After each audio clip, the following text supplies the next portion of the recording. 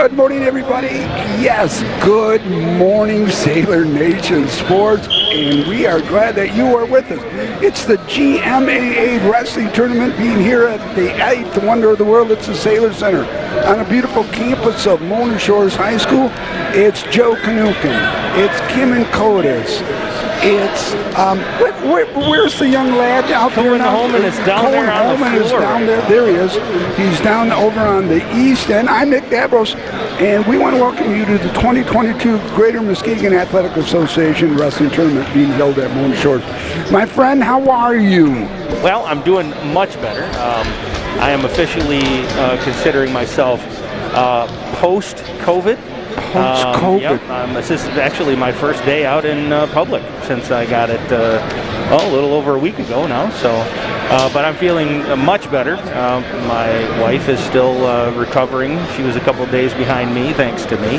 Nothing says love like sharing COVID. Like sharing COVID. You know that, don't you, right? Yes. Yep. Yeah, there's coming over here. We're getting us. Want to say good morning again to everyone. So glad that you're good. We're glad to have Kimmin was back on the West Coast. Kimmin promised to bring back some warm weather. It hasn't arrived yet here. Yeah, as a matter of fact, I think it might have been delayed by the weather. Yes, it might have been. But we are glad that you're with us. The teams this year in this tournament, it's a county-wide tournament that we're blessed to be bringing each and every year. The teams, Muskegon Catholic Central, Oak Ridge, Whitehall, Mona Shores, the host team, Fruitport, Holton, Montague, Orchard, Ravenna, and running and others, East Puffer. And I tell you what, the big dog around here right now, talk is going to be Whitehall. Whitehall, yes. And I've actually heard by several different accounts that Whitehall's wrestling team is normally formidable, but they definitely are formidable this year. I spoke with our colleagues over at Catchmark Sports, who covers Whitehall and Montague sports. They were unable to be here today, but hopefully, they're not coming today? Hopefully, some of their fans are going to be able to catch some of the wrestling that's going on today for them. We'll try to cover as much as we possibly can on each one of these mats. There are three mats here. Yeah, we've got three mats. We've got the West mat going right now. Kimmin, as always, the best in the business, has got us cued in on that West mat right there. The school that I teach at is Holton is very good a wrestling program. So the West mat is going right now. The middle mat is going to be going soon, and the East mat is underway as well. So what I'm going to be working on here is I'm going to try to bring in a view that shows all three mats, so all the viewers can see what's going on. There are so many different teams, so many different points which they're going to be wrestling. So we're going to try to bring in as much as we possibly can with this. Looks like it's Orchard View on the East mat against Reese Popper. Oh no, that's Fruitport over there, and here in the middle, it's Oak Ridge. Well, I'm glad they got some kind of insignias or some graphics on the back. I think that's MCC in the middle against Oak Ridge.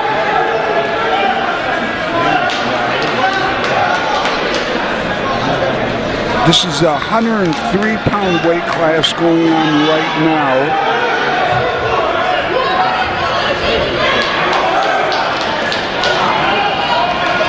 Nice crowd here at Mona Shores. Day is, it's eased up a lot. It was really bad this morning, a lot of wind, a lot of snow.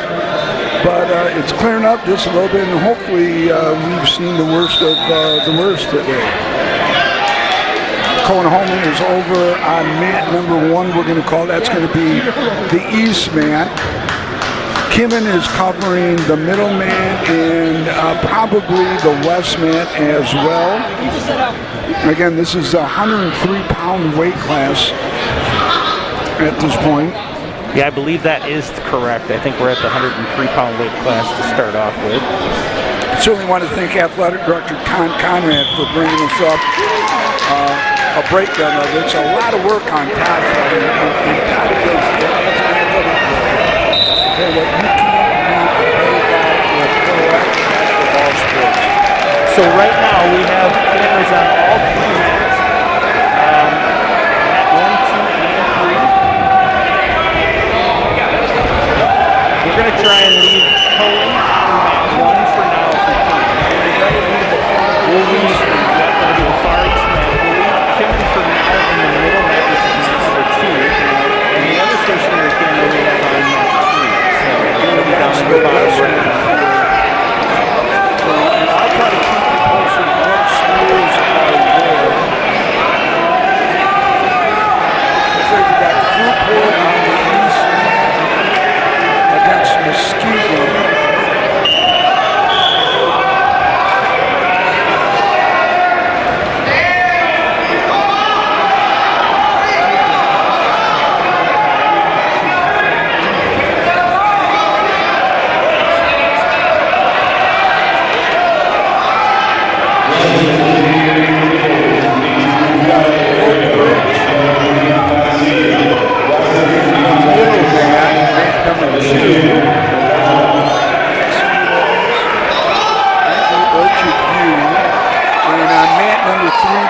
I think it's Orchard View and MCC.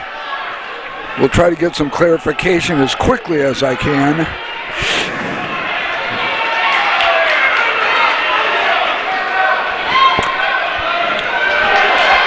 So what you're looking for, obviously, there's 3 different, there's a neutral start, and then the second and third rounds of each one of these mats starts with a wrestler down on the ground. Points are awarded for reversals, takedowns, near takedowns. There's also penalty points awarded when appropriate. I think we saw last year a penalty point issued for stalling because he had the lead and he didn't want to give up anything. But there are other options, and we'll try to pass that along as we get them. Tell you what, nice crowd, Joe. Great crowd here. And the video or the projector board up there is a little bit bigger now. So yep. Again, boy, I tell you, Todd Conrad has been so proactive with us. It's just been wonderful, and he just runs a great tournament. He's a super AD and great person.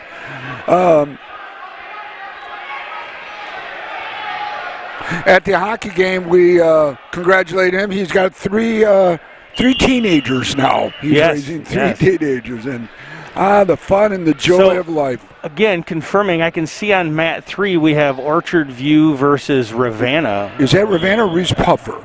Well, it looks like, according to the sheet up there, Orchard View versus Ravenna. And it is Ravenna, yep. Okay. I can see the uniform on that. This is Oak Ridge out in front of us. Yep, right.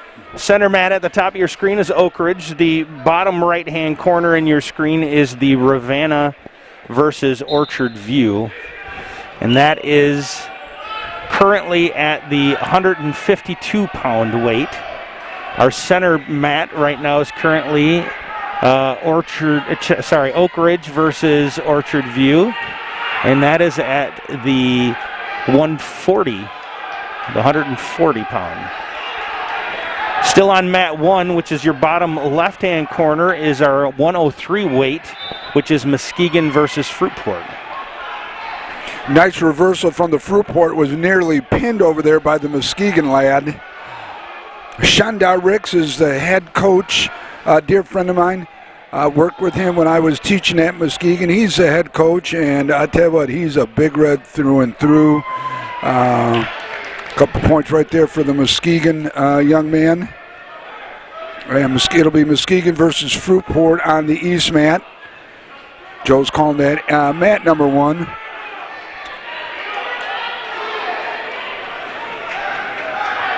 Got a near pin coming up over here by Oak Ridge.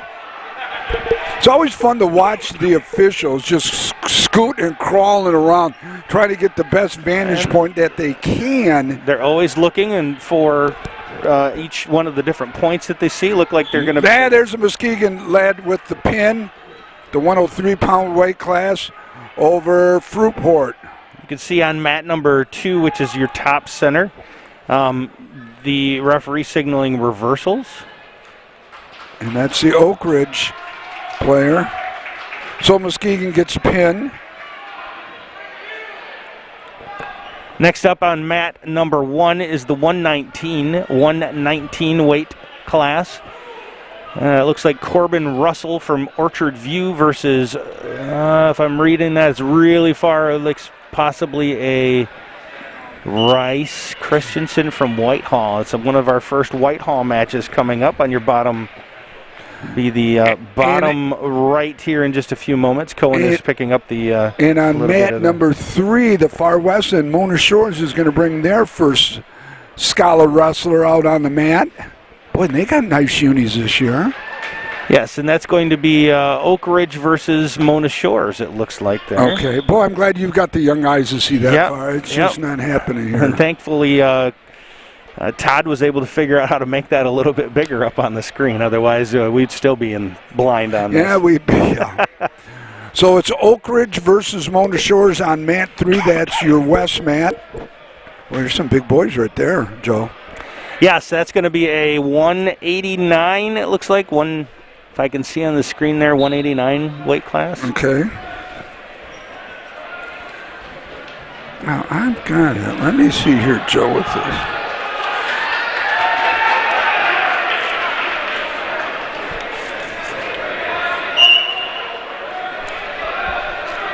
Hey, Joe, if you look at what Todd gave us, I think we've got names right there, too. Excuse me.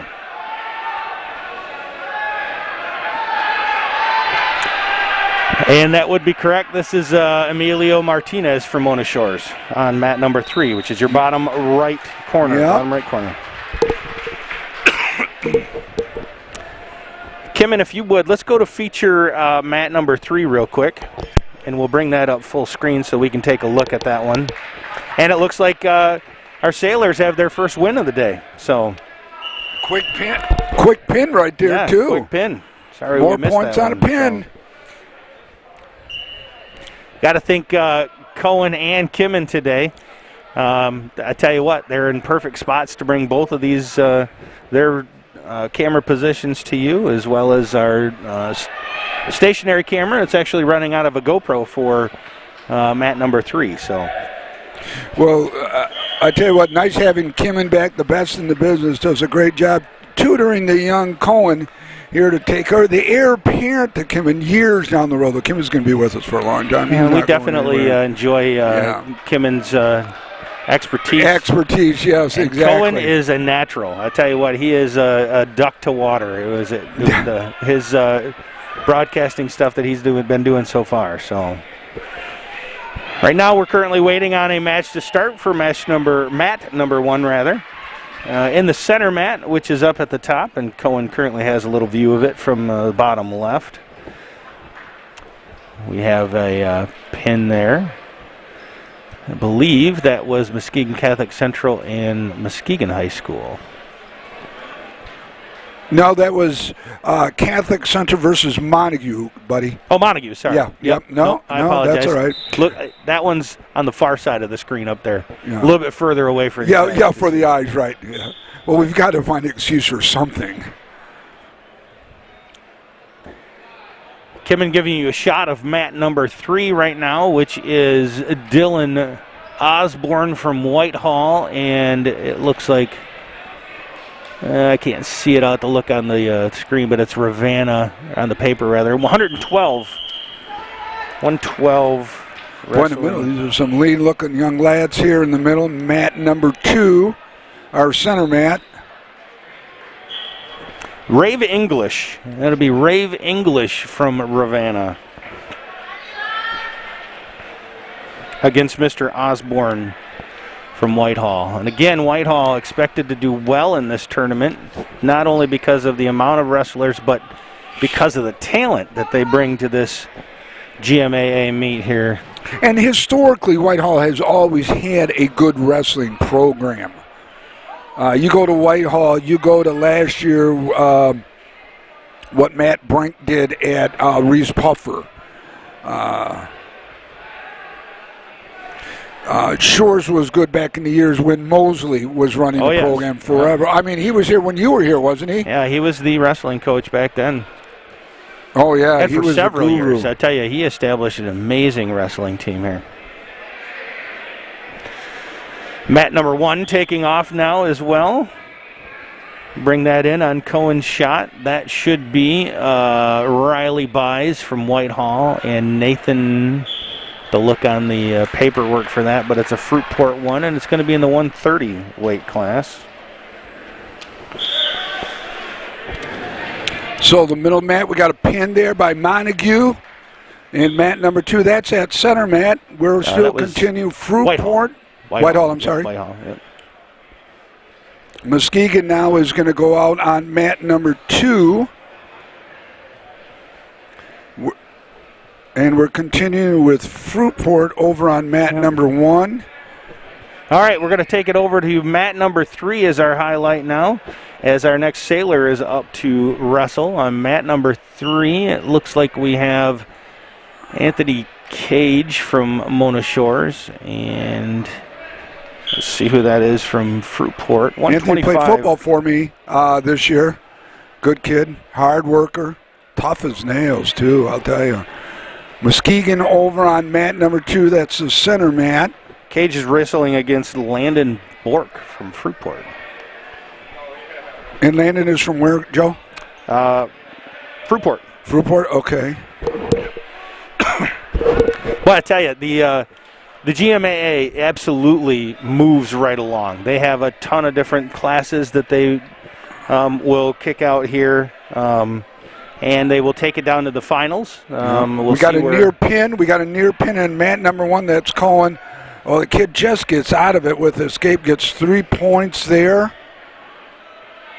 Muskegon working hard on mat number 2, our center mat.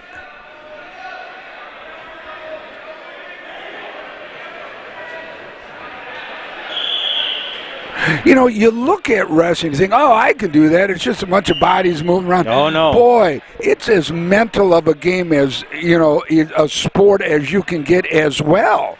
Mental and physical. You're using a lot of leverage, and it's not always the strongest person, really, that is going to do it.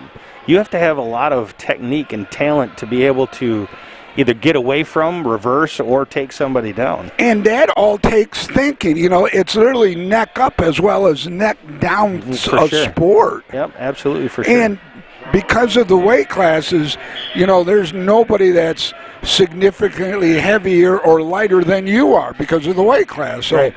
You know, the mentality of the sport as well comes into play. Cage working hard on mat number 3, our west mat, against Fruitport.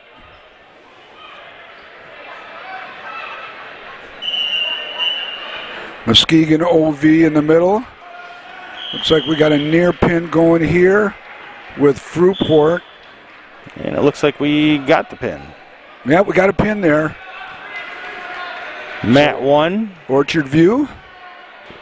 Whitehall. Is that Whitehall? Yep, no, that's Whitehall. Okay. So Whitehall showing their strength as we expected that they would. I'd like to thank everybody for joining us here, Sailor Nation Sports Network, at the Greater Muskegon Area Athletics. That mat is going to turn into junior varsity matches after this. Okay. Anthony Cage is a 125-pounder. And then they'll just run varsity matches here. Because if you look at the bracket, we don't have a single weight class that has a full. Todd Conrad is here giving us some updates on stuff like that. So, all right, he's indicated to us that mat number 3, the west mat, is going to turn into the JV mat in just a bit. Mats 1 and 2, the center and east mat, will stay varsity. You got all 3 mats going on the feet? Nice. Yeah. That's awesome. Yep. Trying to explain from that now that it's bigger. Thanks for making that bigger for us, by the way. Did someone go do that? Well, it's definitely bigger we than gave what you it was. credit, Todd. Okay. Yeah. But it's definitely, at least for the most part, readable. But yes, we're able to bring all 3 mats to anybody that's watching. And we'd like to Cage thank almost had a near pin there on mat number 3, our west mat. Now, Todd, did you mention, is he wrestling JV or is he varsity? This is a varsity match. Okay, and then after that one, afterward, perfect. Okay. Okay. Yeah, he is the 3rd seed in the 125-pound weight class. Okay. Mr. Cage, the 3rd seed in the 125-pound weight class. won his first match. Don't pin yourself.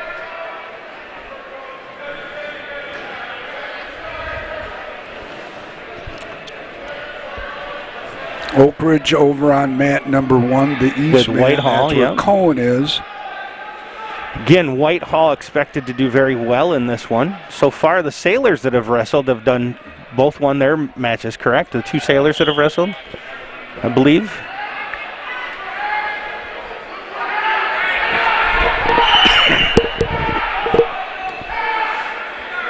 Mona Shores with the new wrestling coach this year. We'll give you some background in just a little bit. Action going on in mats 1 and 2. Again, mat 3 will turn into a JV mat right after this match is done here. Mona Shores on it versus Fruitport. Again, a great crowd here on a cold, chilly, snowy day here in Muskegon, but the GMAA wrestling tournament being held here at Mona Shores at the Sailors Center, as I call it, the 8th wonder of the world. 8th wonder of the world it is. In a beautiful facility. Got a lot of good things happening here at Mona Shores. A lot of positive things academically, athletically, and along with all the arts.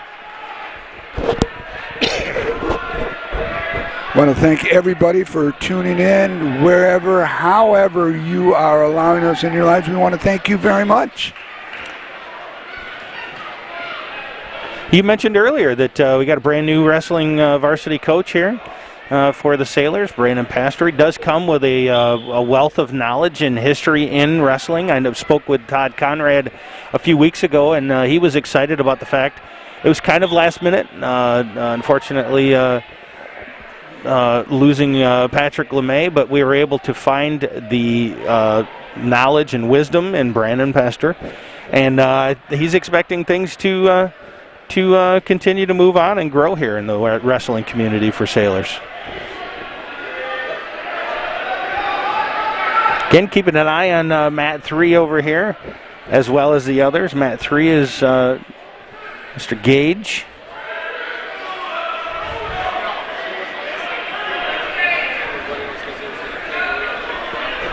Geez, I wonder how long, it's at the discretion of the official how far when they get out of the, the ring there that they allow them rest, but they're, right. they're fringing it right now, parts of the body out, some in, so it's at his discretion. Anthony Cage close to a pin, but not quite there. Wrestling against Landon Bork from Fruitport. Time is up.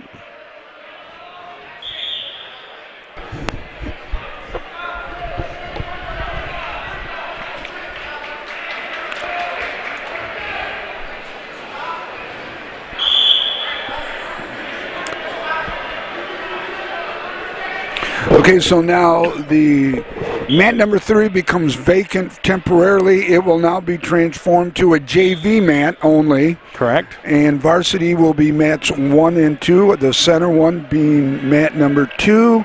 Mat number 1, where Cohen is located, is the east mat, and those will be varsity.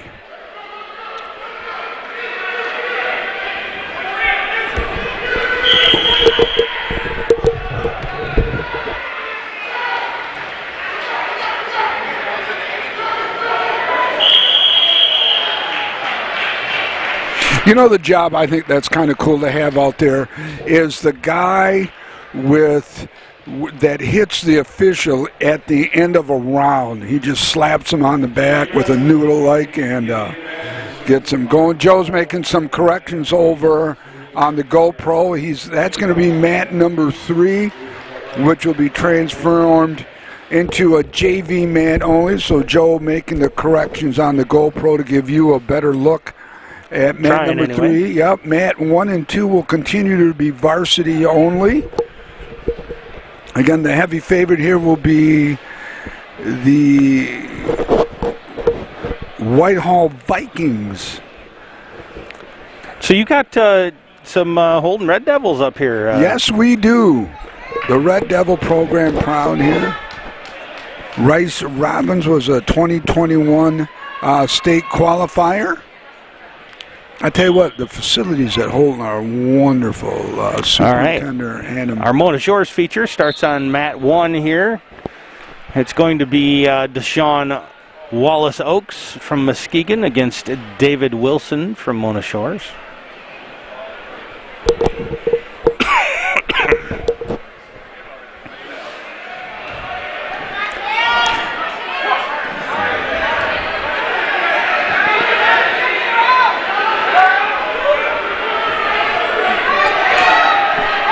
So 1 and 2 are going high right now. Mat 3 now is a JV mat, taking a short little respite here. Muskegon going for the pin here against Mona Shores. Did he get the pin? And he did. Muskegon with the pin over the Mona Shores. Mr. David Wilson from Mona Shores, yes.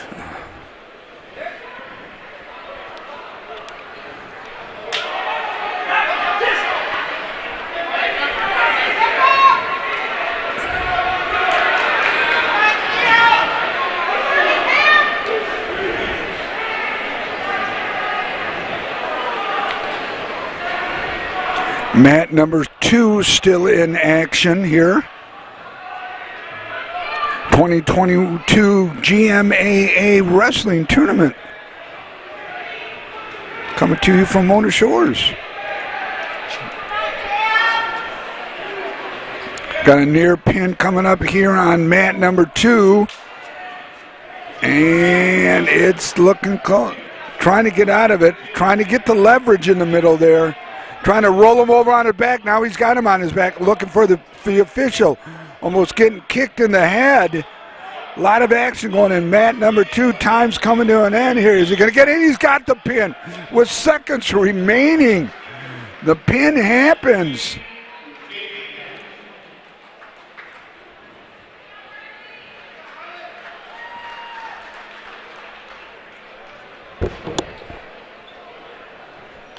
Whitehall with the pin.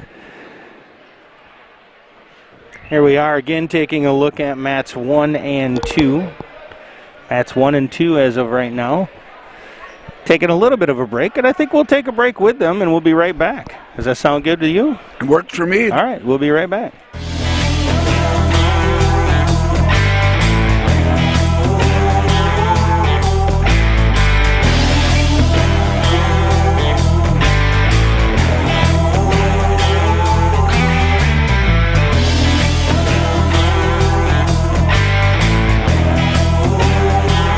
I want to welcome everyone back. Boy, quick break right here. The mats were empty within seconds. Joe says, Nick, you ready to come back? Yeah, okay, buddy, and we're back. Keeping up with them is pretty fun. So it's going to be Fruitport versus MCC and mat number 2. And mat number 3 will be Muskegon versus, Joe, is that Orchard View in the gray and red down there? In mat number 3, that would be Whitehall versus Muskegon over there, and that's a JV match over there, yep. And then mat number 2, it's Whitehall and looks like Catholic, Muskegon Catholic.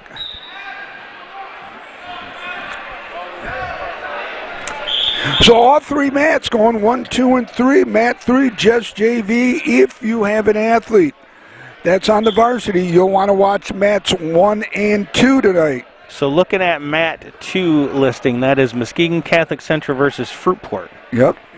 Mat 1 right now is Whitehall versus Reese Puffer. And mat 3 does not have it listed up there, but that is looks like Muskegon versus Whitehall. So.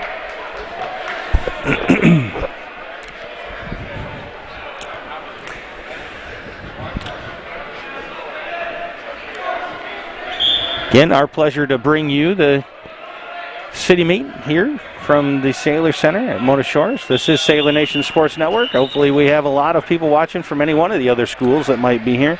We went through the list earlier. We got Holton, Reese Puffer, Whitehall, Montague, Fruitport, Oak Ridge, Ravenna, Muskegon Catholic Central. I say Muskegon, Mona Shores, obviously. Holton. I'm trying to think if there's anybody else that we missed. Sounds Well, about right. Muskegon, MCC, Oak Ridge, Whitehall, Shores, Fruitport, Holton, Montague, Orchard View, Ravenna, and Reese Puffer. You got them all, boss. Perfect.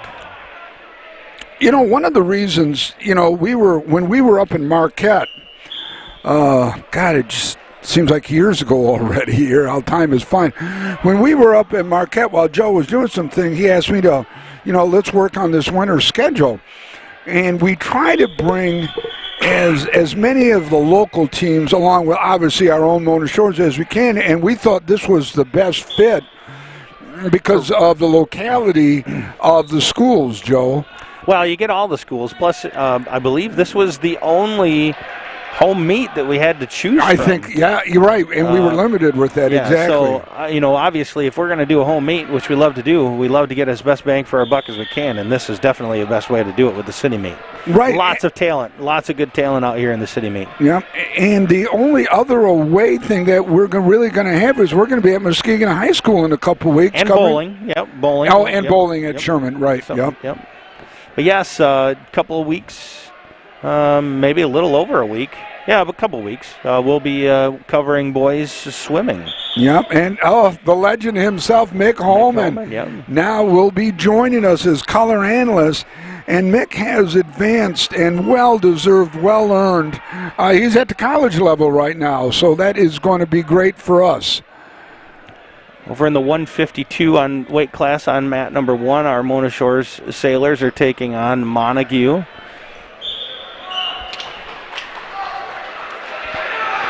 We'll look to see who we've got there.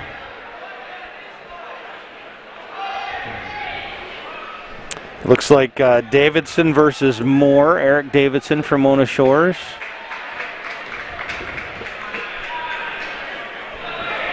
In the middle, mat number 2 going on here. That's the other varsity mat. It's Fruitport versus Muskegon Catholic Central. Correct. And mat That's number at the 145 weight class. Right, and mat number 3 now has been converted to just a junior varsity match. Or mat, I should say. Dan Schneider, trainer here, and his wife are just flying around, keeping busy today.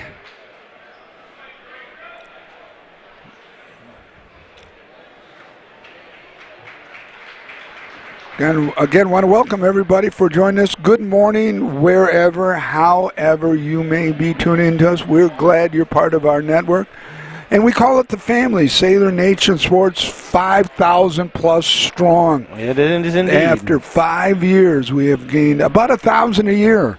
And we hope we can continue that trend. If you enjoy what you're watching and hearing, spread the word. Glad to have some positive things. Feel free to make comments wherever you are tuning in.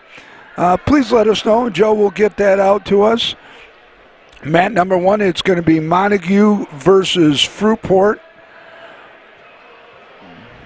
Getting ready to start their match. In the middle.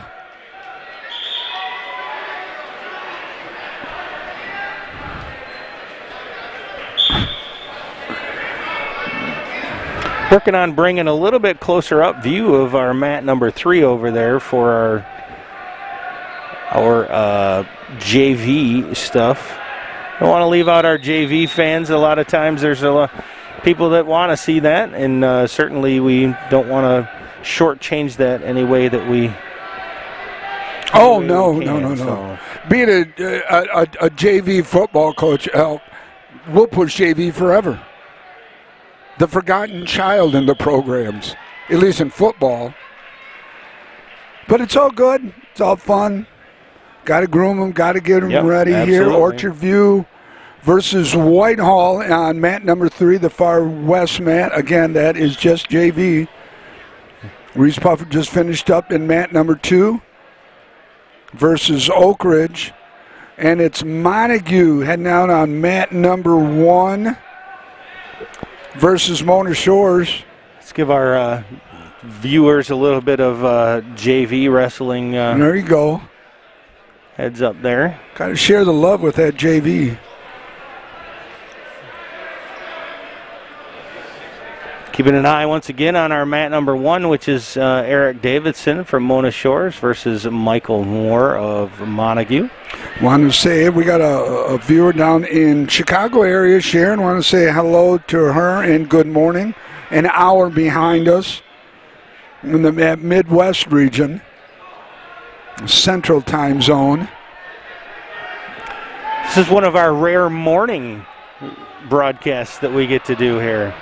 Yeah, rare morning, rare, cold, chilly, snowy morning where I could have been curled up in my flannel sheets right now. And even instead, you're with us. Yes, I am. Next to the COVID kid that he is. Montague racking up the points over on mat number 1 against Davidson. Reese Puffer versus Mona Shores here on mat number 2. Kimmin tuning in on that one. Looks like I got a little scuff on the elbow for our Mona Shores sailors. Dan's going to be a busy lad today. There's no question about that. And if I'm reading this, looks like Jake Moll versus Parker Lindstrom. If I'm reading that correctly up there on the screen, it looks like it's quite a ways. This is the 160 weight class on mat 2. Cleaning up a little bit of the blood. Nothing too serious, a little scrape on the elbow.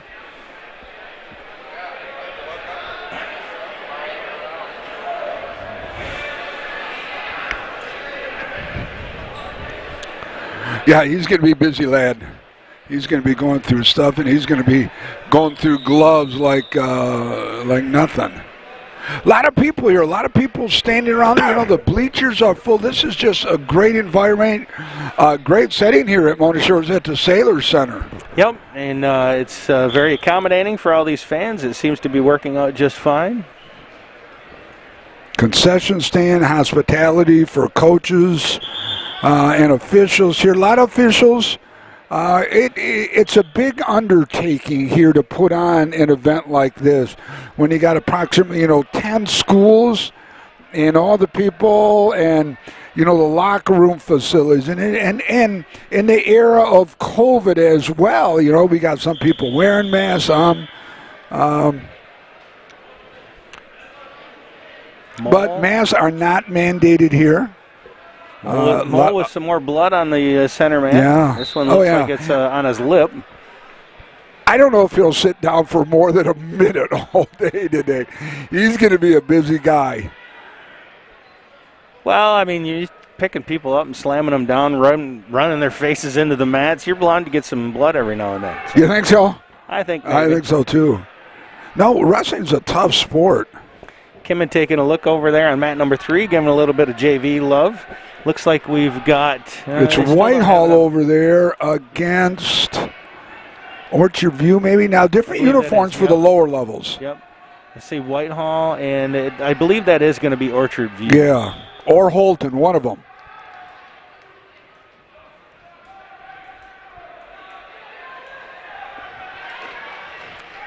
Moll looking...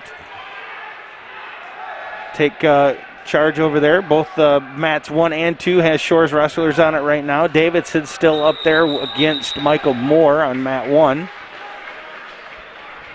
They're in the 152 weight class.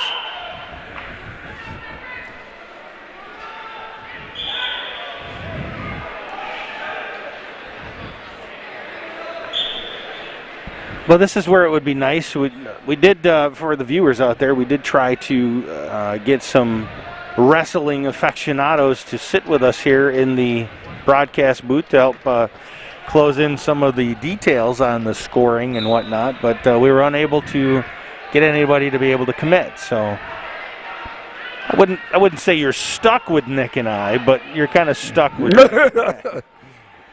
But we are happy to be able to bring this to you as the meets continue on here at the City Meet, the Greater Muskegon Athletic Association.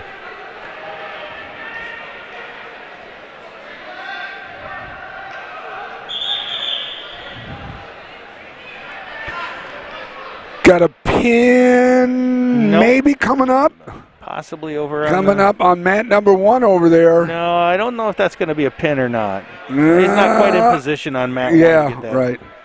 But and you being the little mat rat that you were for 2 practices. the whole you know. 2 practices. Yeah, well, you know more than I do, brother. I was basketball back in the day.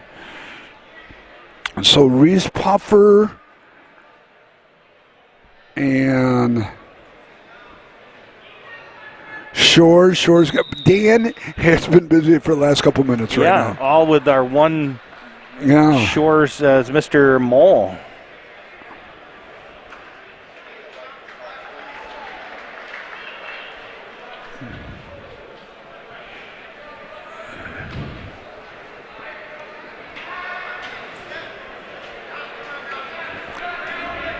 All right, they've finished up. Looks like Montague made the win over on mat number 1 against Mr. Davidson.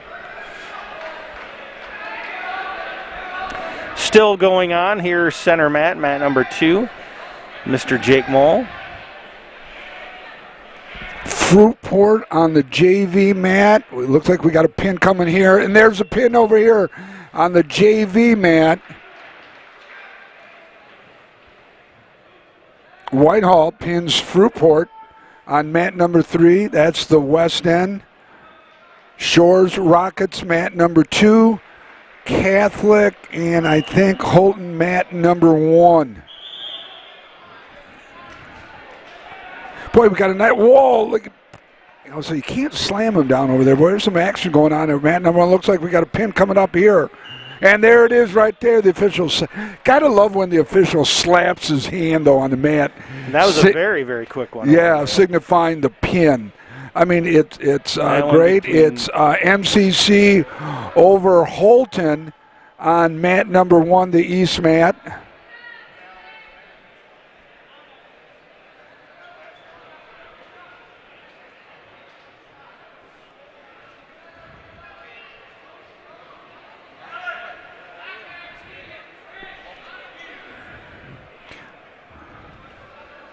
Got some Holton spectators here. Nice crowd from Holton coming up there via M120. So Shores versus Catholic here in front of us. Mat number 2, our center mat. That's the feature mat right now. Kimmon's on it. Holman over there on the east end of Sailor Center is zooming in on mat number 1. Both 1 and 3 are empty, so you're getting coverage of mat number 2 in the middle here. Shores versus MCC. Kind of like Tobacco Row right here, just a few miles down the road.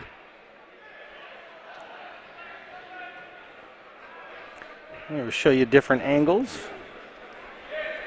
And we've come to the end of the first period here in mat number 2, our center mat.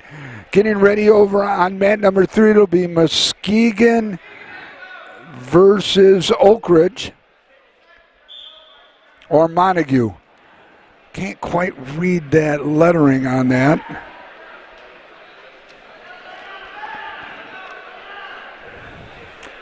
It looks like Montague in blue, yes. Montague in blue, in Muskegon.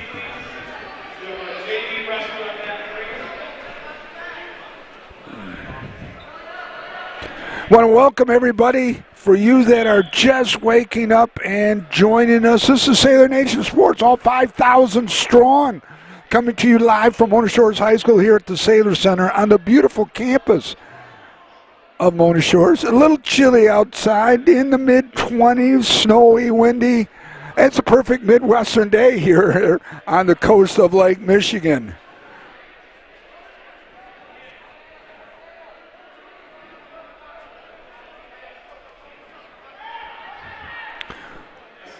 Two out of the 3 mats going. JV mat, got a near pin coming up. No, a reverse. The official in mat number 2 signifies. Reese Puffer versus Shores. Got a pin coming. It's Muskegon versus Montague on the JV mat. And on mat number 1, it will be Muskegon versus Orchard View, it looks like, or Whitehall. It'll be Whitehall on mat number 1. The favorites, the heavyweights here in the GMAA City Meet 2022. Whitehall, the favorites, bringing in the most and diverse athletes here overall in weight classes. And again, we want to thank Athletic Director Todd Conrad for sending us up on an absolutely perfect area here at the Sailor Center, bringing us some inside information along with the bracket sheets. And Joe, I tell you what, you do a lot of planning and preparing for conferences and training and stuff. Todd does a great job for us. Oh, yes, I'll tell you. There's a lot of work that gets put into hosting something like this, whether it be this, whether it be upcoming, we have the City Meet for Competitive Cheer that we're going to be covering. All of that stuff, there's a tremendous behind-the-scenes amount of work that needs to be done, and Todd has always come through with exemplary work with his setup stuff. So. And probably one of the best things, Todd loves what we're doing, and we're glad that, we're here for the community, we're here for the school, but we're here for the academics as well, and Todd's joining us right there. You know what? I'm going to give Todd here, Joe, and let's ask Todd some questions, some behind-the-scenes stuff. Before we do that, Jake Moll with a win on the center mat. After his bloody beating that he had been taking that whole mat, he finally finished it out with a win. So that's another win for the Sailors broadcast or the Sailors meet today. So let's bring Todd in here. We're gonna give him a headset and everything. We're gonna give him a headset, but more importantly, we're gonna give Todd a little bit of love. Todd, good morning, and first of all, thank you for allowing us, the opportunity to do this. You guys got me? Yep. We got you, brother. Right. So Todd, fill us in. Todd, we look at the venue here. The venue is great, but behind the scenes, it's a lot of work, brother. Yeah, it takes a lot from a lot of different people, from our reliant custodial staff that at the end of the basketball game last night, they had to get the gym flipped for wrestling. To our coaching staff and the wrestlers, they had to set the mats up and get everything set up. To Jack Numador, who's our middle school assistant principal and athletic director, he's the meet manager today. And so it just takes a lot of people and a lot of volunteers to get concessions going, and we've got NHS students getting volunteer hours, and so it's just a lot of people pitching in to make something like this go, but we're happy to host it so our wrestlers can compete for a county championship in their home gym. Todd, when do you start planning for something like this? Is it months down the road? Well, we had a nice trial run because we hosted a tournament in December, a home tournament. So we had a good opportunity to work the kinks out there. So we basically just kind of took the game plan from December and flipped it and did it today. So, yeah, normally you'd want to, like when we did that first tournament, Brandon, our new wrestling coach and Jack Numador and I, we sat down and met, and then it took a couple weeks to really get the details ironed out, but that was a month and a half ago. So we've been talking a little bit about Brandon and him coming in, obviously last minute, kind of making sure that we get. Sorry, you didn't have any audio. No, that's in there. okay. You forgot about that one. That's but right. You were talking earlier when we were talking about him. We were fortunate to get him to be able to pick up the program. Yeah. Tell us a little bit about that and how that exchange occurred.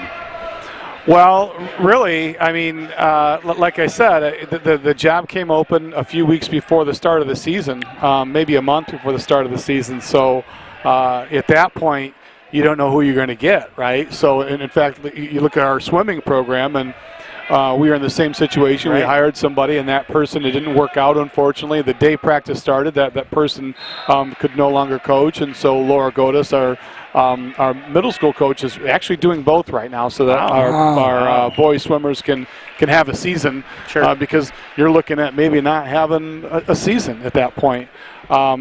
But to have a guy like Brandon with his experience, he's been, I think he was a county champion as a wrestler at Muskegon at least once, maybe twice.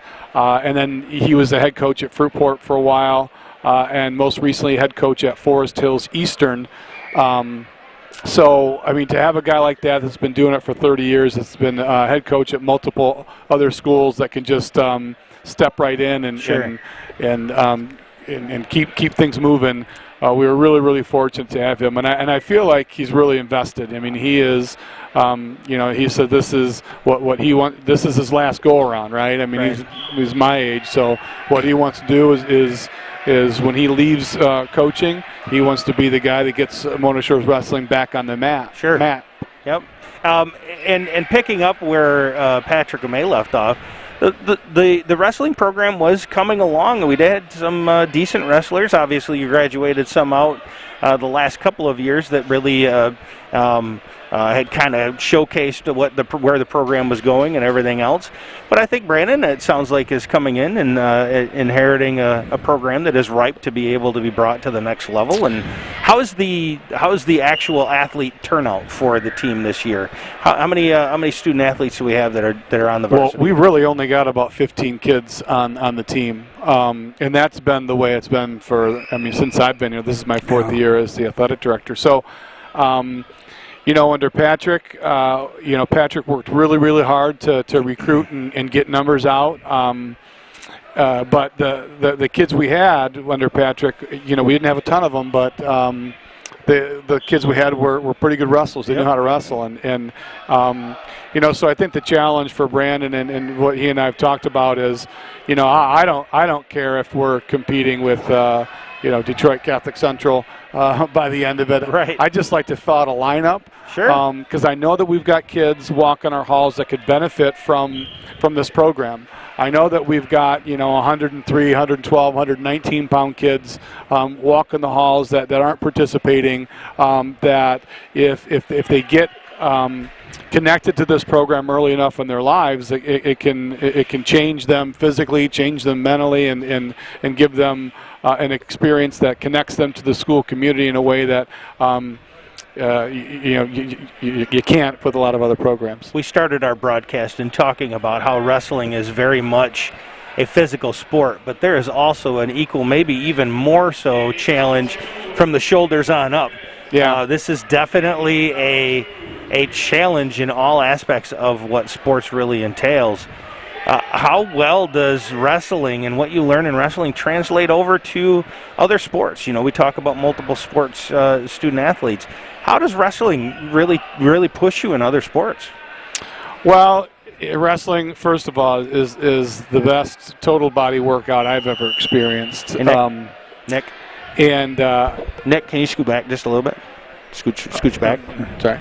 It's the best total body workout I've ever experienced. But you look at football, right? And so some of the kids that we've had that have been very good wrestlers over the last few years, Colt Stout, Josh Hill, they were great defensive linemen for us. So there's an obvious connection between scoring a takedown in wrestling and making a tackle in football.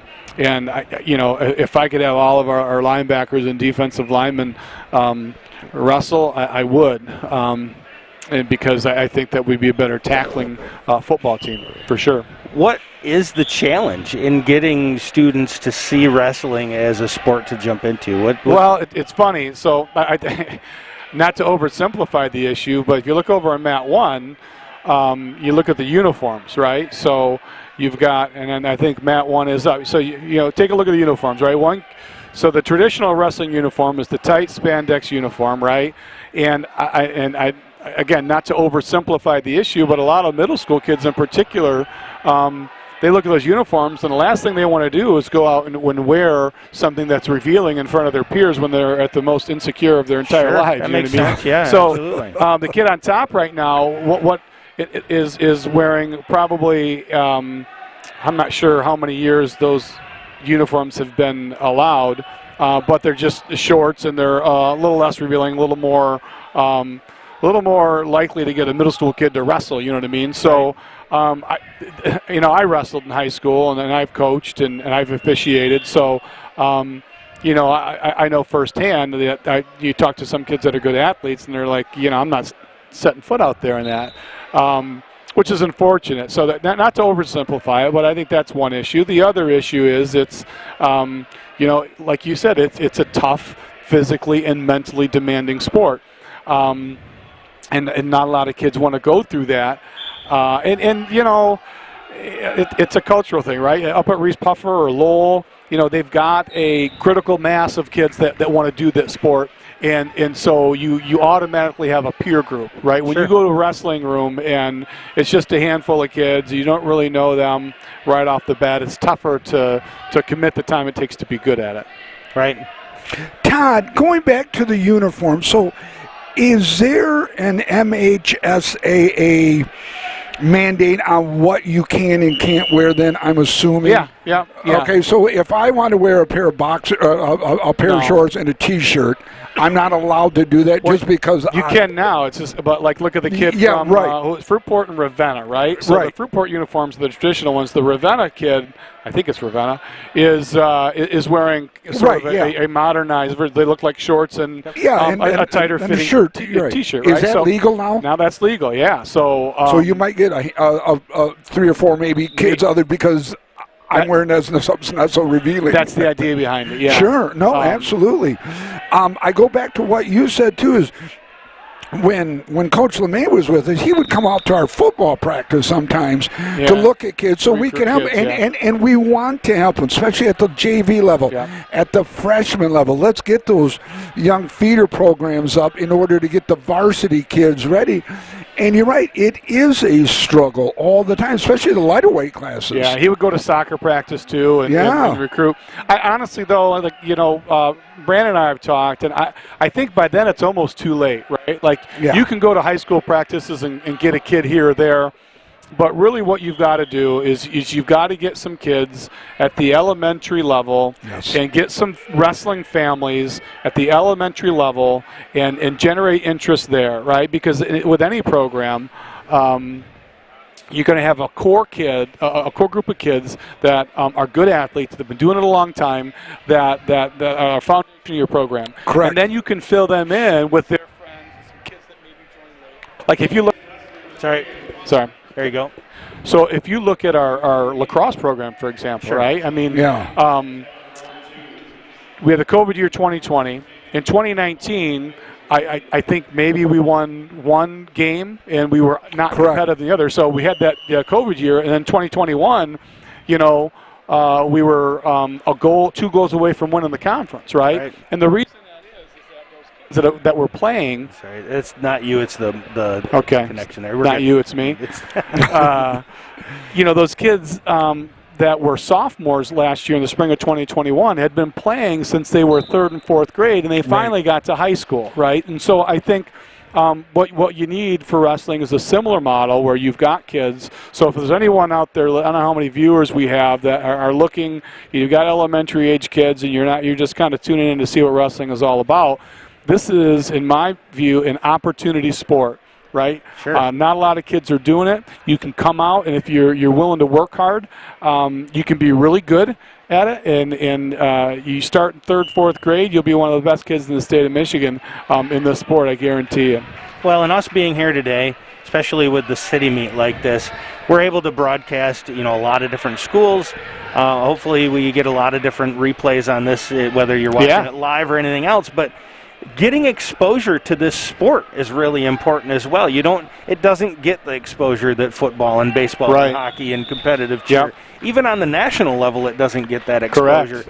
So, and you look at wrestling as a sport, especially when you get up to college or the Olympics or something like that, there's a tremendous amount of opportunity out there, scholarship-wise and everything else. Yeah. So you're right, starting out, if you wanted to start out 3rd, 4th grade and work your way up and really wanted to commit yourself to something, this would be a sport you'd be able to really make a good challenge for yourself into. So absolutely. It's an opportunity sport.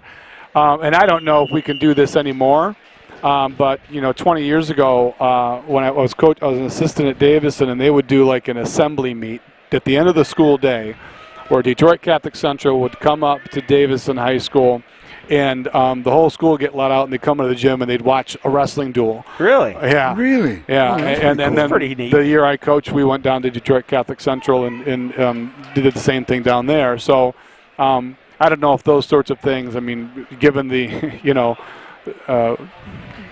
where we're at now academically and the pressure to produce academically, things have changed in 20 years. I'm not sure we can pull that off today, but you got to get creative in trying to find ways to, like you said, expose kids to the sport.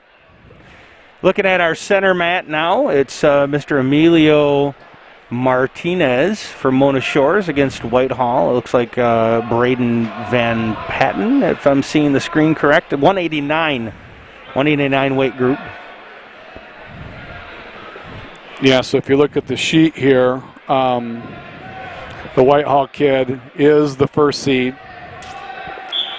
So he's at the top of the bracket here. He's the first seeded kid. Is this 189? Yes. Oh, yeah, so Emilio won his first match against Braden Peters from Oak Ridge. That puts him into the eighth seeded spot now. So he's got to wrestle the top-ranked wrestler. And predictably, it's not going great for Emilio. I mean, the Whitehall's got a great program. Again, kids that start early.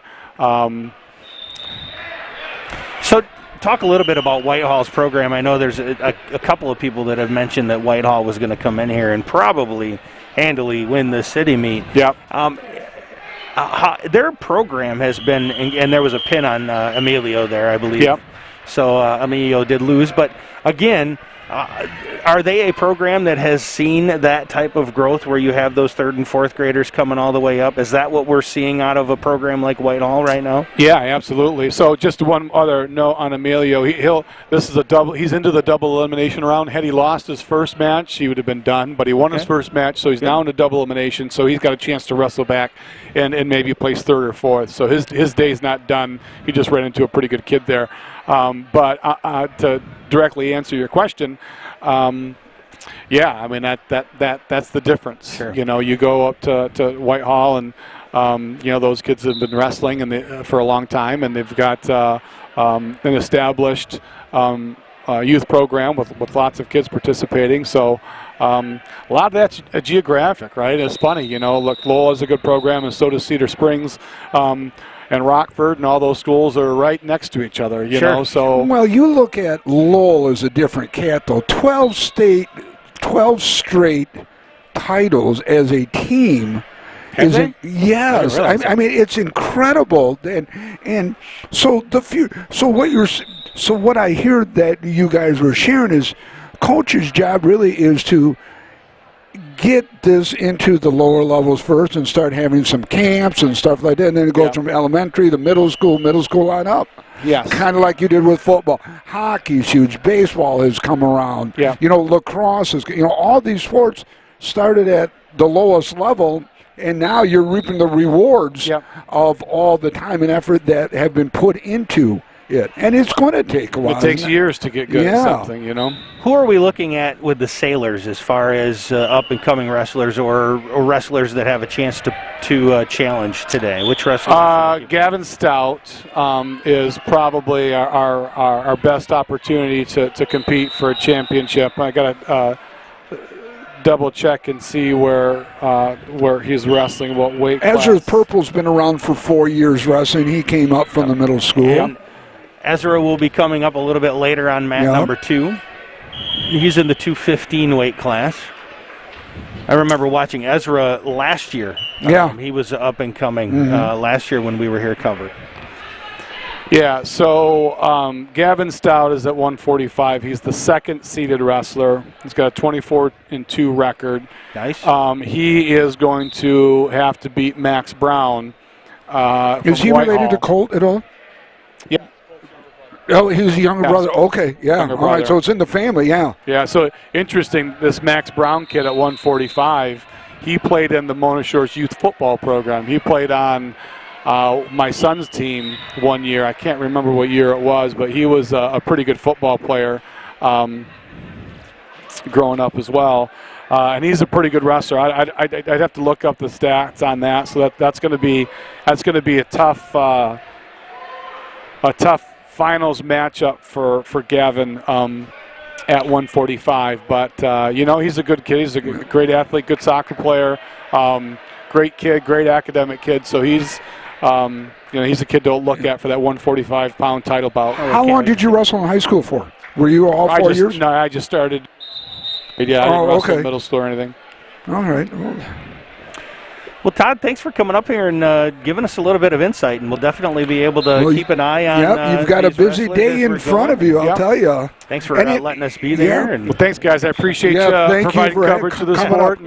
We need it. Thanks for all you do. Yeah, appreciate it. All right, buddy, have a good one. So that was Athletic Director Todd Conrad, and it's always nice to get into, to chat with Todd, to find out, some of the things that are going on other than, we get to sit here and broadcast, but this has been a while in making. Maybe we can get a hold of Jack Newbador down around and bring Jack up as well. If that, I'll send Jack a text, and if Jack is here, we'll get him going with us.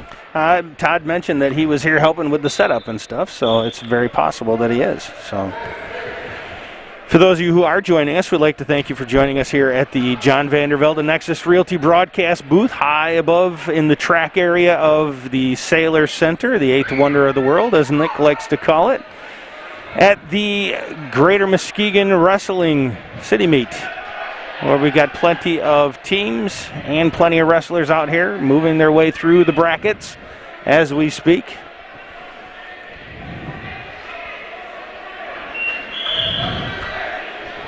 Currently right now on mats 1 and 2, which you see on your screen, 1 being the one Cohen is covering, 2 being the one on Kimmon's cam. Those are the varsity meets. And we also have a camera over on number 3, which is the JV. We'll continue to show those as well. The view you're looking at right now, the JV mat, is the bottom right-hand corner. Well, I just texted Jack Newbador and see if he can, he's meet manager, and would love to jump into Jack's here a little bit and talk to him about some of the behind-the-scenes things. Like, how many kids are you bringing? What are you going to need from us and stuff like that. Some of the logistics back, behind-the-scenes look. And putting on an event like this, because you got 10 schools, I'm not sure how many weight classes. You probably got 10 to 12 weight classes, I would think. So, you got 120, 125 kids maybe potentially being here if you fill every weight class. Right. The problem with Shores is we haven't been able to do that for years. And it goes back to what, the conversation with Todd is you got to start really at the grassroots level. Yep. And this is a tough sport to do it at. Well, I tell you what, Cohen and Kimmon have been giving us excellent shots. Each one of their mat coverages that they are doing, just fantastic stuff. There's Jack Newbador right down there, so I sent him a text.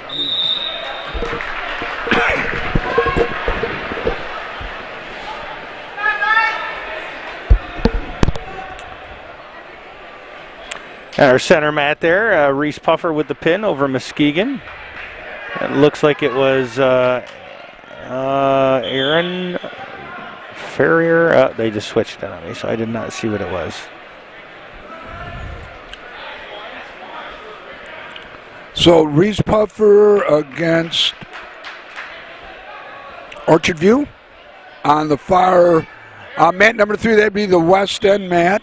Yep, that would be Whitehall, I believe. Whitehall, and correct. I just can't get. It's Whitehall. hard because of the colors. You tend to look at it from a color perspective. Right, and Orchard View's always been the red and the gray.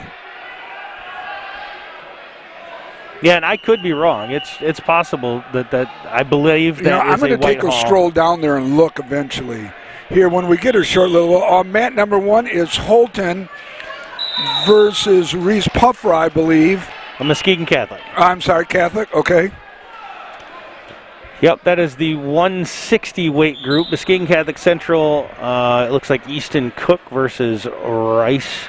I never thought about what Todd had shared with us regarding the uniforms.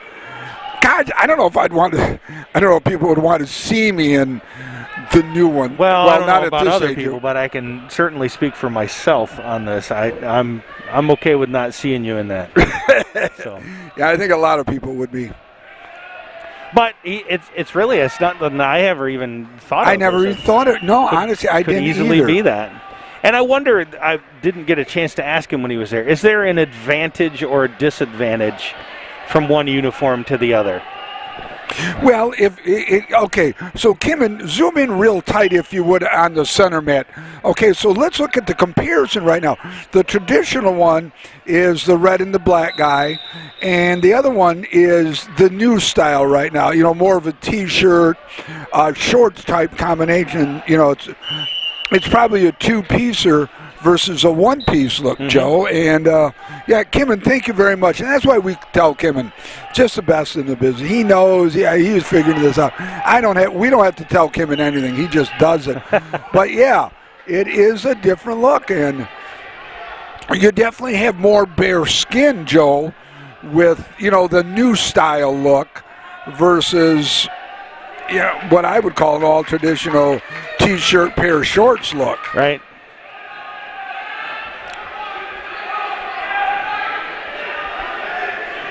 A lot of action going on here. All three mats are busy, 1, 2, and 3.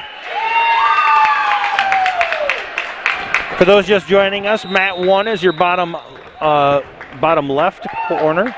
Mat 2 is the center up top. And mat 3, our JV mat, is the bottom right-hand corner of your screen. Boy, you got to feel for the swimming and wrestling. Boy, last minute, both coaches had to unfortunately step aside, but fortunately for the program, they found some people to be able to step in and make it work. So,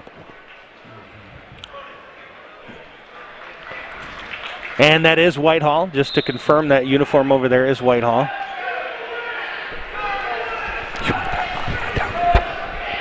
You've got the inside track on that. Well, Joe, I try to stay abreast of the North Shores Muskegon community, and I'm just bringing you some breaking news here that's happening on Honolulu as we speak. Well, it broke for about an hour and a half ago for me, so. I think I'm in a different time zone, though, Joe, with you know, where you live versus where I live. So are you privy to all this right away?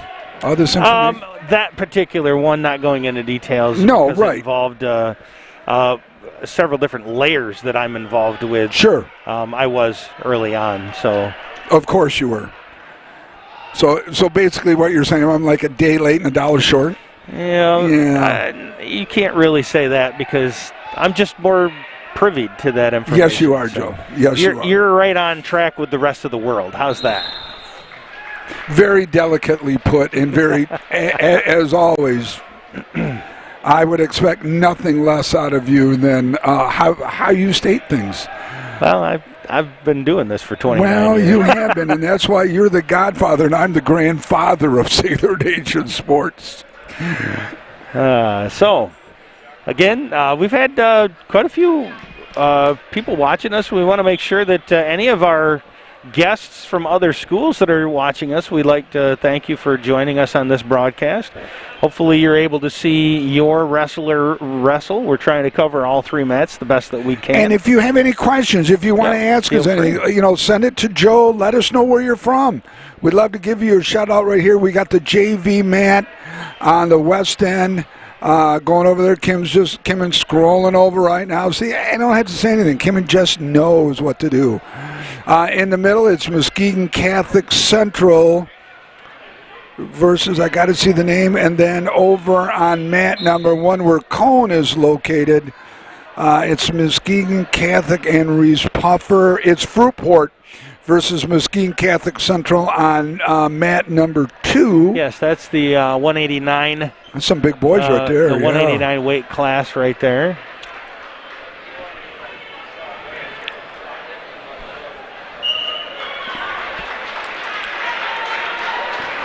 I'm looking for Jack Numador. Once I see him, I'm gonna sneak out of here and try to get a hold of Jack and have him come up sometime, Joe, so we can get a little bit more behind-the-scenes look at what it takes really to put on an event like this. A lot of behind-the-scenes things, getting state officials, getting, the cleaning crew. Del Hagsma, Vice President of Reliant Cleaning and a sponsor of Sailor Nation Sports. His crew has been busy. Basketball last night, getting things ready for today. Going to have to clean up tonight right afterwards. The sponsors, the volunteers, just every, ticket sales, a concession booth. A lot of allowing volunteers. us A lot of volunteers. a that's for lot sure. of hands in the pot here to make this event going. And it is a great facility.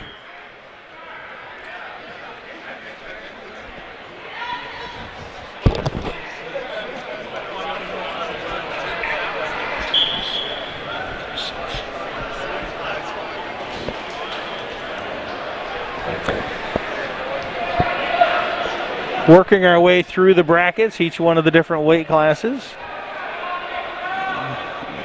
There are several buys that had already occurred based on the lack of wrestlers for some groups. We are now into the double elimination rounds. First round's done. We are now into second and third rounds of our wrestling. As Nick had mentioned earlier, on our center mat, which is the top on your screen, we have Fruitport versus Muskegon Catholic Central in the 189 weight class. Mat number 1 covered well with Mr. Cohen Holman. He's the bottom left of your screen. Looks like they just finished up over there with a Whitehall win.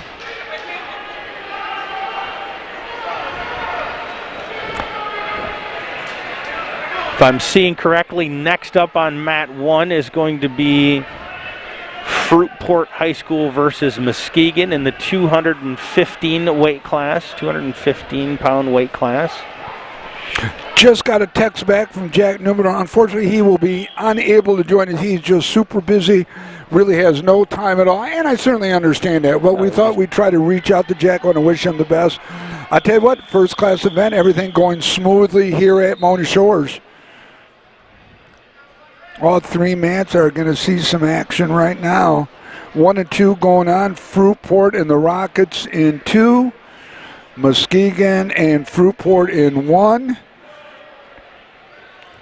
Joe, who do we got going on in 3 right there? 3 is JV. It looks like it's going to be Ravenna. And the team in red. Possibly Muskegon. Could be. Yes. Yep, it's Muskegon. Ravenna So versus all Muskegon 3 going JV. strong right now.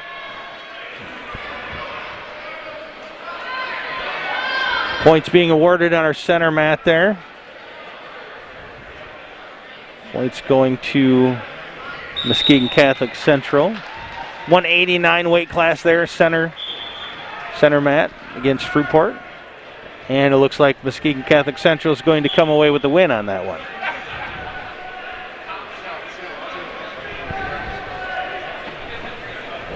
I'd like to thank those joining us, Sailor Nation Sports Network, here from the John Vandervelde Nexus Realty broadcast booth at the Sailor Center. We travel. Fortunately, this time of the year, we do a lot of the home coverage stuff. We're able to stay inside and beat the weather as much as we possibly can. Well, you and I have had, this whole crew has had some opportunities to be out in some elements over the years, haven't we? Yeah, and not only out, well, we've been exposed to the element. Thank God we don't have to broadcast out from the element. If we would have had outdoor hockey up in Marquette, oh my goodness, that would have been fun, a little blizzard action. But Joe, I'm toying with another idea here, and if the Bard family is listening right now, I've got something that I'm going to propose to you again later on. I initially did it, but I'm going to reach out and see if we can maybe make a trip south. Well, I love this idea. I love it. Well, Joe, it's all about pleasing you, and if I don't come up with good ideas, I don't think know I'm if it's out the all door. about that. Joe, it is. You're the Godfather. You know, you could put a hit out on me, and it's over. I may not even know it's coming. It could be stealth hit, and I'm gone. Why would I do that? Well, Joe, I don't know. Think of all the extra help that I would lose. Yeah, I understand that. It wouldn't be setting up, I'll tell you that much right now. But anyways, we're going to try to, I'm going to make a proposal to Brandon Barr and see what we can do. I think it would just be a blast. and give us a chance to cover some of the different stuff from a different venue, and I'll leave it at that. So mat number 2 is now empty. Mats 1 and 3 are going. Kimmin and Cohen, the Kimmin Cam and the Cohen Cam are busy at work today. All right, look at this beast right here for Whitehall. This is a big boy right here. Can we go down to right here? Look at this child right here. 285 weight class. This is a big specimen right here. Holy smokes. Let me see who this giant's going to wrestle. Look at, boy, he's a good-looking kid.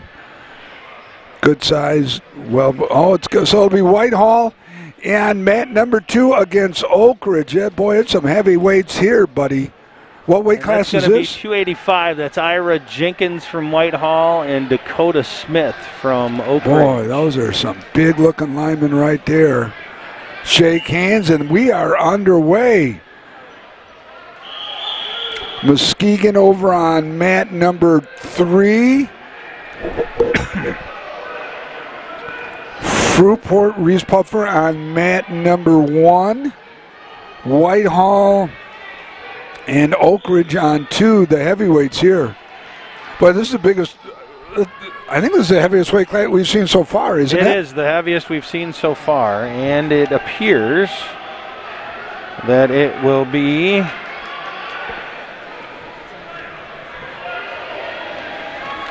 and get to 285. Got a pin coming up right here, Joe. Right, and it's done. Boy, that kid from Whitehall's tough. Jenkins is the number 1 seed. Yeah, so, he in the 285. So boy, he looks like he should be the number 1 seed. I'd give him the number 1 seed just right there. Yeah, I'd give him the number 1 seed just on looks. I'll tell you, great job. We're on mat 1, Ravenna and Fruitport. It's the 285 weight class as well.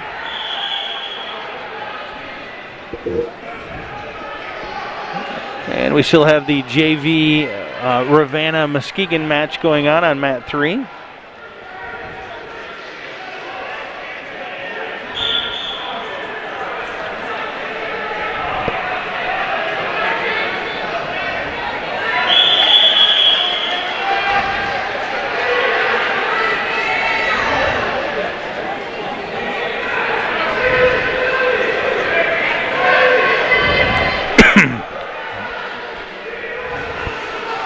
Todd Conrad sent me some information, and I'm trying to confirm it here, but there's a link where they can see each one of the bracket updates as it goes. I'm trying to see if I can find the information directly on there and help our viewers get to that as well.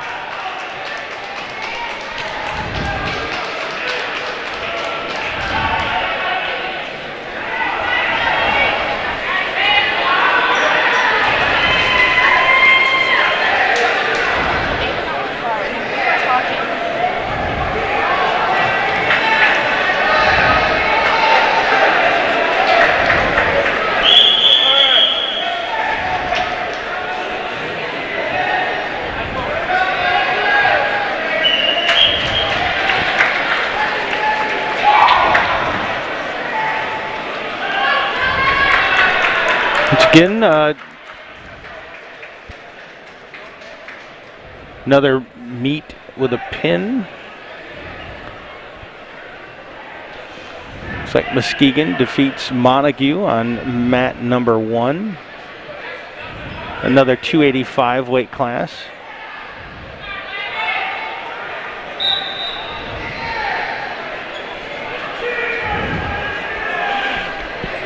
Two mats going. We got the JV on 3 and mat 3. I'm sorry, Joe. Mat 3 is just JV, and over on mat number 1, it's Fruitport versus I think Montague, possibly. We'll have to get down and look.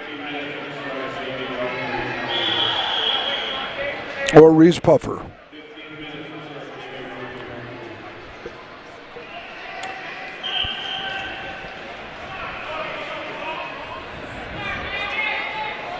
Still Fruitport Ravenna over on mat 1. Fruitport Ravenna, okay. Yep. It's like Cody Leonard from Fruitport and Landon. Can't quite make out the name on the screen there. And it looks like it's going to be... It's Whitehall and Muskegon Catholic on mat 2. Correct. It's the 112 weight group there.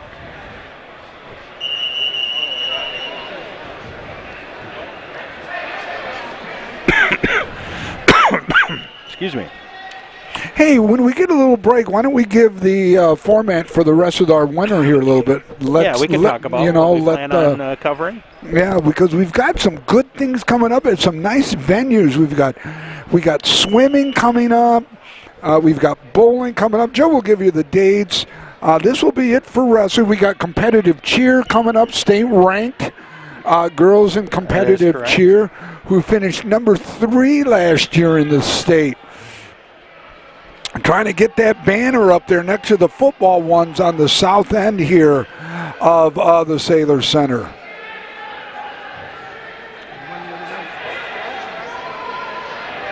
Two mats going, mats 1 and 2 currently going.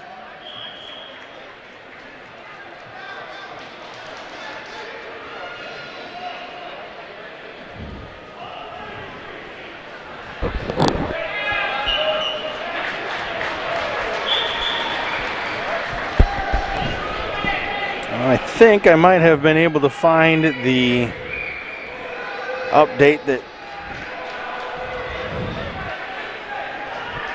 Todd was talking about.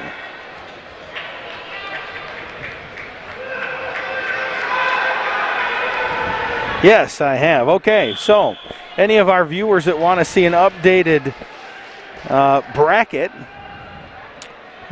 what the current status is, if you go to www.trackwrestling.com, that's www.trackwrestling.com, and once you get to that, you have quite a bit of information there. If you go to the events tab, and then right up at the top where it says functions, if you click on that and hit search, type in GMAA and then do the search, it will bring up the GMAA wrestling tournament for 2022. You can enter that as a viewer, and then you can put in off of that the bracket you wish to look at. Choose the weight class, and this is being updated, I understand, live as we go. So our viewers that want to see where their wrestlers are at, where they've finished, they can get that information based upon the weight class all throughout the day. Thank Todd Conrad for sending that link to us.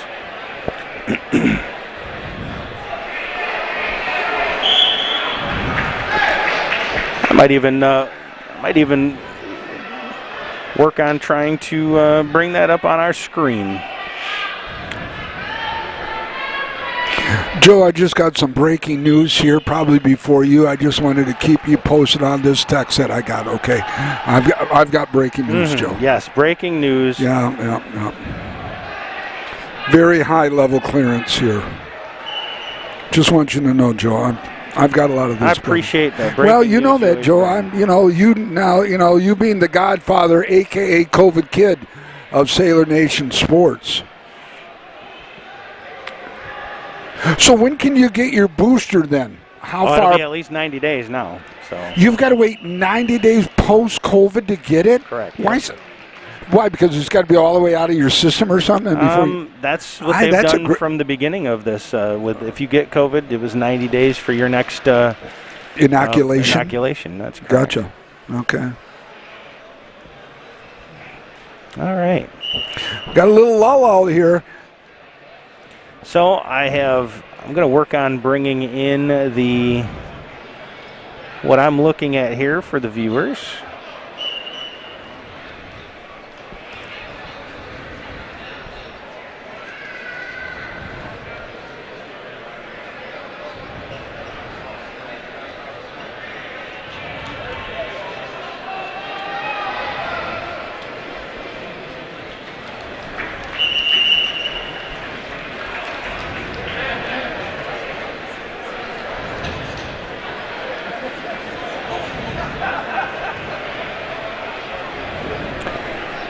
While we're on the lull, mentioned that our wrestlers have fared fairly well. We've had a couple of wins. I know of at least one loss so far of the varsity in the second round, but it was double elimination, so there is a chance that they could still crawl up to the second, third place if they. You know, you look at the different sports here. This is one sport where an individual win could be huge for the team versus like football and basketball and some of the other sports where one individual, it's an individual sport / team sport as well. And this is, I think, in my opinion, the humble old Greek guy right here, this may be one of the toughest sports to participate in, I think, just because the athleticism, not only physically but mentally as well, is huge. It really is a mental, because the physicality is, am I big, am I strong, or whatever weight class you are, you know, have I done the right thing? But I've got to, my mind has to counter everything that I'm being exposed to. Conversely is, if I'm being the proactive guy, what do I want to do and how do I want to do it? So it really is a physically, mentally as challenging a sport as there is. I agree. You just don't go out there and start throwing a body around. You know, you don't start diving. That's not using a lot of the. Well, you're not using the mental aspect of things. It really is a gruesome one. I thought Todd brought it out, out there quite nicely. You know, having been a former wrestler, a coach at a big level school, Davidson's Division I school, and when you're talking about Detroit Catholic Central, as big as they get, you know, you're looking at 2,000 all boys. I got 2,000 boys to pick from. You know, they're high end. They're just high end in all sports because you got all boys to pick from. So what we're looking here on our screen right now, he mentioned Gavin Stout. Gavin Stout isn't going to see action until round 3 due to the buys currently in this weight class. The so that'll probably be what the Stout, finals. His first wrestler that he'll see is Stafford. Yeah, so Urbana. It's the semifinals. Yeah. Yep. Wow. And we'll go in and we'll take a look here. Can I bring this over a little closer to me? Yeah, so I just can a little bit. There we go. So if we look at the 285 weight class, which we were looking at some of those big boys. Muskegon's got a kid in it. Puffer. I was Ezra Purple. What weight class was he going to be in? I can't recall. He'd be 185 or up. Let's take a look here. We'll take a look at 171 and see if we can he's find got to be up higher than that.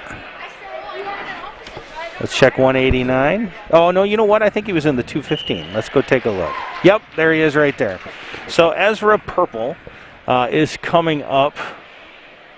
Oh, this is great, Joe.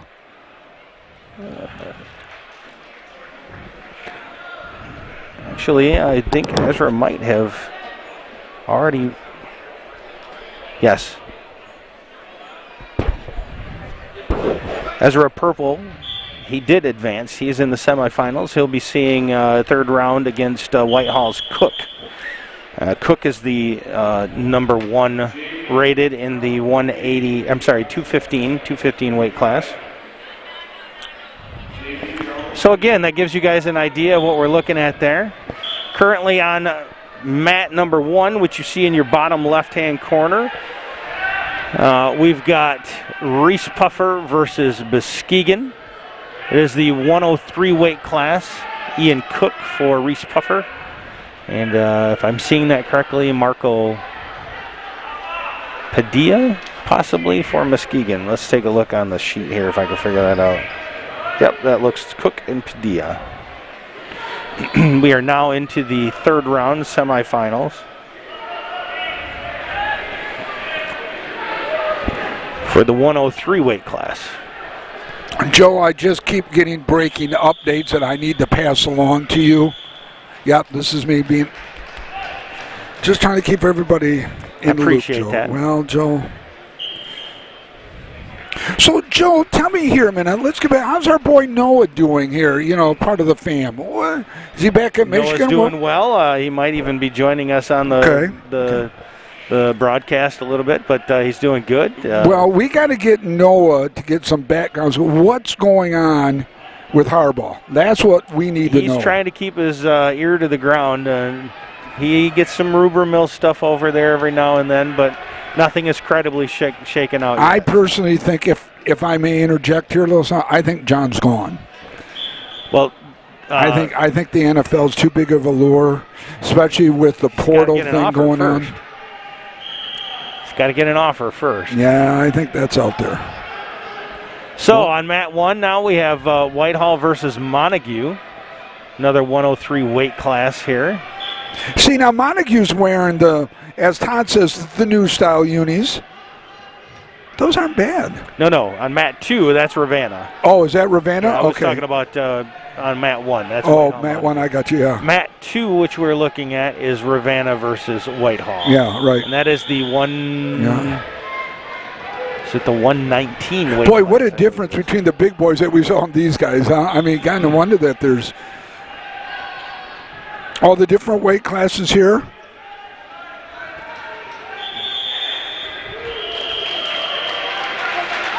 You mentioned earlier the students, the volunteers that are running in with the pool noodles. Yeah.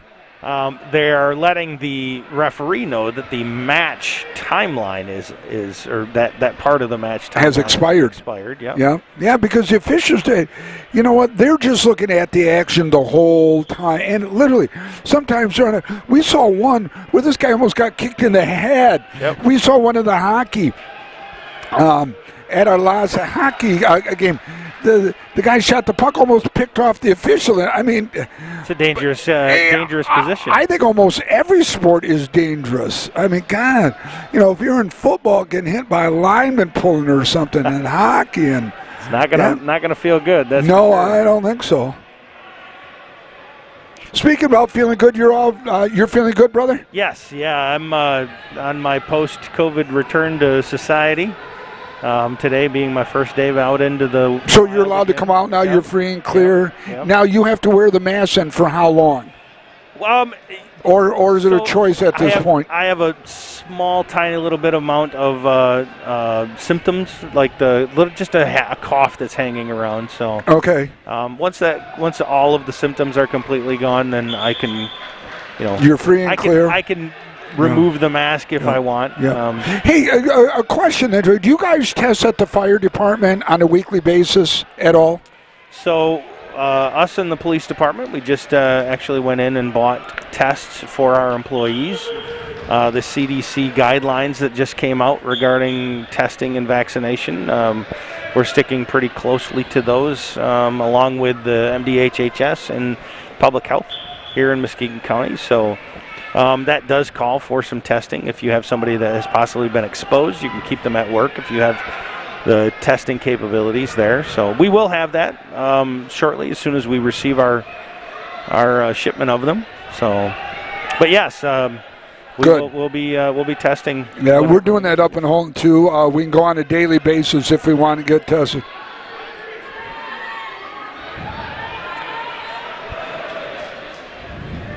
Nothing currently going over on the JV mat. They may be done over there. What you're seeing now is mat number 1, which is currently, we're looking at the 103 weight class, Montague versus Whitehall. And on your right, you are seeing the Whitehall versus Ravenna. And that's the 119 weight class, it appears.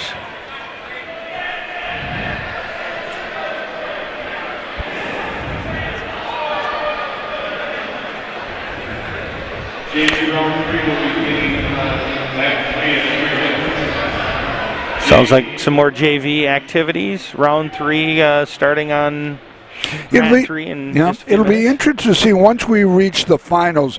Will the finals just be, and that would have been a good question to ask Tad, will the finals just be right here in front of us? I would think so, just to highlight, each individual.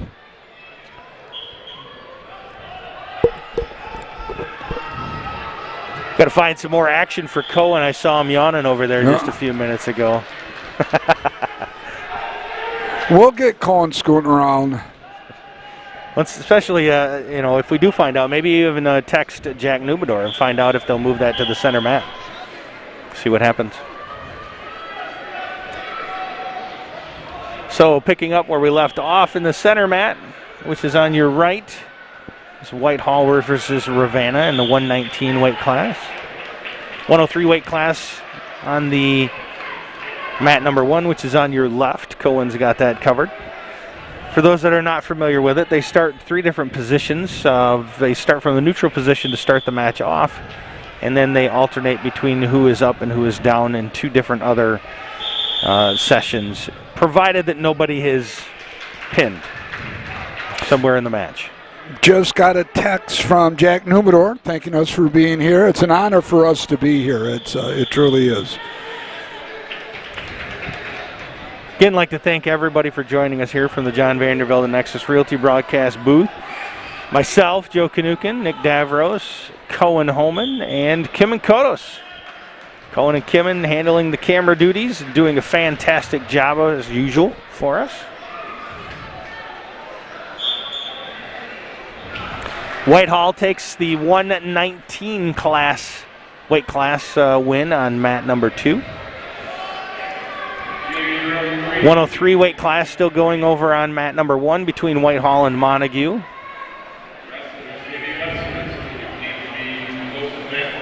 Up next on mat number 2, we have the 125 weight class between Montague and Whitehall. Whitehall Montague wrestlers seeing a lot of each other here. Both programs actually very good at wrestling. Whitehall has an advantage from a talent perspective, is my understanding, but 2 good storied programs. Well, yeah, Whitehall's been good for a long time. Dean Brink, Matt Brink at Reese Puffer built a juggernaut over there. They had long distance. But, you talk about the perennial power. The program in West Michigan is really Lowell. Mm-hmm. I mean, back to back to back to back. Every year they expect to win a state championship, individual title, but as well as team titles.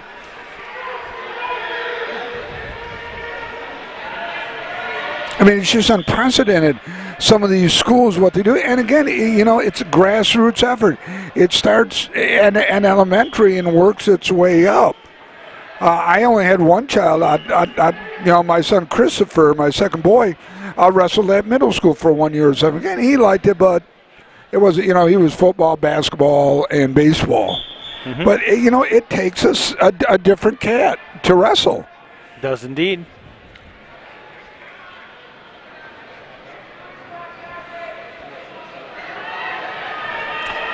Again, on mat 1, still finishing up our 103 weight class between Montague and Whitehall. We have another Whitehall-Montague matchup on mat number 2.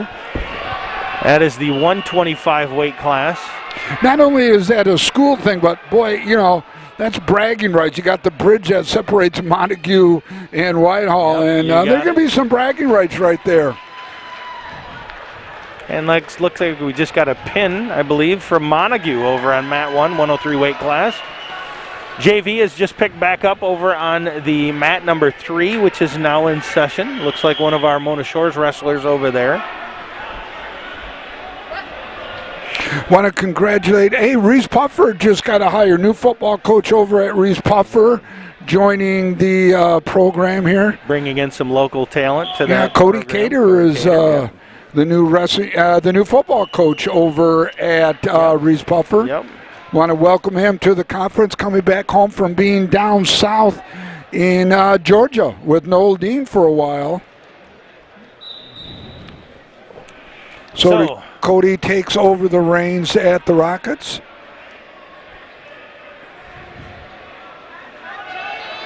Looks like on mat 1 now we have the 112 weight class between Holton and Fruitport.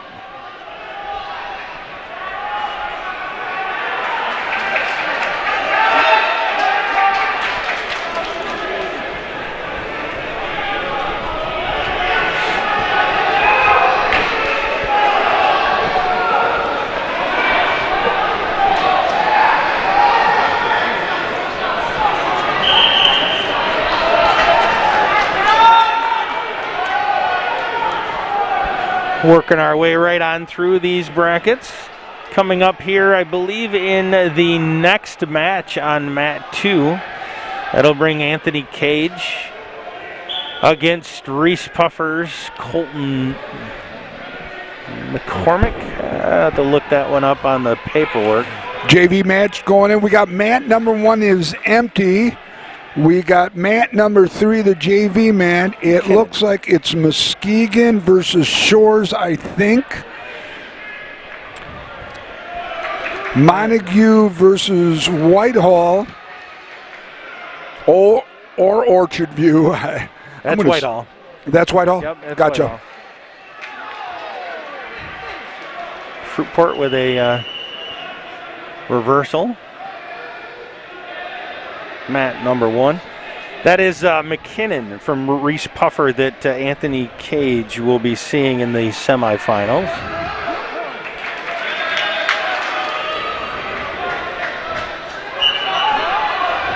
Still a packed house here at Mona Shores Sailor Center, the 8th wonder of the world.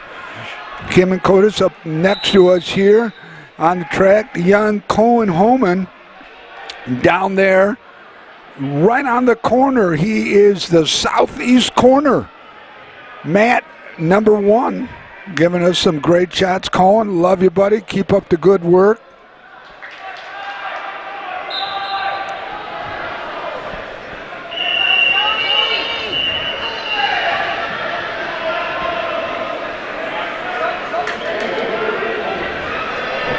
I got the question into Todd regarding whether the finals all move to the center mat. So we'll see that answer here shortly. He'll be up here again, I imagine, making some rounds. We'll grab him when he does at that point.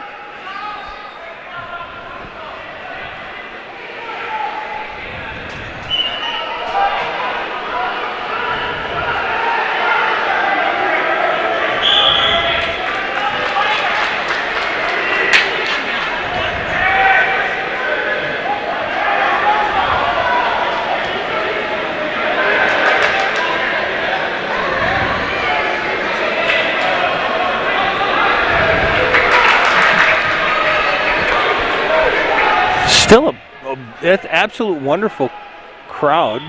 It's a great crowd. I mean, you know, we're looking at it right here, and I'm going to have, after Cohen's match is done in front of him, I want Cohen to pan around on this side where we're at.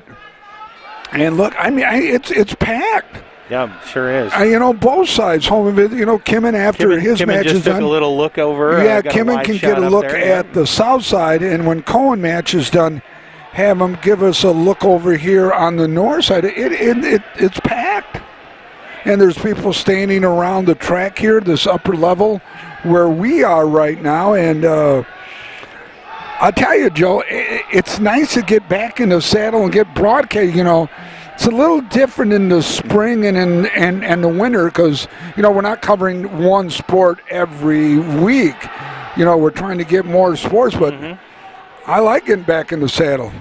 Yeah, and we again fortunate with my COVID break there, we were able to reschedule some of those additional broadcasts for competitive cheer and girls basketball to a little bit later in the season, so we don't lose what we had planned. So we still have the same number of broadcasts. I think we had a total of 9 full broadcasts.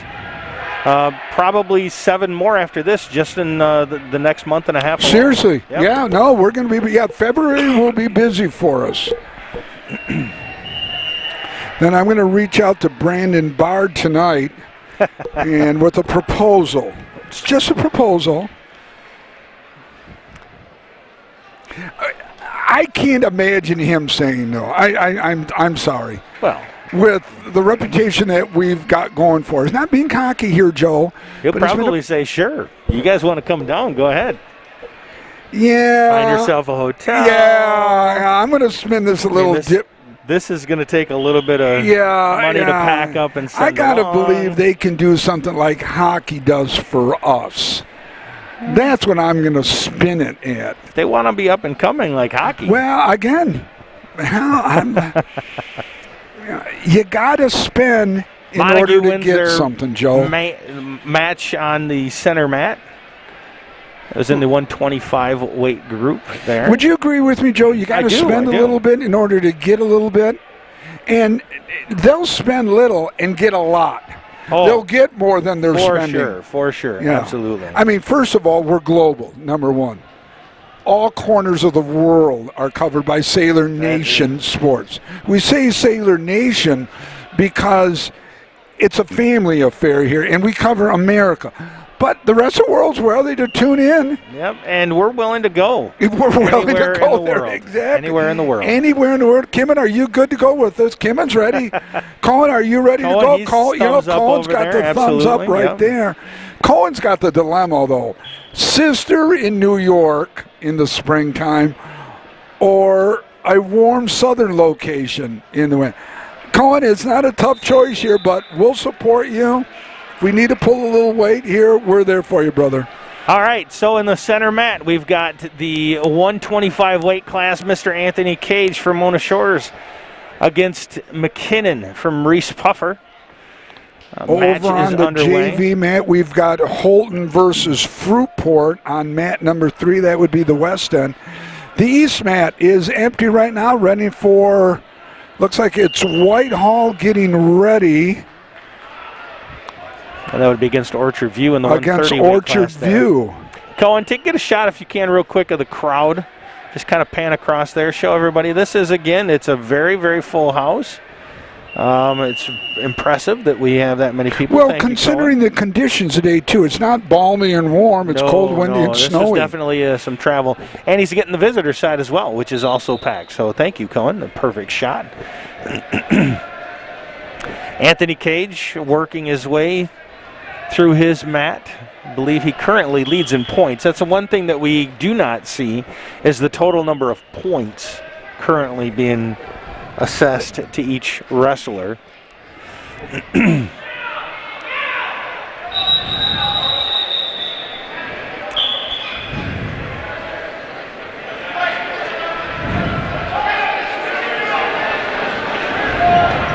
You mentioned Anthony Cage. He played some JV football for you. Is that correct? Yeah. Good luck. Hey, Joe, just got a text here, and give me a second. It says, hey, Nick, this is Mike Mitchell, Fruitport wrestling coach. I'm quarantining out with COVID right now, but I want to say a huge thank you to Sailor Nation Sports Network. I'm able to see most of my wrestler matches and then call, text, and FaceTime them after still trying to coach. I appreciate the coverage every time, but never more than today. Thank you to Joe and Sailor Nation Sports Network. Wow, my friend, you are more than welcome, Mike. First of all, we want to wish you the very best for a speedy recovery, my friend, from COVID. For sure. And Joe just is getting over it. But anytime, Mike, it's a pleasure to have you with us. Thank you for reaching out. And if there's anything we can do during this broadcast, we will be glad to help you. In fact, we'll try to even highlight you just a little bit more, some Fruitport wrestlers, when they're out there, just so you can see it. Because we try to cover what we can for sure with all of the different teams. Yep. Absolutely. So we will definitely try to highlight you as much. Keep us posted with your recovery. If you need anything, hey, just reach out to me right now. You've got my cell phone number, and we're here to help you out, brother. Get healthy. So that was fantastic. I'm glad that you guys are able to enjoy that from your homes. Yeah, just got another text. You guys are awesome. Hey, buddy, listen, you're awesome because of what you do and the sport that you coach at. God bless you, and hang in there, get healthy, but we're here for you, and we will try to highlight your athletes as much as we can when they get out there. I think we've been doing a really good job of getting every match going. I think so too. Currently underway, again, like we mentioned, on mat number 2, which is the top of your screen right now. Mona Shores Anthony Cage wrestling right now in the 125 weight group against Mr. McKinnon from Reese Puffer. Yep, Anthony played football for me this year at the JV level and did a great job. Just a great kid. You know, all these kids are great, but, you know, obviously we're going to highlight our own Mona Shores kids. Right, sure. What Jen Buster did, what Bill O'Brien has done and created here as a superintendent, he allows his staff to do what they do best. He handles all the other stuff. But from Jen Bussard and all the principals and assistant principals and who's ever working in this grade, there's a kudos to each and every one of you. It's a great job. It's a great place to educate your student athletes. Currently watching on the screen, Cohen and Kimmin both covering Anthony Cage right now. Mat number 1 is getting ready to get underway, but I believe, if I have been watching this correctly, I believe Anthony Cage is doing well in this match so far. Anthony Cage wrestling in the 125 weight group. Mat number 1 now underway with what looks to be the 135 weight group, Orchard View versus Montague.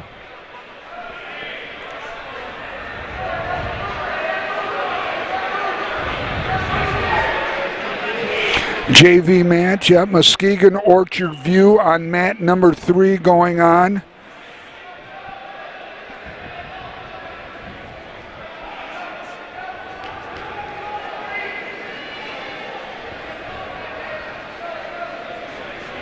Boy, I tell you, I haven't mentioned it in a while. I still feel like a kid on Christmas morning with all of the technology that we have been able to apply to our broadcasts. And, I can't thank all of our sponsors enough, both the individual viewers that have given us money over the years and all the way up to the probably the biggest supporter of ours is the Sailor Classic. The equipment is absolutely top-notch. It gives us the ability to bring these streams at the highest level we possibly can. It's attracting people like Cohen, who is interest in broadcasting after he gets out of high school and college. He wants to do this for a living. So, and then having the ability to work with people like Kimmin, who've been in the business for so long. Really, it's just I'm still a kid on Christmas with all the opportunities that we get here.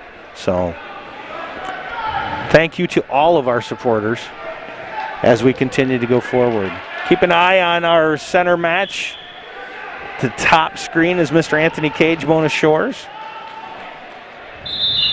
Also keeping an eye on the 125 weight class, Montague versus Orchard View on mat number 1, which is the bottom left-hand corner. And JV matches going on as well throughout the day on the bottom right-hand corner of your screen.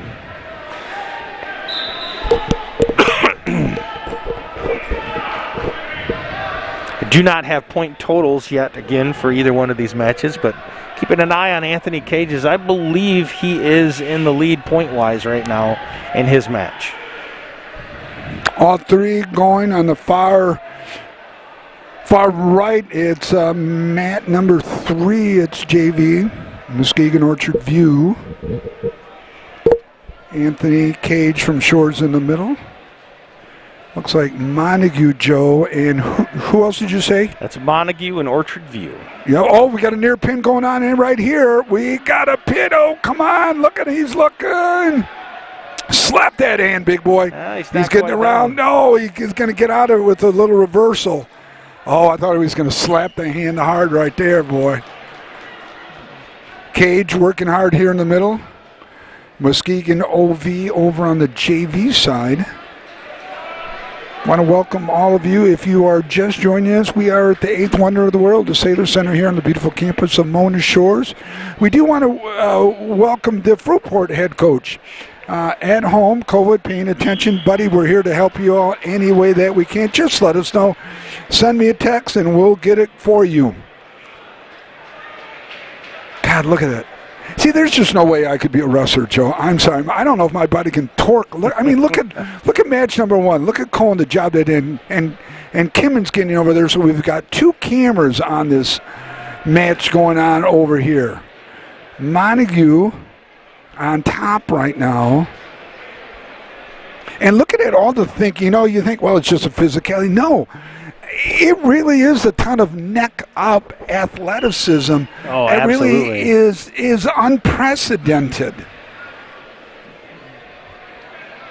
What am I going to do on one aspect? How am I going to counter what my opponent is doing to me? And so it's offense and defense all the time. And it's going every second of your match is O&D. Cage did win his match, so he moves on to the finals in the 125 weight group, the weight class.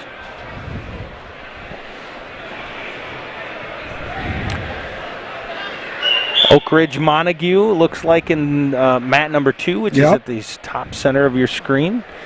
Still have our Montague Orchard View on mat number 1. Cohen's got that one, bottom left. I will text Todd to see if we're going to highlight all finals. I already did, and they're both going to be on mat 1 and 2. So. Oh, okay.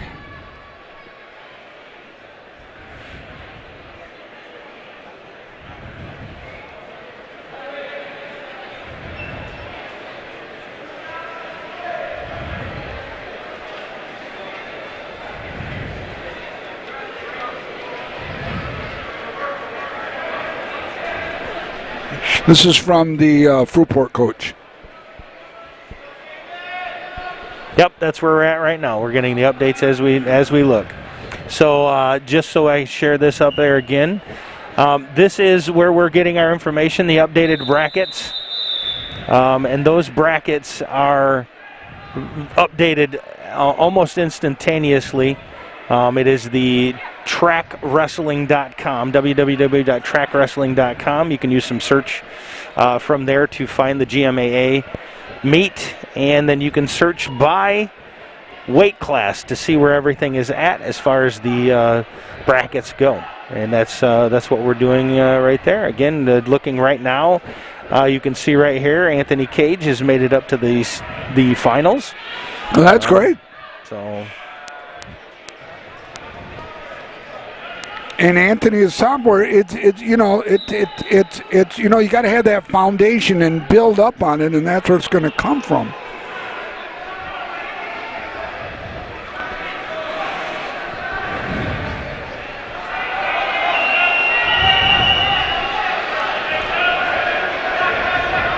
Do we know when finals are anticipated to start by any chance yet? I do not know. Is there going to be a break then in between before finals? I would imagine they would keep going right on through. I would think. Yeah.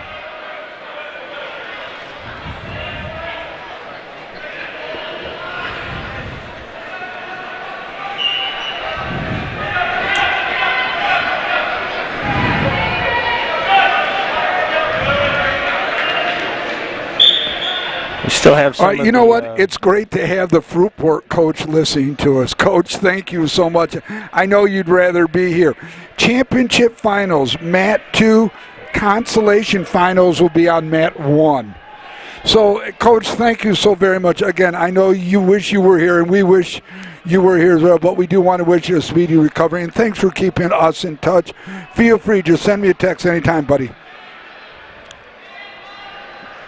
That's awesome having that information. Yeah, it's just this social media thing, and I'm such a dinosaur at it.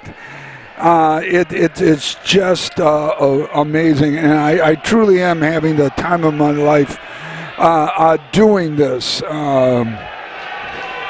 with you and Joe and Kimmin and Cohen and Noah. And to learn about the sports as we go has been fun. Yeah, and it's just the different venues we've been to. I mean, you think about it. Upper Peninsula, Marquette. Ford Field. Detroit, Ford Field. Yep. I mean, it's just amazing. And, well, I'm going to reach out to Brandon Bard. I'll tell you what, I'm sensing a road trip here. A long road trip. Long road trip. Huh? Yeah.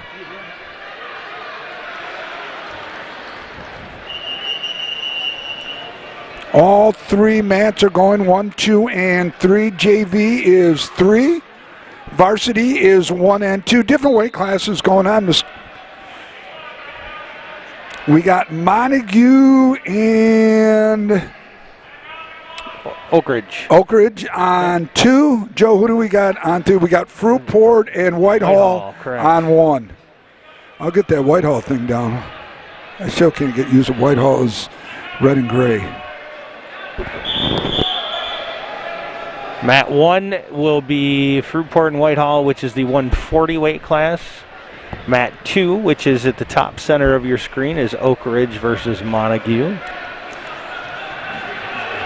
Was wondering if Coach Koziak was here, come watch maybe some of his football players. I haven't seen him yet. If he's here, we'll try to reach out to him and get him up here chatting with us.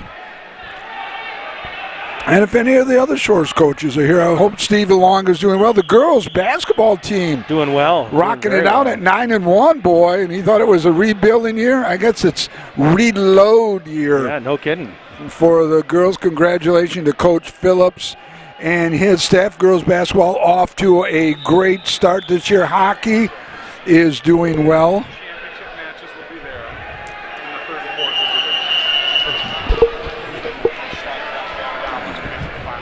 Awesome. Yep, that looks correct.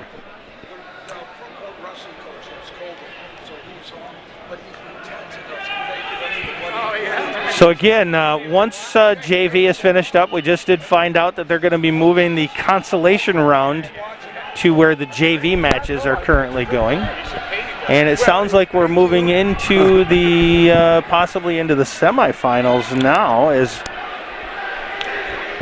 I'm sorry, we're on the semifinals. Jack Nubador, tournament manager, walking the north sidelines here, making sure everything is other. We tried to reach out to Jack to see if he can join us, just get a little bit more insight, but he is busy. Too busy to come in, and we certainly understand that. But you were talking about the technology aspect of what we're doing and some of the, for instance, you got Steve and I a new little toy. Well, I can't say I got it. Yep. Well, you reached out to help us, okay, yep. and it was a donation. Fill us in on this donation. And what a great thing it is to have. Trust me, Joe, this is like, I'm in heaven. Well, I mean, it helps out a lot with you being able to see whether it be the replays, instant replays, or the shots themselves. The JT Memorial Golf Outing, supporters of the hockey program, and through the hockey program, we're able to give us a screen to be able to put in front of the broadcaster so you guys can actually see what the cameras are seeing as well, along with the instant replays. So it has been a lot of assistance. We tried it our last broadcast, which was hockey. It worked out exceptionally well. And this is our second time using it. So have you been enjoying it over there? Oh, my God. It's like a new toy to me. I'm so excited to see things because I can see things up close. And especially with the replay. It'll be big with the replay stuff down the road with the other sports that we do.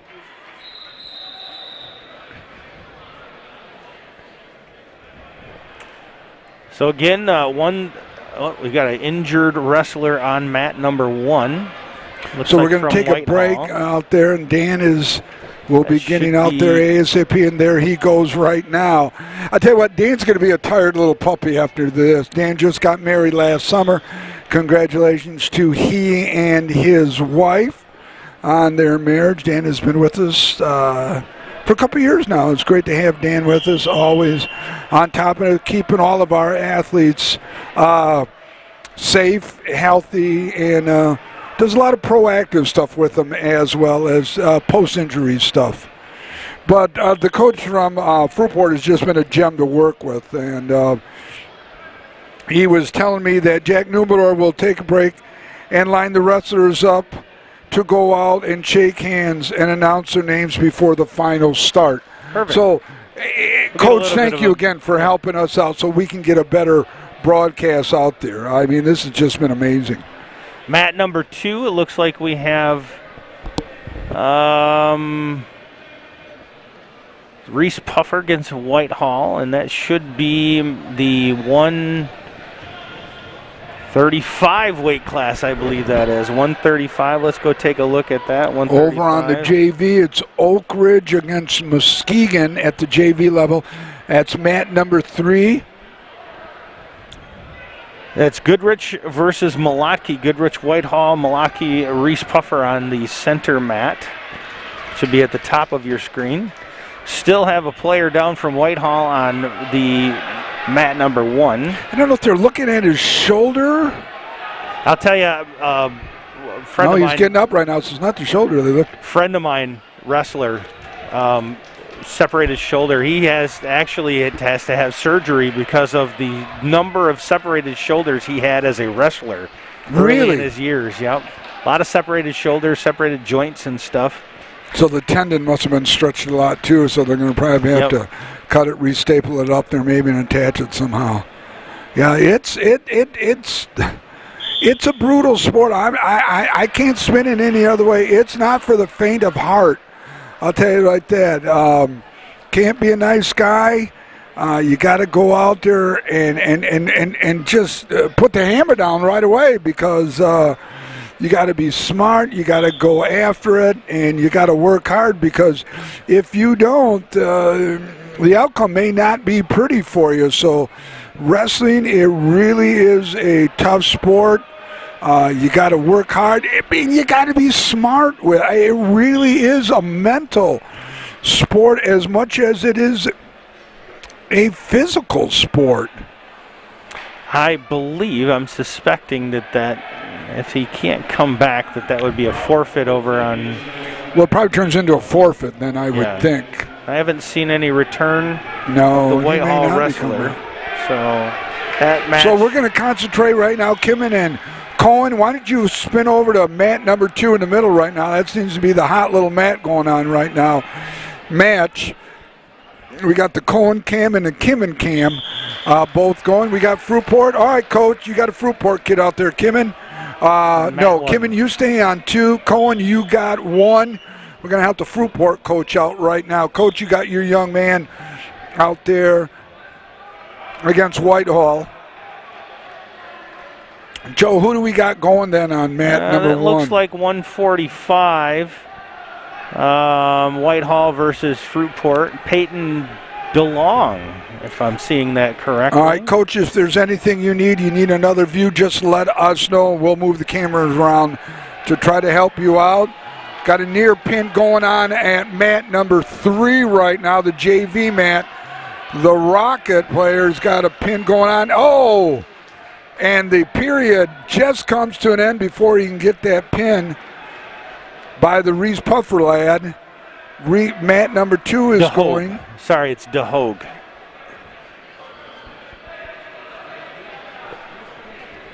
Fruitport lad in a bit of a trouble right now, trying to get out of the hold, trying to get a spin, but the Whitehall kid is getting a near pin coming on right here. The officials, see, this is the best part right here. Boy, that official's down on his knees.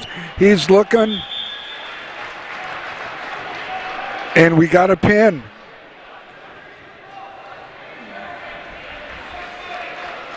Whitehall wins. Whitehall wins So that Brown match. moves on to the finals. Whitehall in 2 in Next on one mat up number on 2. mat number 1 is going to be our Mr. Gavin Stout.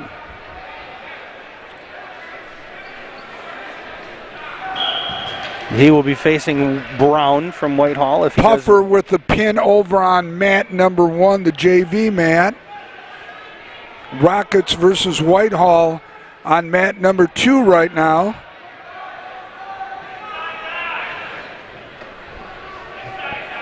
All right, much anticipated Gavin Stout. This is his first match. Buys all the way up until here. Well, we watched him last year. He was tough last year. And he's going to have a tough opponent here in the Bulldogs. Stafford.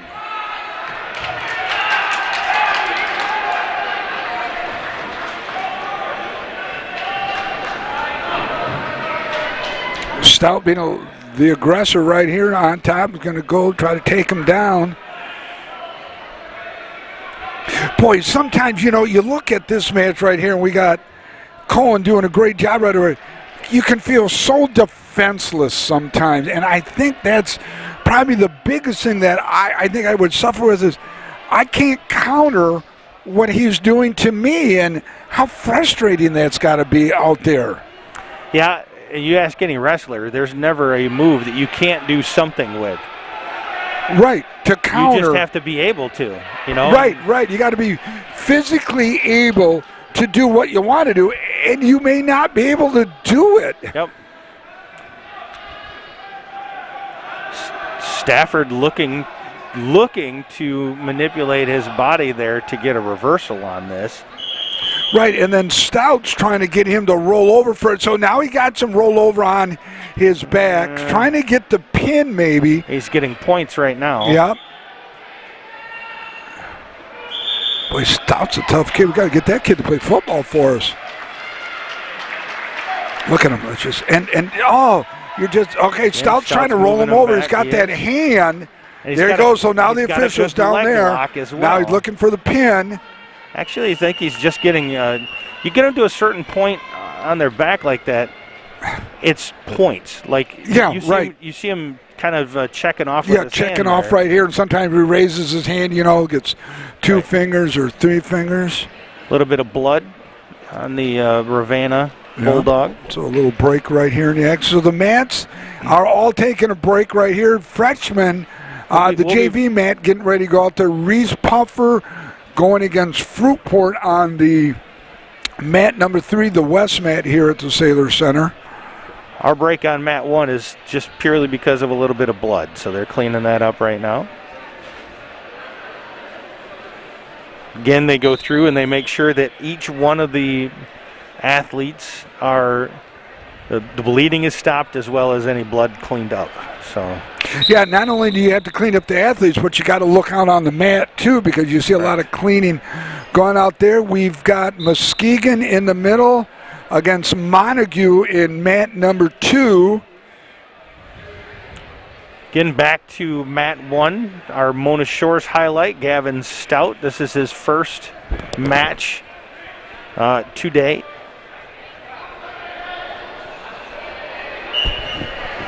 So, Joe, go back into the technology. Thank you for the donations from the hockey program.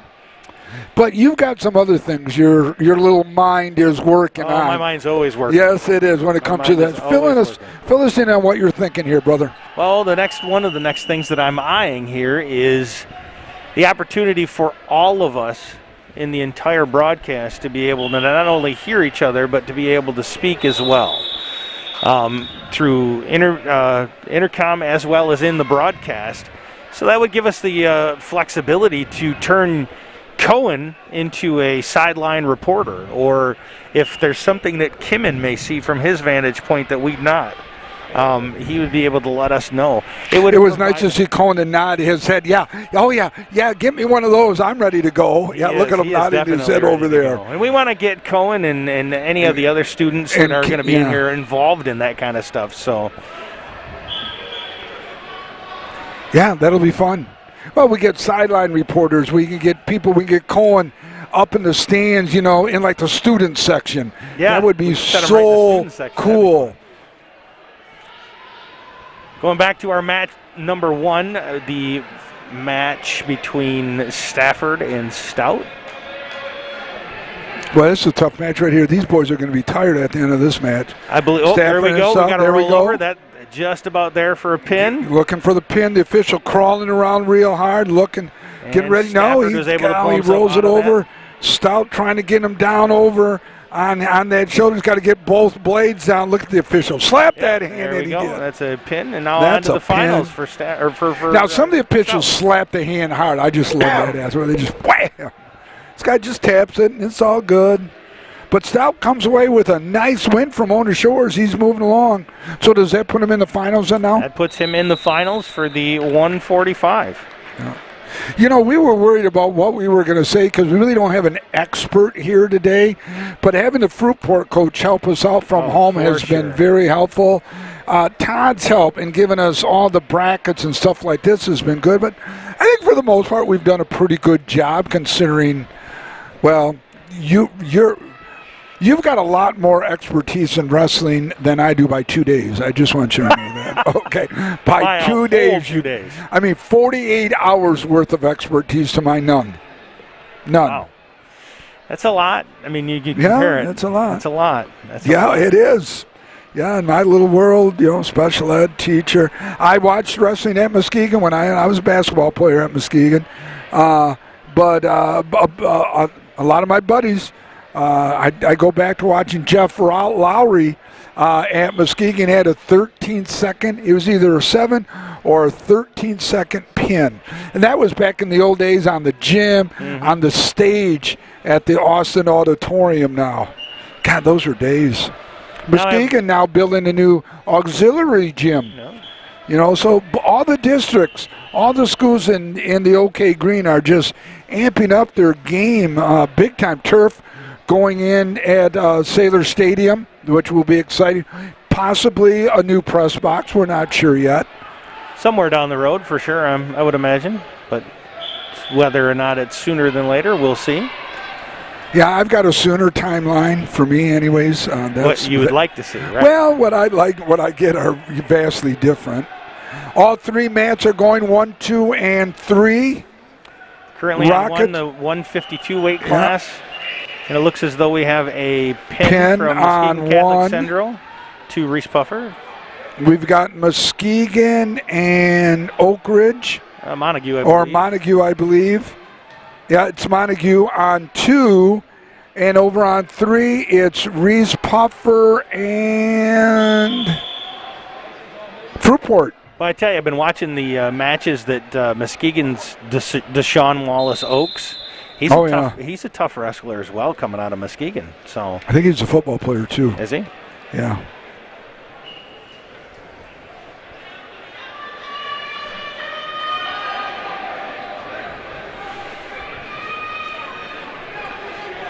Shundar Ricks, head coach of wrestling at Muskegon, does a great job. Just a good person. Flat out great dad, great employee of Muskegon. And Muskegon's blessed to have somebody like Shundar Ricks. Enjoyed working with Shundar and calling him my dear friend. He's just a good person. All right, moving on to the next match on mat number 152. No, I'm sorry, it's the 160 weight class. It is Whitehall versus Holton. Whitehall, yeah, the Red Devils. My Red Devils busy at work here.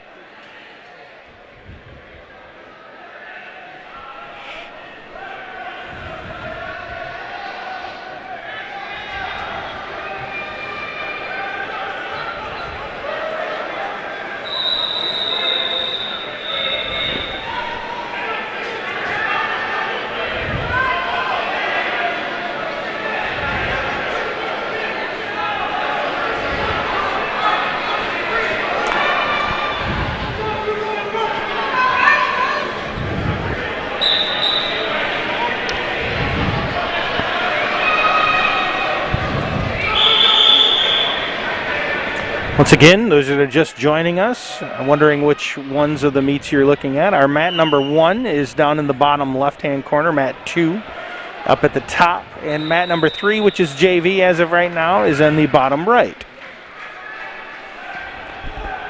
You know, Joe, it's obviously it's great working with all of you. Cohen and Kim and you and Noah and, you know, the whole family. But what you do, technologically speaking, for the program is just incredible. I think really you and Kim and now I'm going to mix Cohen in. You know, how you get all 3 mats here where people can see everything is just phenomenal because, boys, you're way out of my ballpark right here. Well, I'm about as tech savvy. Everybody has an important piece. Yeah, I talk, Joe. So I just talk. You know, that God gifted me with or cursed us, whichever. Yeah, it might be a curse on all of you because I talk so much. But having, you know, Kim and you doing what you do, it's wonderful. And you know, as far as the technology is, I might as well be as blind as a bat. I mean, it's just not going to happen. You're enjoying the technology. Well, I'm enjoying what you guys have done, and having Cohen now, and I'm going to put a little pressure on Cohen. Cohen's got to get another kid now for us, too. Yeah, well, he's got to find another Cohen. He's got to find another human Cohen. Wave to me. I see you there. You got to find somebody. There you go. So, you know. There's a nice shot of Cohen from Kimmon's shot. Yep, there he is. There's the young lad himself. Look at him. So if anybody's out there from Mona Shores that wants to join our family, reach out to Joe. Reach out to me. Got lots of things that can be done. So. And all this good equipment that we've been able to get from wonderful donate, it's all going back to Mona Shores. This is all a Mona Shores thing. This was our goal to begin with, is to add to the curriculum and having the tech department working with us. It's wonderful, Joe. It is, very much so. All three mats going. Fruitport, Reese Puffer at 1. Whitehall, Montague in 2. We got 2 near pins going on 2 and 1. Holton looking for the pin against Whitehall. And I'm going to call Principal Carlson right after this pin we hold from Holton, let him know why he's not here. I'll be covering it for him. I've got the Holton thing here going. Got some spectators from Holton that we've seen here.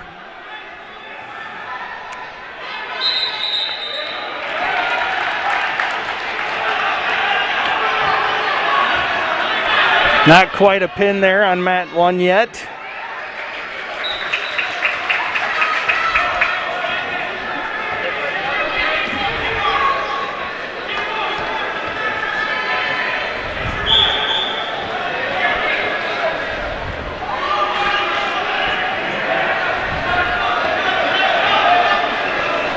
Currently on mat 2, we've got Whitehall versus Montague in the 152 weight class. Mat 1 is the 150 weight class. I'm sorry, 160 weight class.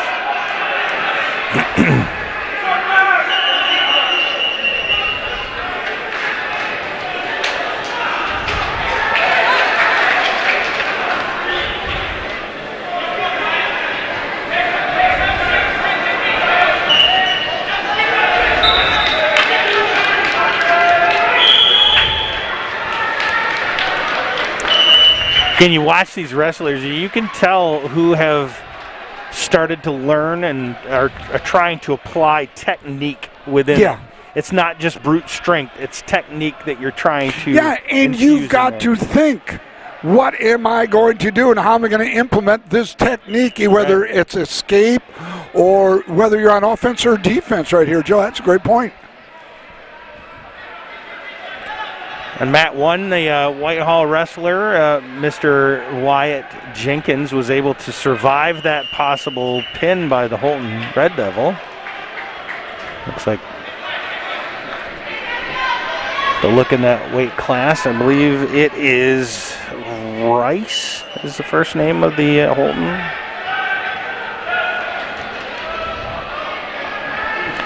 Rice Robbins from Holton.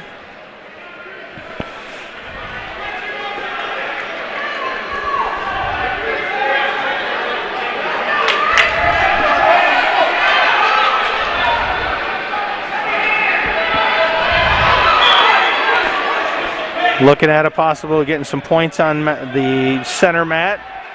Whitehall against Montague. Yep, just texting Eric Carlson, letting him know he's principal up home, just letting him know how our kids are doing.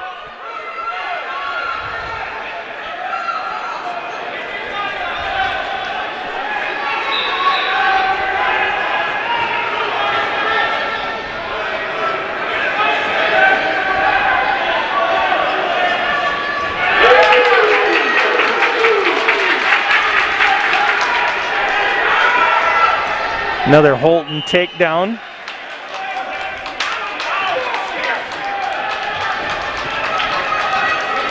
Crowd seems to be getting into it as well. Yeah, they are. I tell you, it's as loud as we've gotten right here. You got the Holton. You got the Holton clan over here off to my left, which would be to the east of us right here.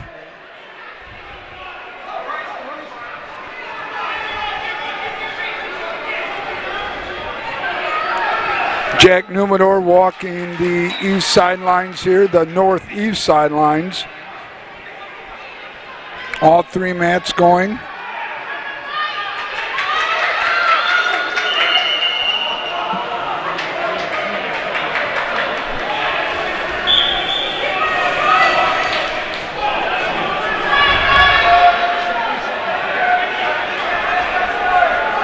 Those just joining us, thanks for joining us here at the John Vandervelde Nexus Realty broadcast booth. Sailor Center for the Greater Muskegon Wrestling Meet Tournament, City Tournament. Both varsity and JV going right now. JV is in your bottom right-hand corner. The other two matches are varsity. Currently on mat number 1, which is your bottom left, is the 160 weight class, Whitehall versus Holton. And in our center mat, which is your top center, you have Whitehall versus Montague in the 152 weight class.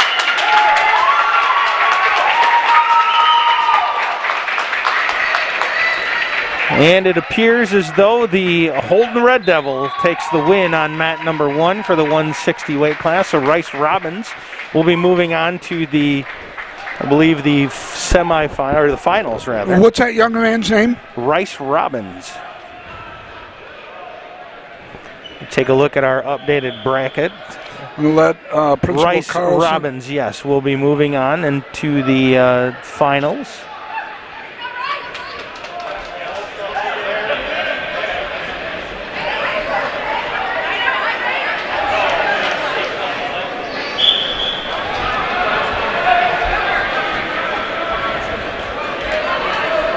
.171 weight class now on mat number 1, Whitehall versus Fruitport.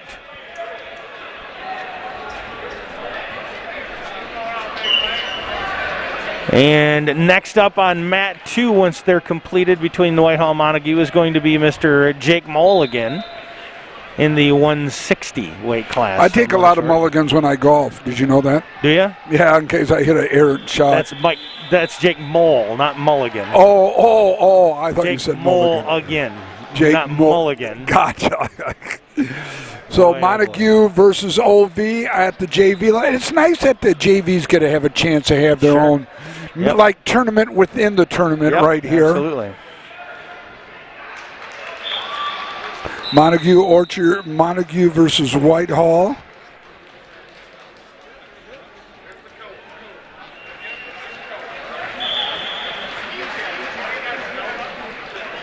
Got some Holton faithful off to my left right here, talking to one of the wrestlers up here along the track.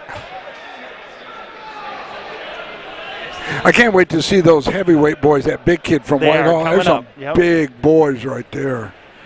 So there will be a little break before the finals start. The finals will be on mat number 2 in the middle. 2 and 3 per Todd. They'll be on 2 and 3. All right. Next up in the center mat is going to be the weight class 160. Zeke Thompson against our Jake Mole from Mona Shores. Again, the 160 weight class. Another Mona Shores highlight for our broadcast.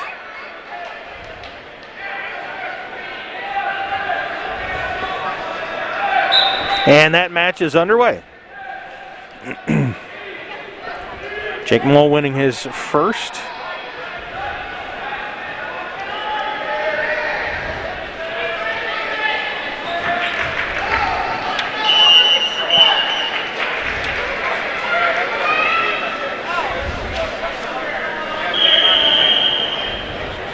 All right, I'm telling you, my new best friend is a Fruitport head coach.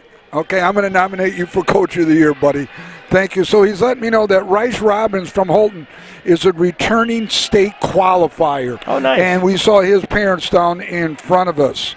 Very nice. And for Whitehall,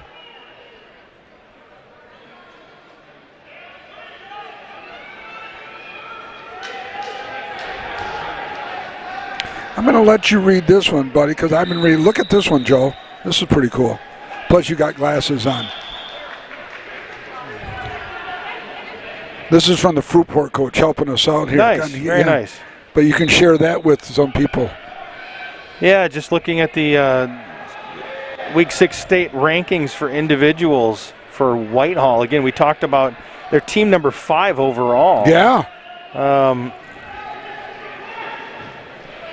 Boy, I'll tell you what. Ira Jenkins, you just mentioned, or we had been mentioning. Great a record. Big guy. Look at his record. He's a University of Michigan commit.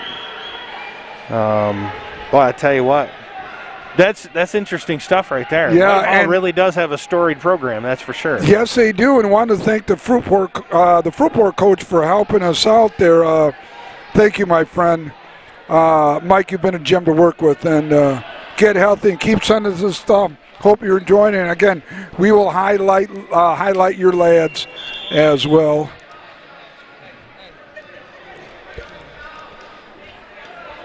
Got the Houghton lad right next to me just walking off here. He's a good-sized looking kid. I tell you what, I'm really enjoying broadcasting this year more than any other time. Yep. You know, just having the Fruitport coach help us out, having Todd come on out, and good coverage with the cameras. Y'all with really Kim good. and Cohen, yeah.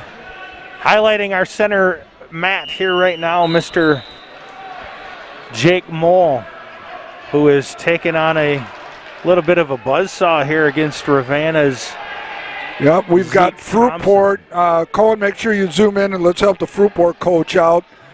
His young lad is on mat number 1. That's the East End mat. Cohen coach will be highlighting that one for you. So if you need anything, please reach out to us. We'll help you as much as possible.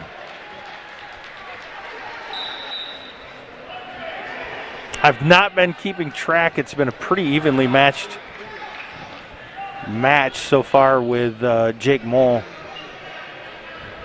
I've not seen who has the advantage yet. Yeah. No, you're right. It has been pretty even.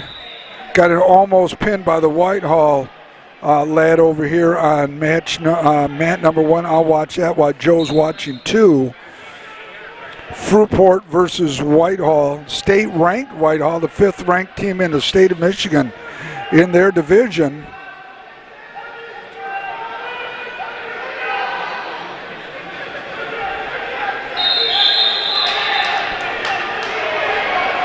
Boy, you look at the programs, and you know, from all the area of schools, Muskegon basketball and football up there, Shores football and hockey, competitive cheer up there.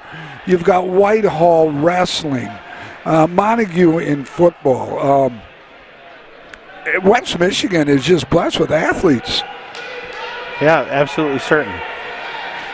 Again, very, very evenly matched match here on mat number 2 with Jake Moll wrestling against Zeke Thompson from Ravenna in the 160 weight class.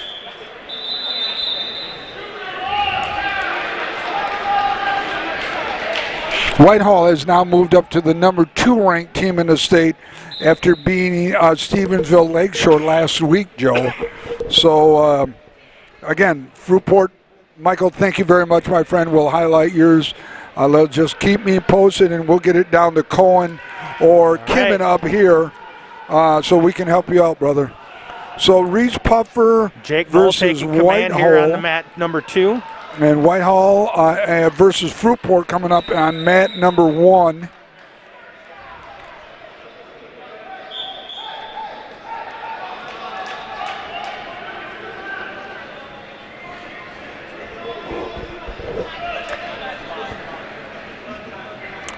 Jake Moll, again, his first match was quite the bleeder. He is again having to be attended to.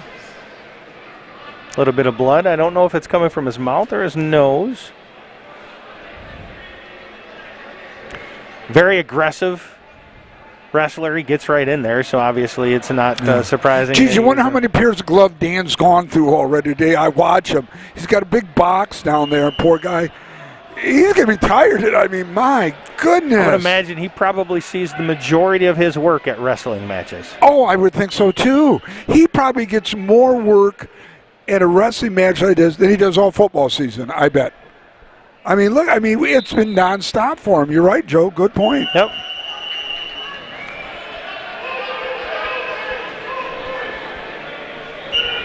That's a 1 point for an escape against,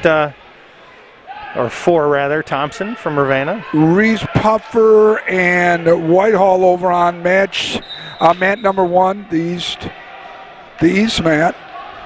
West mat. Now, it looks like the JV kids are done for a little while right now. And I would think that not as many JV wrestlers as there are varsity. Get a little closer. This action is getting better as we move along now, as we go toward the finals. Boy, the competition just gets a little bit better. And looking at my new little toy right here is just wonderful. Jake Mole looking to take cool. advantage here on mat number 2. He's got a nice little leg lock. He's looking to take control. Doesn't have the control yet. Has not got any points for it. Mat number 1, the big boys are just kind of feeling each other out right here, trying to get a little leverage on what they want to do. There's a near leg takedown. 2 points for 2 points there for Reese Puffer. Zeke Thompson on against Jake. Again, packed house here at the 8th Wonder of the World, the Sailor Center, here on the beautiful campus of Mona Shores High School. Sailor Nation's born, honored to be with you wherever and however you are watching us today at the Greater Muskegon Athletic Association County Tournament, 10-team tournament here, and it is packed. Jake Mole still struggling against Zeke Thompson from Ravenna. Right now, Zeke has got a little bit of control. Again, I can't see the scoreboard. They do not have the scoreboard facing us, obviously. This is the 160 weight class. The official there on the ref on the far right mat, far left mat, mat number 1 flips. Coin either red or green. That indicates top or bottom. More blood, more stoppage. It's kind of like soccer. It's a stoppage timeout, but the clock keeps running. Yep, little timeout. Sorry, it wasn't blood. No. It was headgear. Coach for Ravenna is discussing something with the referee. Not sure what it is.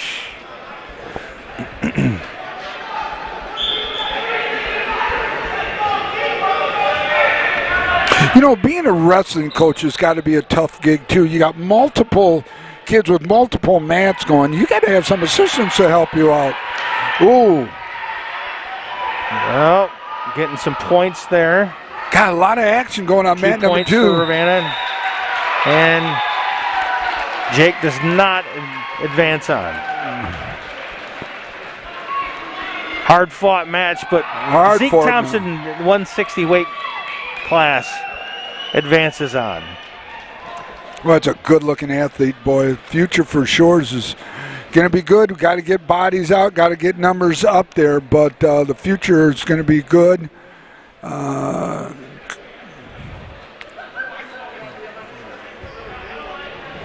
Wow, that was exciting. Oh yeah, right in front of us here. Nice job by Kimmin and Cohen. Cohen's back now. The only match we got we got a match of JV.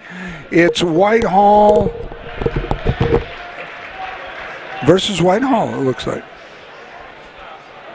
or that's Orchard View. Wrestling at this point at the JV level. Reese Puffer and Muskegon will be at mat number 2, and Rockets and Whitehall will be on mat number 1. That's the east mat. Kimmon's got the middle.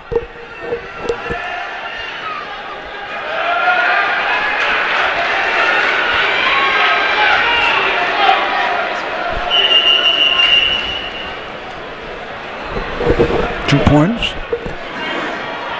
As busy as life is, Kimmin is going to have to be sneaking out of here in just a little bit for another appointment that he has. So once we do that, we'll do a little bit of camera switching around and be ready to and set up for the finals once they begin. So that means you're going to be busy.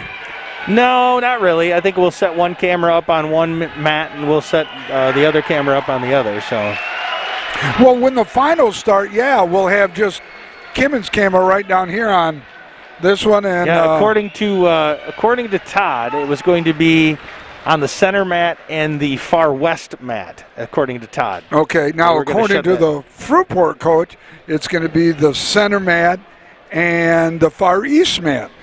So east versus west. It'll be one of those. It's going to be east versus west, somewhere in there, but we know the middle is going to be used, as well as it should. That's going to highlight the championship round. So, all right, here we continue to move on.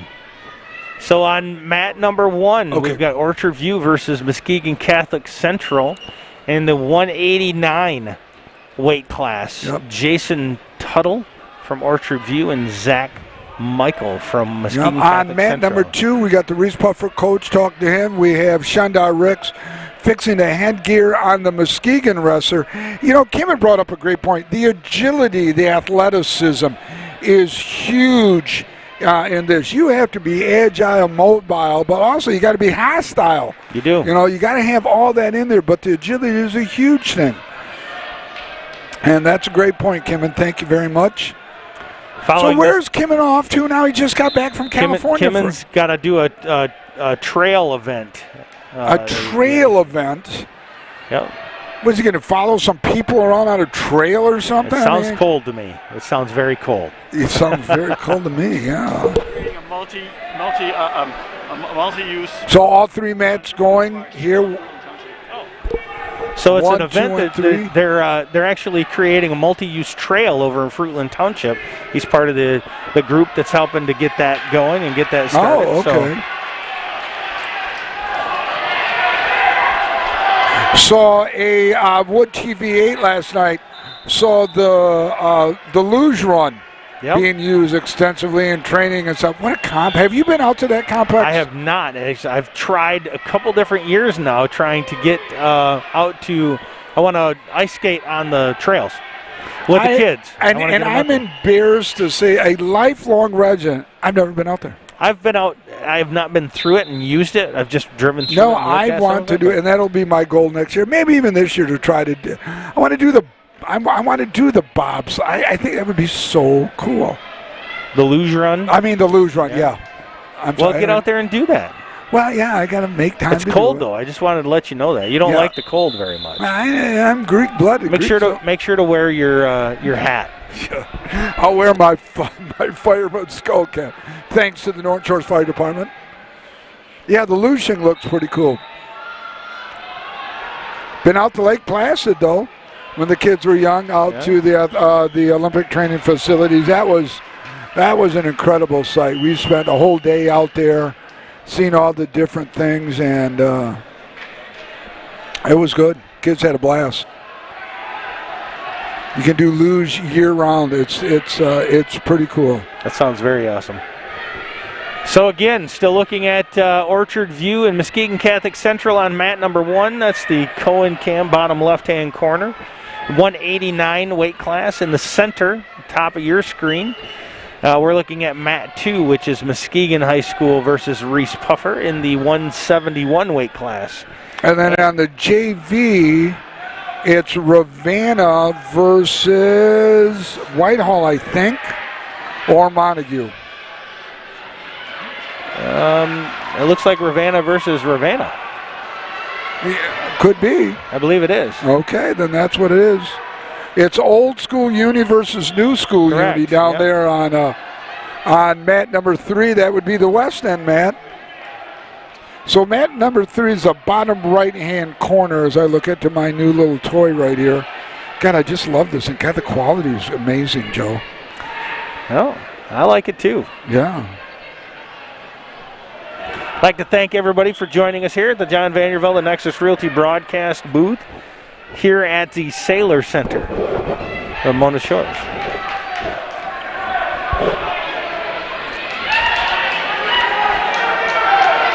All 3 mats are busy. Our camera crew on the Kim and Cam, the Cohen Cam, and the GoPro Cam, all busy.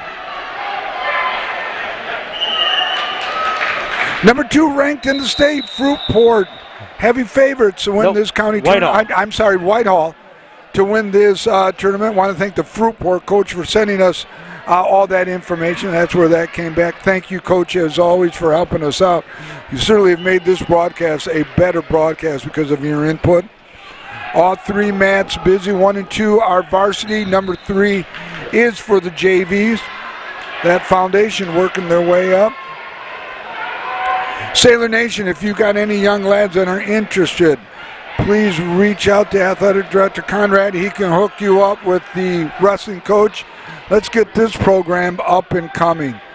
Multi-sport athletes are the best athletes, well-rounded and better athletes for doing the multi-sports that they do. And we're better college broadcasters by being able to come out and broadcast. Yes, we are.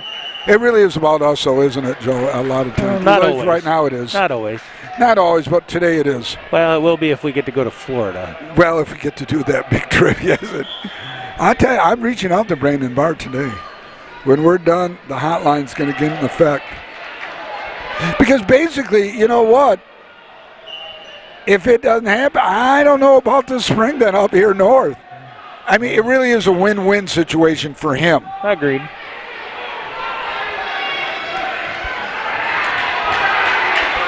Because I don't want to pull out the if you don't, we won't card. And I could easily pull that card out. I just want you to know that, Joe. Brandon, if you are listening, just know that he doesn't have that power. Oh, now I've been trumped by the Godfather. But the grandfather who brought the Godfather really has no say now. I see where we're going this. And it all goes back to the big house. A mere 4 years ago. 5. 5 years ago, 5 that's years. right. How time flies. 5 years ago. Yeah, dear God, 5 years ago. Okay, looks like we got an injured Big Red right here. Shoulders bothering him just a little bit. Not sure if he's going to be able to finish this out. Coach Ricks is looking at him right now. It looks like it's his right shoulder that's bothering him a little bit. After that center match where Muskegon and Reese Puffer are at, Ezra Purple for Mona Shores will be up next in the 215 weight class. We still haven't reached the finals yet, though. What's that? We still haven't reached the finals yet, have we? Nope, not yet.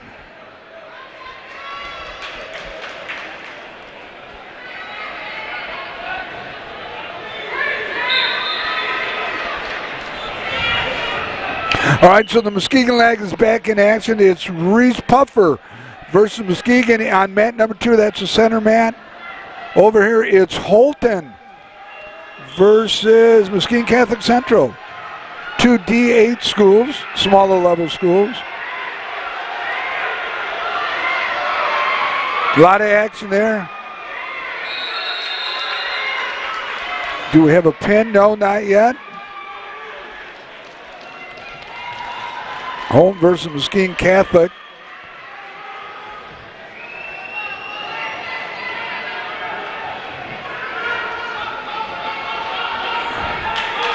Reese Puffer defeats Muskegon on mat number 2.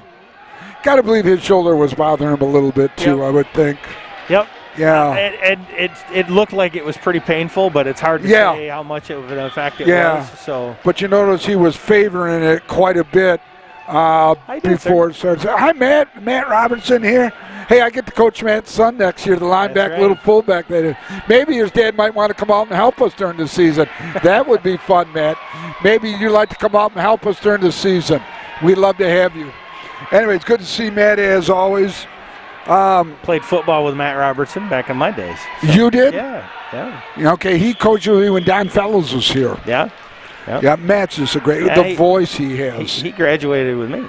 Of course he did. Yeah, it's All the young great kid. ones did. Yep, so we got Ezra Perp out there in mat number 2. Football and wrestling standout. Went to school with his grandfather, Brian Clark. And the late Claire Clark, his late uncle that passed away, but Brian, dear friend, ex-Big Red. So Perp is in the middle. We're going to highlight Perp. We got 2 cameras, the Cohen cam and the Connor cam. Kim, and if you would, The zoom Kim and in Kim on Ezra's left leg. I'm just wondering, is that supposed to be at his knee, or is that just a, gosh, I'm not sure what that is. Is this an ice pack? Or could be a just calf brace, yeah. Yeah, he's definitely got something that's favoring that left calf. Well, he's got some on his right shoulder, too. Look at, he's got a brace on his right shoulder. So we got the... Ezra wrestling in the 215 weight class. Ezra's just a great kid. I tell you, I loved coaching him in football. That group I had 2 years ago is going to be a very special. All the groups are special, but great group of kids there. Ezra's my center.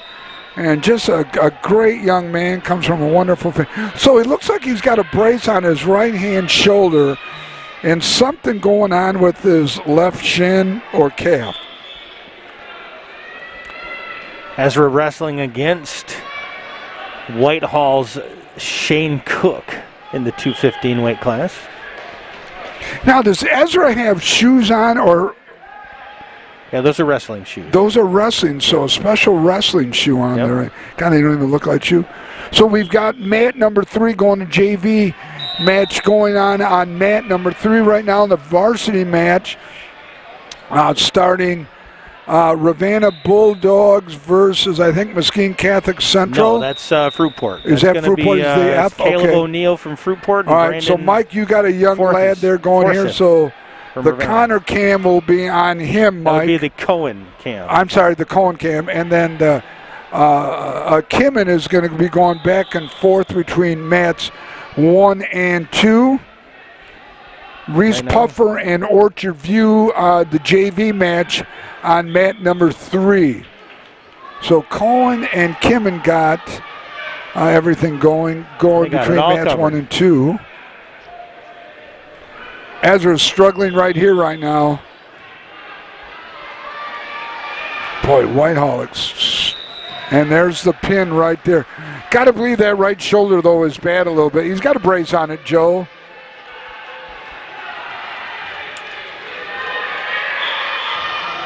So Whitehall will advance to the finals, having defeated Perp in the semifinals, one of the semis. Next up on mat number 2 is Ira Jenkins from Whitehall. We just talked about him and his commit to U of M. He's a beast. That's the one you wanted to see, right, Nick? Yeah. This kid is he's a specimen. I'll tell you what. He probably was a football player too. Whitehall had a nice football team. Whitehall had a really good JV program. Defeated us this year. They were really good at Veer Camp. And I think the future is going to be really bright for football and their staff up there as well. Boy, this kid's got to be pushing, what, 6'2", 6'3", Joe? Ira Jenkins, yeah, I'd say at least 285 weight class going against Cody Leonard from Fruitport. Got Ravenna versus Fruitport on match 1. Whitehall versus, who's that, Fruitport? Yes. Yeah, look at him. So, Coach, you got a couple boys doing there. We got the Kimmin cam on your young man and the Cohen cam on your other. So, you're at the top and bottom left, Coach. So, hopefully we can get you the best look as possible. Boy, I'll tell you, that Ira is just... Ira. He's fast. He's got great technique and strength. You can see him plotting his moves. About 15 seconds in advance almost. Yeah, Fruitport coach just got back with me saying his kid's got his hands full against Ira. Who doesn't? I mean, he's going to Michigan. Great academic skills along with athletic skills. Congratulations to him. Out of bounds on mat number 1. Looking for the cradle. He's trying to get it locked in. Going to try to roll him over a little bit. Nope, okay, unable gets to get out it. of that a little bit, so he won't be able to get it over on mat number 1. It's Ravenna versus Fruitport. The officials restructuring them. Fruitport on top, Ravenna on the bottom. Boy, Todd's got us in a great spot right here.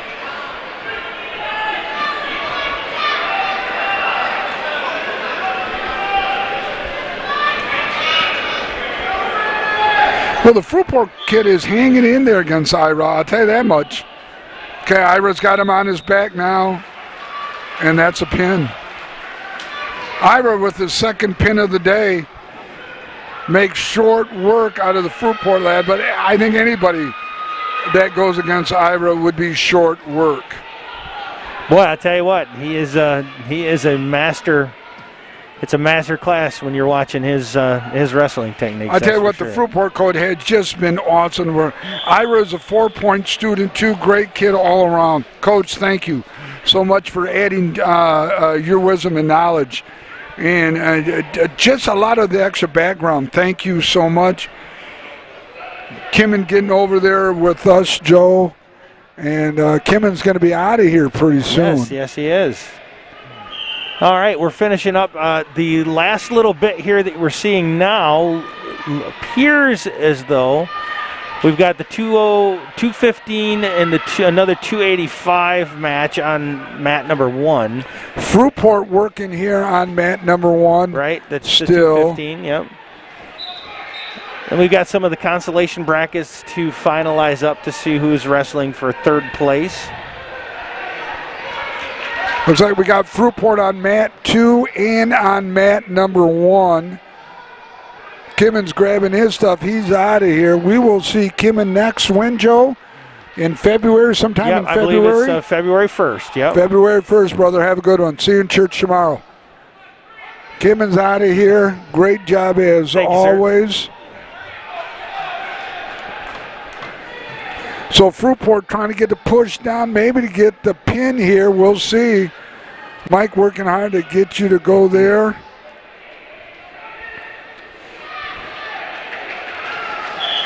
Got the pin, Coach. Fruitport with the pin over the Ravenna Bulldogs. Oh, he did get it over there. I thought you were talking on the center mat. No. Over on 1 with the pin. Working on a double pin over tier. No! The period just comes to an end here. Going to toss that little coin red to the top. Green on the bottom. So Fruitport will be on top. No, I think that's to give choice. So. Oh, they give choice? Yep. Oh, they're going to just square away. Yep. So why do you flip it? Give choice whether you're up or down, neutral. I got you. Okay. That'd probably be something that Coach can. So, Coach, fill me in. The flip. Is it an flip. option? What does it mean? And there's the pin. Fruitport gets the pin over Muskegon Catholic Central. Coach, you got another pin, buddy.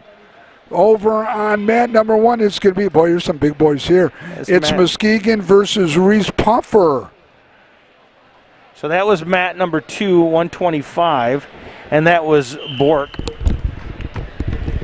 I'm going to go over on the Kim and slide that over, Joe, let you talk.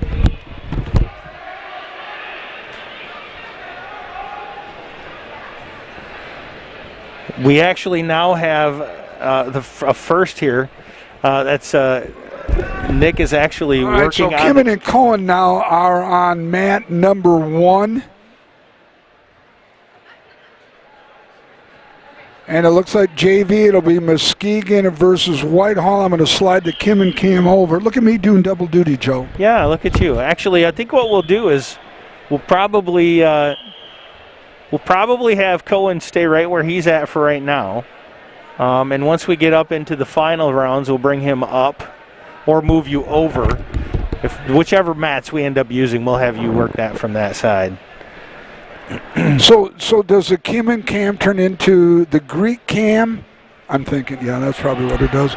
So we've got JV, Muskegon, and Whitehall on 3. We've got Muskegon and I believe Reese Puffer on 2, but Shores is coming up. So we're going to slide that over from JV to mat number 2, Mona Shores versus Oak Ridge. All right, on mat number 2, we've got David Wilson. Let's take a look. That's going to be in the 140 weight. I believe this is one of the consolation. Ooh, nice throw down there. Who's this for Shores, Joe? This is going to be Wilson versus Partner from Oak Ridge. Okay. And that's in the consolation bracket right now. Got a near pin coming down right here. Working on it. You got to get that shoulder down, that other one down. Working on it. He's trying to escape. We got a pin. Reese Puffer pins Muskegon on mat number 1, our east mat. Muskegon versus Whitehall on mat number 3, the west mat. And Shores in the middle on mat number 2. Period coming to an end right here. I think this girl didn't like the official very much. She'd slap him hard, but she just gives him a nice little nudge. Man, I'd be whap!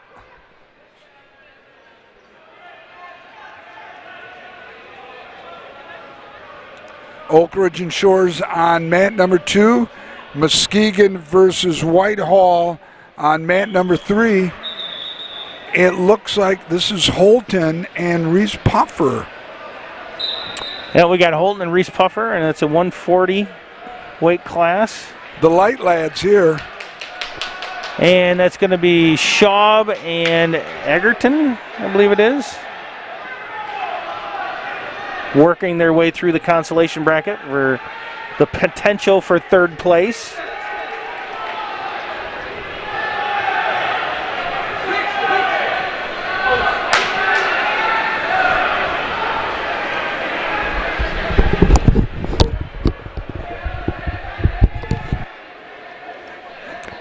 Once again, I'd like to thank you all for joining us here from the Greater Muskegon City Wrestling Meet here at Sailor Center at Mona Shores.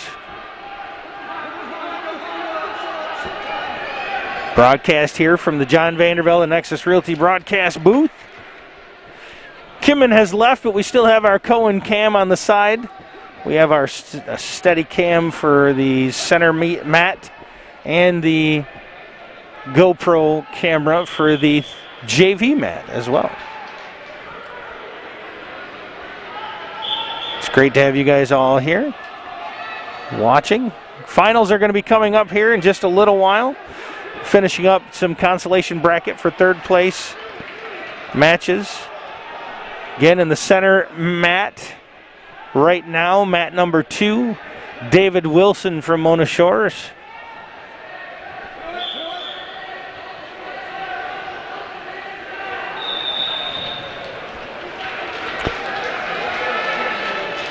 Wrestling against Pertner. Pertner is the last name. Brody. Looks like Brody Pertner.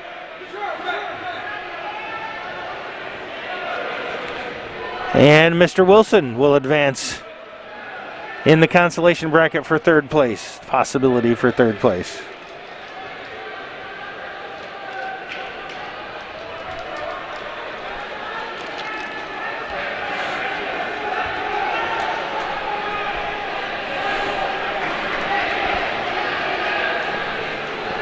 Keeping our eye on mat number 1. Owen Schaub versus Cameron Egerton from Holton. This is the 140 weight class. Again in the consolation bracket, going for potential third place.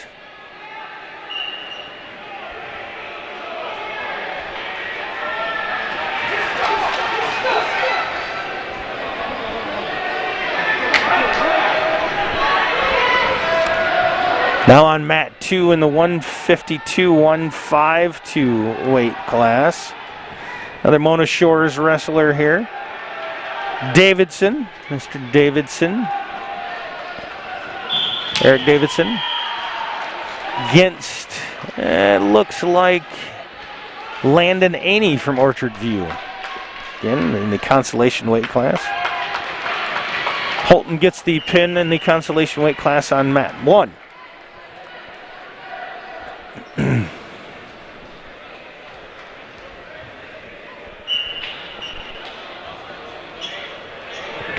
Next up, 145 on mat number 1. Consolation.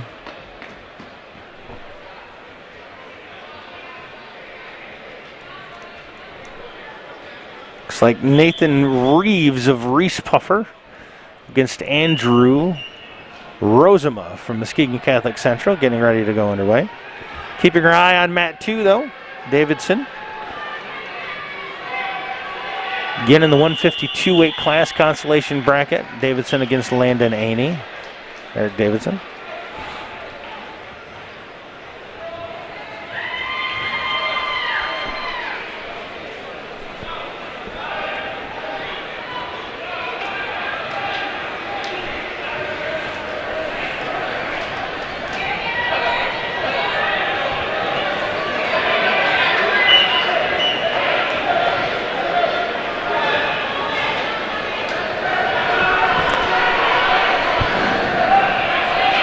Davidson looking to escape. Unable to do so.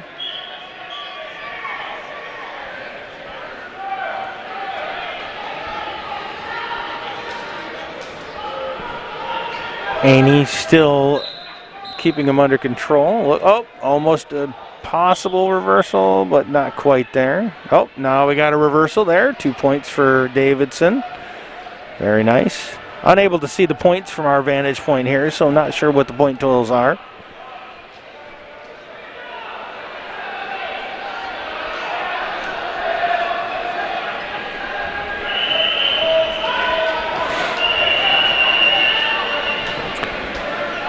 Again on mat 1, Muskegon Catholic Central's Andrew Rosema versus Reese Puffer, Nathan Reeves.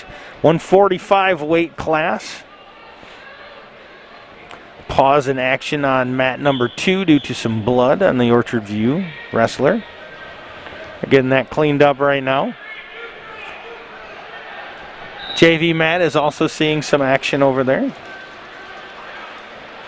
JV mat can be found on the bottom right side of your screen. Mat number 1 on the bottom left side of your screen, and the mat number 2 in the center. Currently where our Eric Davidson is wrestling in the 152 weight class.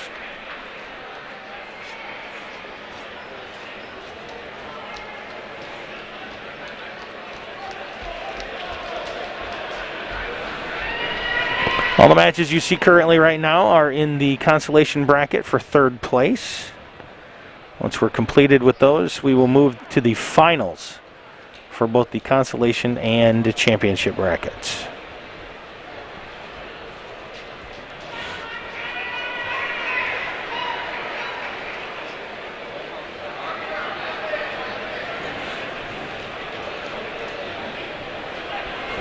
So mat 1 is currently waiting for their next one. Looks to be the 160 weight class consolation. Evan Ludlow against Peter Lindstrom from Reese Puffer.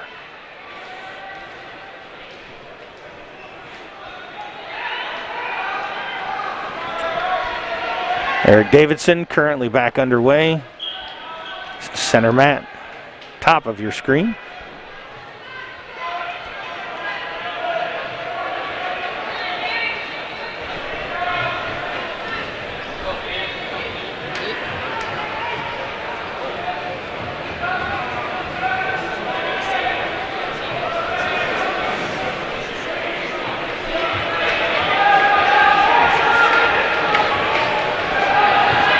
Takedown by Davidson, no points.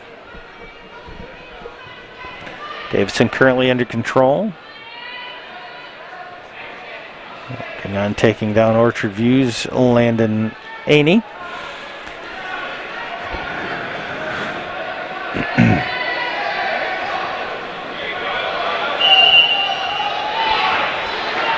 Unable to see again the points on Davidson's match here, but I believe we're moving into the final round of the match.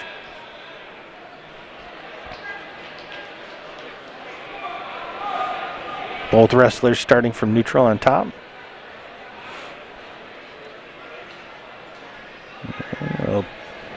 Breaking the action for some more blood. Looking at mat 1 again from the Cohen cam, the bottom left of your screen. You've got Fruitport's Evan Ludlow And Peter Lidstrom from Reese Puffer working out over there on the mat.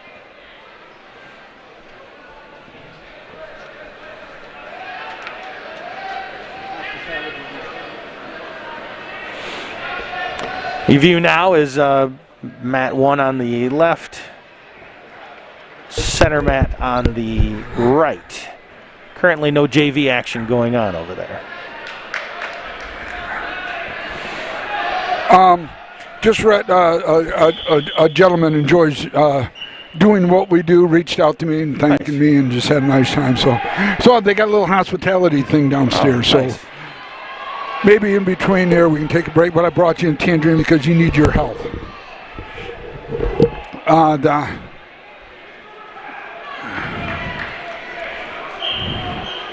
So we got mats 1 and 2 busy working right here. Cone Cam on 1, the Kim and Cam, the vacated Kim and Cam is on mat number 2 at Shores. I think that's Fruitport. Coach, you got some nice unis there. I'll tell you what, I like the F on that. They look good, brother. So it's Fruitport versus Reese Puffer on mat number 1. Mat number 2, it's Shores versus, I'll get that in a minute. Want to thank everybody that joined us. We still got a full house here at Mona Shores. 2022 Greater Muskegon Athletic Association Wrestling County Tournament. Well attended despite the weather.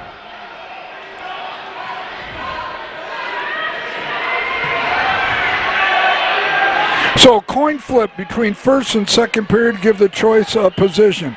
Top, bottom, or neutral, or defer the choice to the third period. Coach, thank you as always for making this broadcast so much better.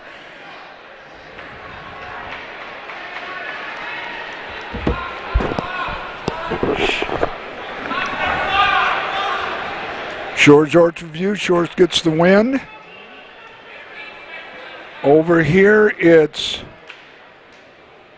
Fruitport on the bottom. Is that Shores? Shores on top.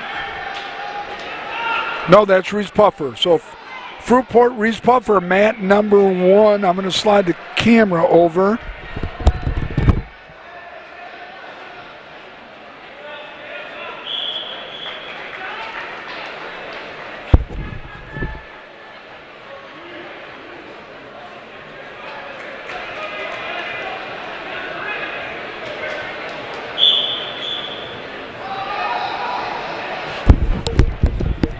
Joe had to sneak away. He'll be right back. Fruitport and Reese Puffer on mat number 1. Oak Ridge versus Holton on mat number 2 going on right now. Holton tried to escape. He escapes.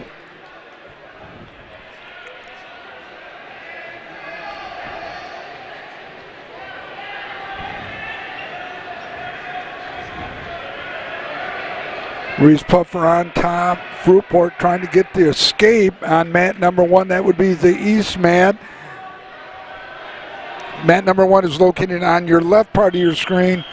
Mat number 2 is in the center. Nothing going on in mat number 3. That's designated the JV match matches at this point. Joe's coming back after working on some technical stuff here. But we are back in action here. It's Oak Ridge and Holton, mat number 2. And it's Fruitport. Oh, Fruitport. Oh, no. The kid from Rocker might have the pin. He's counting it down. He's looking to see if that blade is down there. No, he's trying to get out of it. Fruitport may escape. Looking here. Boy, the official's climbing around mat number 1. He's crawling around looking for the near pin right now. Boy, that official's working hard. And there it is. Got's the pin. Got's the pin. God, that sounded smart, right? Got's the pin. So the pin for the Rockets over Fruitport. Mat number 2 now goes to Holton and Orchard and Oak Ridge. It looks like mat number 3 is done. There's Jack Numador down there socializing. Yeah, and he doesn't have time for us. Jack's down there socializing, for heaven's sakes. So the only mat we got going right now is mat number 2. Oak Ridge and Holton. How do you like that tangerine, huh? See, that's me watching out for Jew. So Mona Shores is getting ready to go against Montague on mat number 1 here. Shake hands, and they are battling. Montague versus Shores, mat number 1.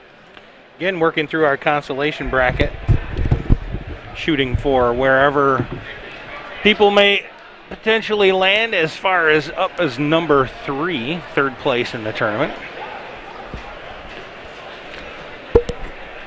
Again, I want to thank everybody for joining us this brisk morning.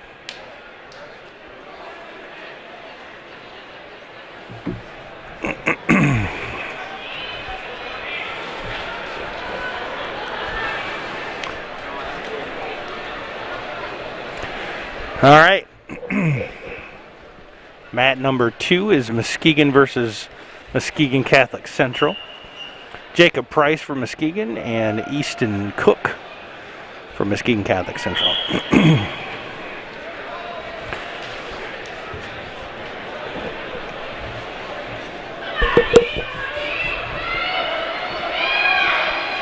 Well, I tell you, it's been some great wrestling here today, that's for sure. I tell you, it brought a lot of good wrestlers and a lot of good fans out here for this city meet. It's just a really good place to host it. Things have gone off without a hitch. I think Todd Conrad and the rest of the administration and the school community should be pretty proud of this. Yeah, Jack Numador, the director, chairperson, as you may say, in charge of this whole thing, has done a great job. Got a lot of help and support, and that's what you need, no matter what sport, no matter what time of year. You know, Mona Shores versus Montague on mat number 1. Reese Puffer and Muskegon in the middle. On that mat number 1, it's Cam McGrilly. Let's go take a look at our brackets and check it out. Cam played football for me a couple years ago. Linebacker. McGillney. Cam decided to forego football and just concentrate on wrestling. And that's what the program needs. The kids like that, they just, one sport, kids, it does a spring sport, but right now, concentrating on wrestling right now here at Mona Shores. And what's it's going to take? It's going to take a few kids to get that foundation of the program going. Cam McGinley on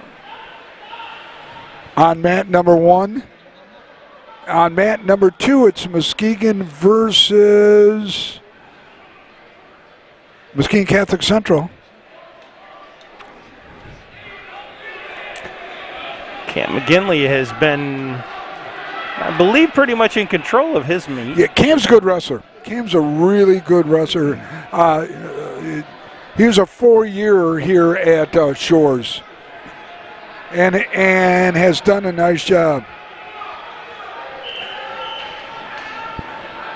If you're watching camera number 2, mat number 2, it is Muskegon Catholic Central's Easton Cook versus Muskegon High School's Jacob Price. They're in the Consolation 160 weight class, 160. Boy, going back to what Todd Conrad shared with us, he was a wrestler in high school. His son is a very good athlete, football, basketball, and lacrosse. I mean, football, hockey, and lacrosse. But if he wasn't playing hockey, I bet you he'd be a heck of a wrestler as well. I bet you would, too. He's built he's solid. Like a but I'll tell you what, he's a very good hockey player. He's a good linebacker, good football player at linebacker. Really good hockey player, but I tell you what, enjoyed watching him in lacrosse. I mean, we'll get to see him again this spring. Yeah. I mean, he really is a bull in a china shop when it comes to the crowd. I mean, he's not shy at all, and good for him. He's a good all-around three-sport athlete, and good academically, too. And Cam McGinley wins his match. Good kid. Love Cam. He moves on. All these kids are just wonderful, no matter what school. Great kids all around. To be exposed to this is great.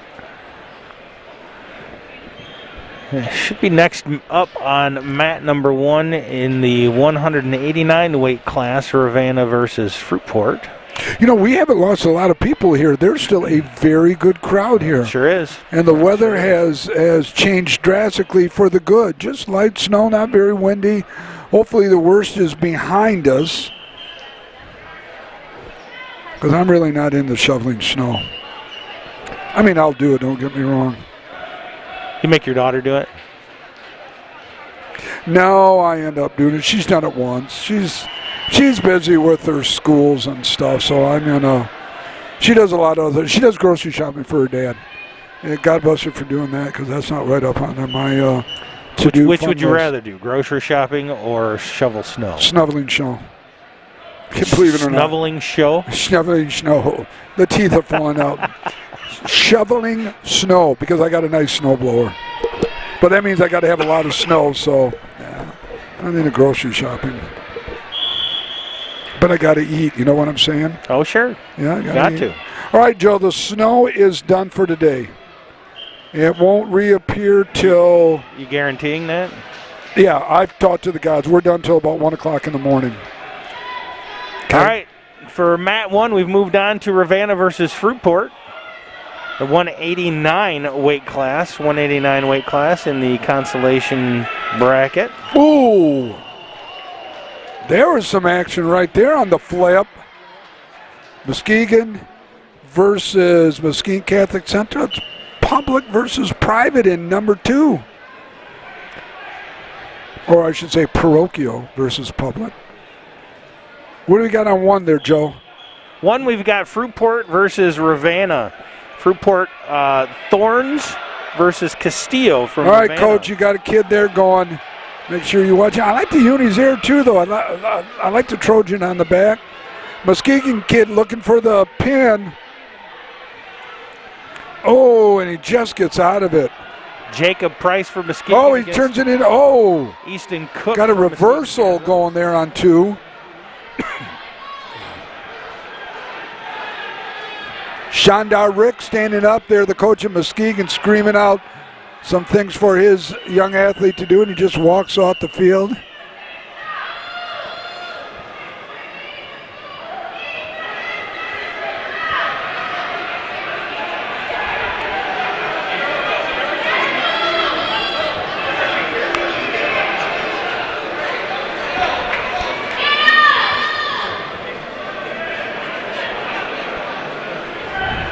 Coaches for both players right here in the camera number 2, looking at mat number 2 here. Both coaches talking to their wrestlers at this point.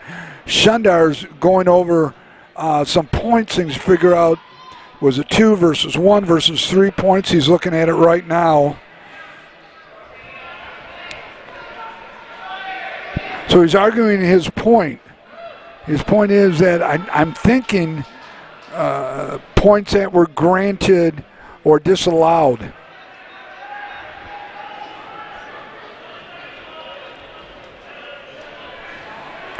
Meanwhile, in mat 1, we still got the Ravenna versus Fruitport match going over there. Ravenna currently in control.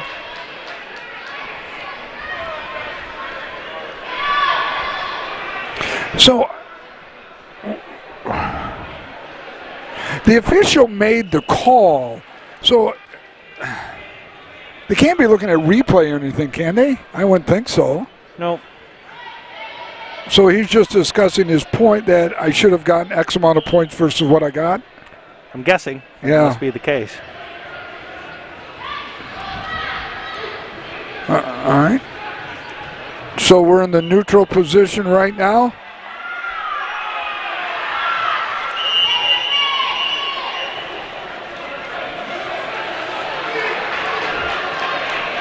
Boy, Catholic kid's not shy, is he? Nope, they're getting right at it. Yes, they are. He's back in the battle. Man, this is a nice little match right here. Muskegon.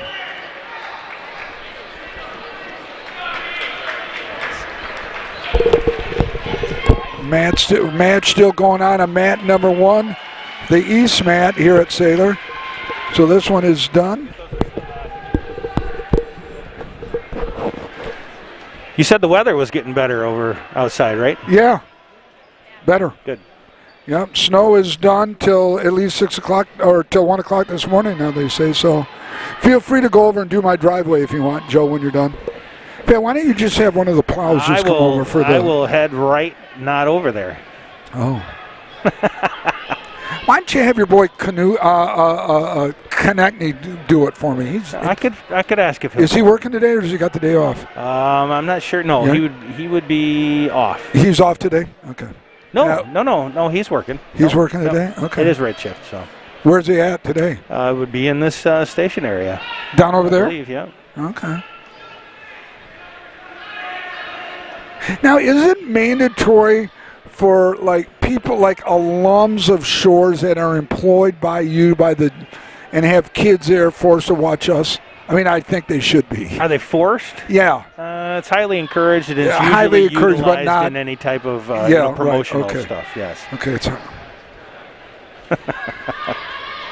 Yeah, I would think it would be highly encouraged. All right, on mat 2. Coming up on Emilio Martinez from Mona Shores. Going to be wrestling against Muskegon High School. 189 wrestler, and it looks like, is it Aaron Farmer? Have I seen that correct? Let's look in the 189.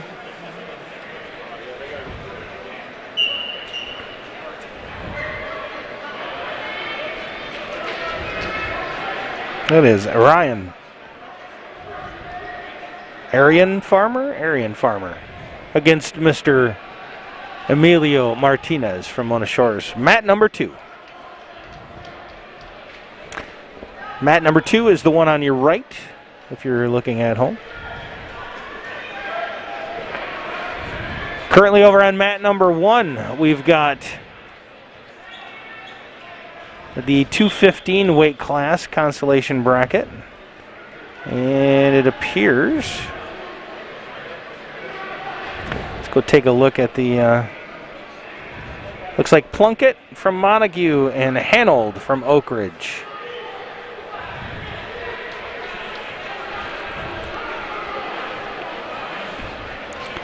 Montague and Oak Ridge, pair of blues are out there on the mat number 1.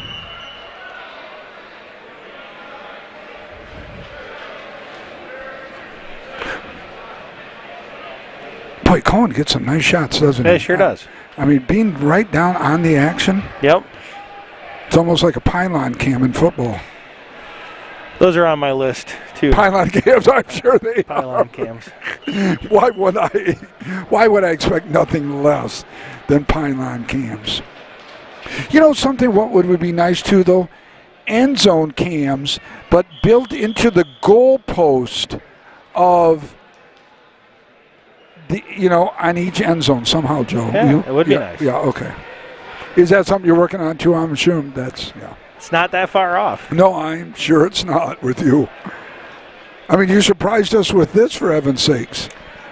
I know, Joe. The world we live in with you, the Godfather. I'm always looking. I'm always looking to improve. Always.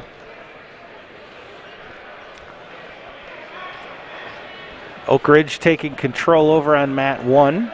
Joe, looking at to improve then, I've got a suggestion maybe to improve our relationship. And it's good, Joe, don't get me wrong.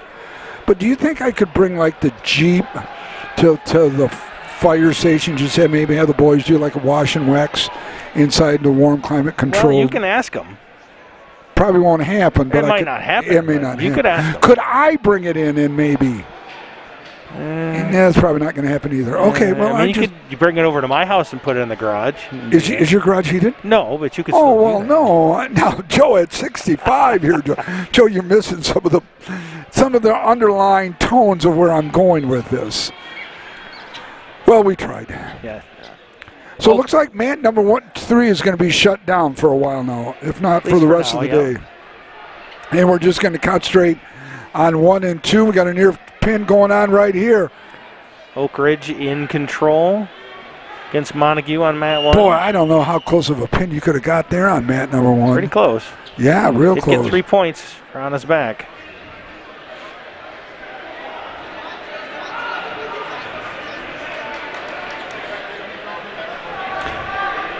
Still working Emilio Martinez and Ryan Farmer. Mat number 2, Muskegon versus Mona Shores.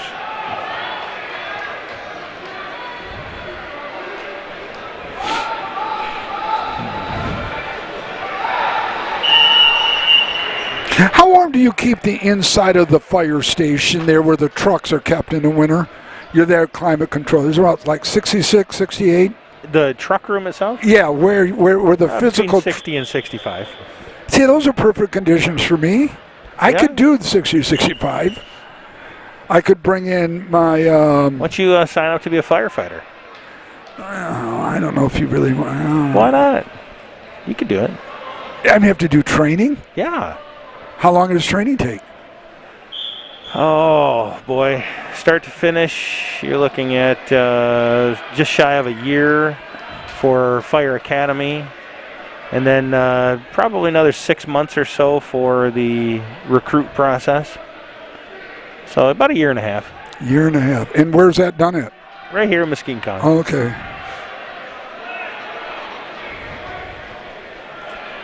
I mean, if you didn't have anything else to do, you know, you're not busy, right? No. In between my work, being a father, Sailor Nation, sports, football, I could squeeze it in. I don't need to sleep. Let me just... Sleep is for the weak. Yes, it is. Now, with this instruction, while we're watching this going on here, where is that held at? Do you teach it? God forbid I I'm part of the coordination of the Muskegon County Fire Academy. Yeah. And the academy is located? Most of the classes are out at Eggleston Fire Department. So now I have to drive like I was taking my master's classes back in the day. Yep, you do. We do some of them through Zoom right now. Some of the classroom portion stuff. So, as much as I'd love to, Joe, I think you need better than what I can give you. And this is the humble side of me saying that. I just want you to know that. I mean, Konechny's doing it. Are you saying you're less than Konechny? Well, I'm sure if he's listening, he'd really like to hear that. Well, I just texted him to make sure he was. He says he's working. So I asked him, definition of working. I'm sure he's working hard. Don't get me wrong. I'm sure he is too. All right. Here's our pause at mat number 2. We're going to see where we're at. Now, who is this for Shores? This is Mr. Emilio Martinez. Oh, he's good size looking kid too. Yep. Good for We're him. going to find out. I'm not sure if he was able to pull enough points off or not. He's a football player as well. So we can get some big kids here. Muskegon wins that one. Emilio has been eliminated. And Oak Ridge won on mat 1. Yep.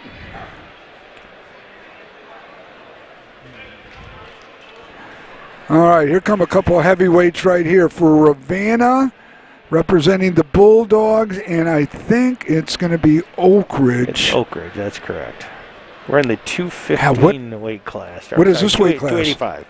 285? 285 weight class. Okay, so these are some heavy hitters right here. Yeah, and this is, let's see, Dakota Smith from Oak Ridge. And it looks like Landon Gorbig from Montague. I'm sorry, Ravenna. So we've got Ravenna and we've got Oak Ridge here. Wow, these are some big boys, Joe. These are some big lads here. Over on, it'll be Fruitport versus Whitehall. These got to be what, 103? 115? Yep, 103. 103. All right, mat number 1 is 103. That'll be on the Cohen cam. So Fruitport guy, Mike, you guys are up there. And that's Taranko and Stone Tile.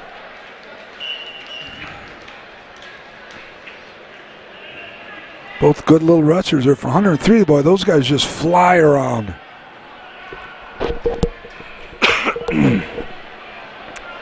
This is on mat 1, represents the first semifinal round for the consolation bracket. So the winner goes to the finals, correct? The winner of this one goes to the semis of the. It'll be the finals of the third place position. I got you, Roger. Uh-oh. Oakridge got him down looking for the pin. Oh, and the period comes to an end. Saved by the bell. Literally. By the bell, yep. Saved by the bell.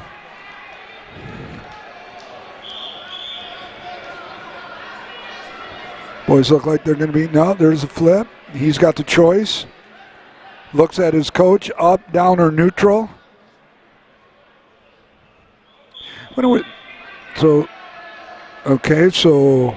So Ravenna will be down, it looks like. Oakridge will be up. Boy, you win the toss. You got the options there. You got the triple option. And I think that there's some people that prefer one way or the other. Oh, yeah. I would agree with you on that, partner.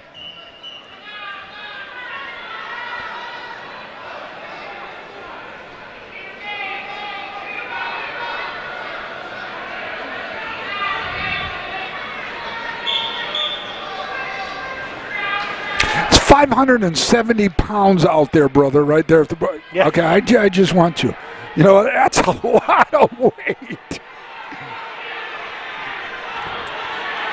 Yeah, they're not shy about moving each other around. No, they're not. I'll tell you. A lot of beef there.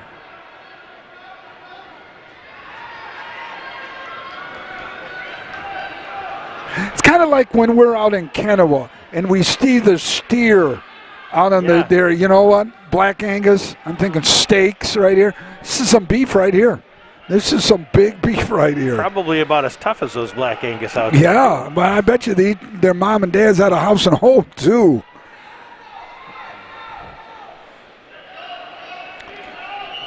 Action going on in mat number 1 there. It's Fruitport versus Whitehall. State ranked Whitehall, number 2 in the state.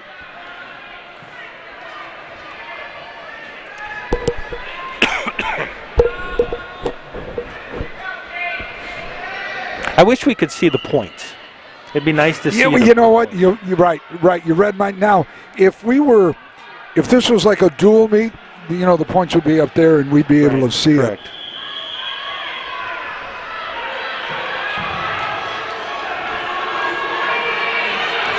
Maybe next time we set up on the opposite side so we can see the scorers table. Oh, good point. Yes.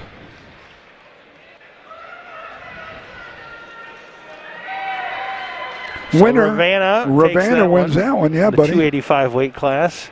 Consolation. I did not bracket. see. I was concentrating on that one. I didn't see the winner of the Fruitport Whitehall. I did not, but we'll have the brackets updated here relatively soon. Yep. So they update them. They're down at the table at mat number 2. It looks like, I would think. Yes. Well, I think between. Or does each mat do their own?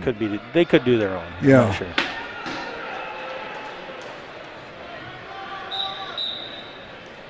So, Joe, busy time of year for the fire department with the rescues on the water, ice breaking, anything with you guys? Or Well, they just had ice rescue out on Muskegon Lake. I saw that. Yep. Yeah, I saw that. This time of the year, obviously, people want to get out there. The ice isn't quite set up in a lot of places. Some places it is. So Yeah. it's always got to be very careful going out Yeah. on Oh, the ice. without the Right as it's freezing and when spring's setting in and it's starting to thaw. So. Yeah, I saw that tugboat that was frozen in Spring Lake last night. That was pretty cool. All right, so on mat 1, we've got Tony Baker from Holton, and it looks like I can't see that one, but it's the 112 weight class. We'll take a look there. Tony Baker, and it looks like English. Last name is English. Raina English from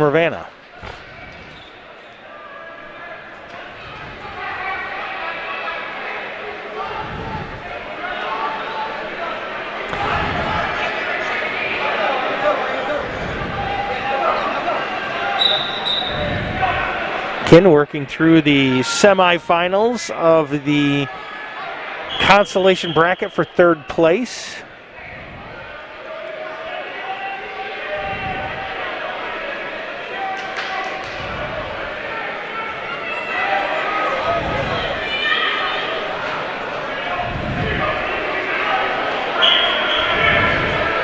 Mat number 2, we've got Muskegon. Looks like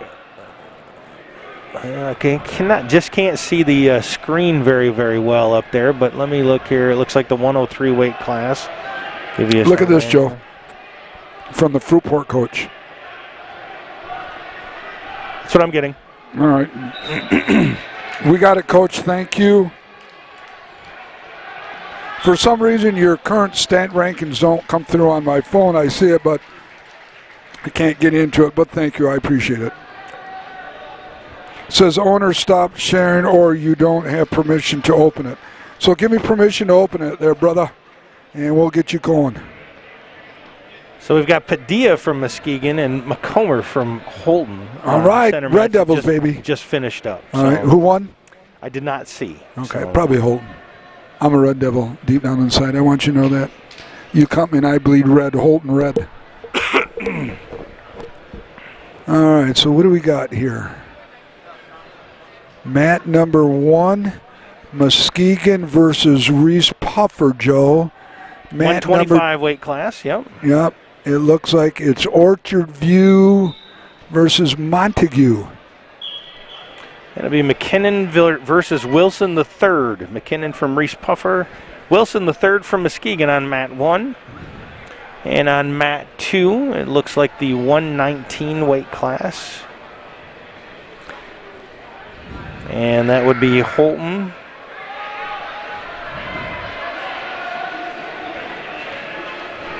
No.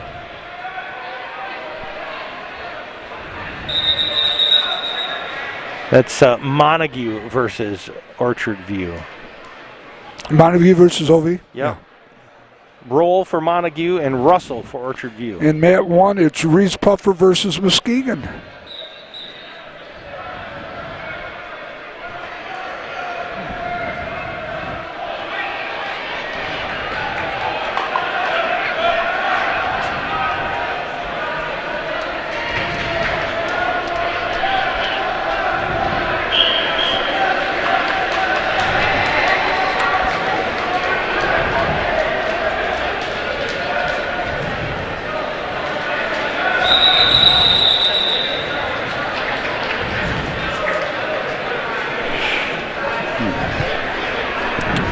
The coach from Fruitport, I tell you, like I said before, it's been a godsend. So I've got the current state rankings. Jimmy Tommen is ranked number 8 in Division 3. And Cook from Reese Puffer ranked number 10 in Division 2. Caden Malotke from Reese Puffer, 130. Ranked number 8 in Division 2 in 135. K.L. Compass. Montague, ranked number 1 in Division 3, 140. Aiden Weiler from Whitehall, number 13 in Division 2. Max Brown from Whitehall, 145, ranked number 3. Your 152 weight class, Alec Pruitt from Whitehall, ranked, let me go back here, Coach. Ranked number 13 in Division 2, 145, Max Brown, Whitehall, number 3 in the state. Pruitt, number 13 from Whitehall. Rice Robbins from Holton, ranked number 9 in D4. Nick Blanchard, Whitehall, number 5 in D2. Braden Van Panten, Whitehall, number 14, D2. Shane Cook, ranked number 4, D2. Brennan Forsyth from Urbana, number 14, D4, and 285. Want you know, Ira Jenkins, ranked number 1 in Division 2. Joe, we got a lot of state-ranked players on this side of the state. We do. And in Muskegon County, for heaven's sake. And a lot Coach, of them, thank you so much. A lot of them right here today we've been able to watch. Yes, we have. I mean, this is one of our better tournaments right here. Coach, thank you again. Truly appreciate it. All your help and insight. And, again, our thoughts and prayers. Get healthy, buddy. New match on mat number 2. Looks like we're looking at Shores? Whitehall versus Fruitport. For Fruitport. Okay, Coach, you got a kid there. Mat number 2, buddy. On the far right side. 125 weight class. Looks like Muskegon is on mat number 1, and we got a pin. Rockets pinned the Big Red on mat number 1. That just concluded. And on mat 2, it's Varela from Whitehall and Baroque from Fruitport.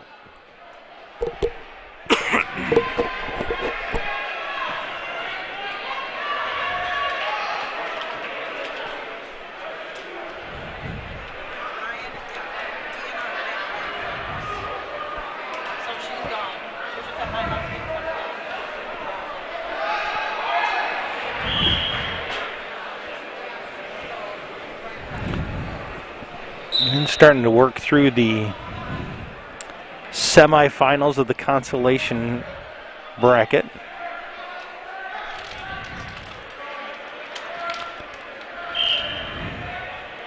Fruitport, Whitehall in mat number 2. Looks like Muskegon and Reese Puffer on mat number 1, Joe. The McKinnon from Reese Puffer and Wilson III from Muskegon.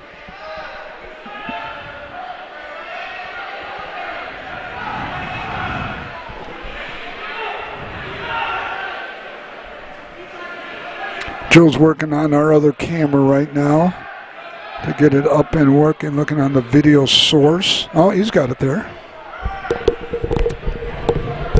And that's why he's a godfather right there. All for those reasons right there. All right, so Muskegon and Reese Puffers on mat number 1.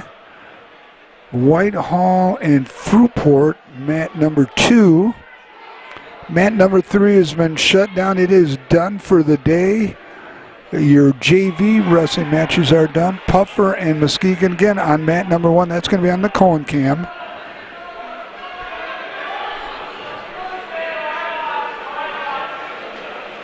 Fruitport and Orchard View on mat number 2. Joe's getting the new battery put on to get that other camera, the Kim and Cam, working. There it goes. All right, Coach. Now, sorry for the delay there. Now you're hooked up with your young lad. Yeah, the batteries tend to run out when you do a broadcast this long. Guys, our next long broadcast will be either bowling or competitive cheer. Yeah. And we've got the Dykstras. Team Dykstra will be joining us for competitive cheer, the mother and daughter combo, which will be good, which will be better for you fun, because of us. We got Mick Holman for swimming, which will be good. Yeah.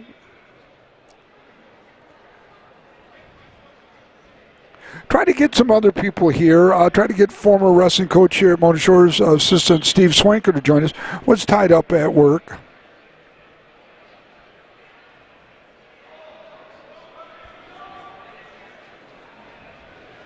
Want to thank Jack Newman, our tournament manager here, along with the athletic director Todd Conrad.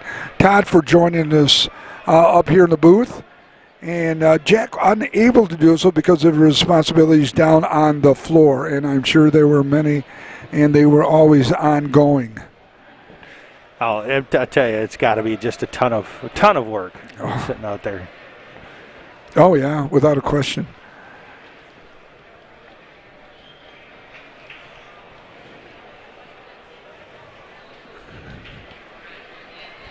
So action Fruitport now on mat number 1 and Fruitport on mat number 2. So, Coach, you got 2 of your lads out there wrestling. Whereas mat 1, it's Oak Ridge against Fruitport, and then Whitehall against Fruitport.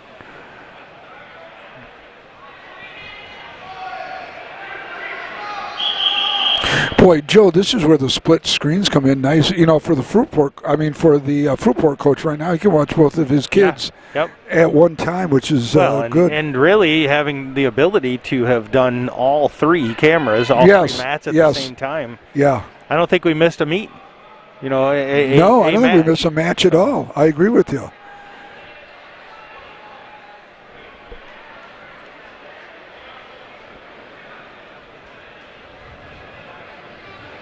Again, slowly making through our semifinals of the consolation round. Once we're done with that, between mat 1 and 2, we will have the finals for each one of those brackets. Yep, and Jack Nomador will be out there meeting per the Fruitport coach, who's been just a godsend to us today. We'll be shaking the hands of the participants to get them going for their championship round. And you got to believe that might take a little longer just because both combatants have earned their way to this championship round. That's correct.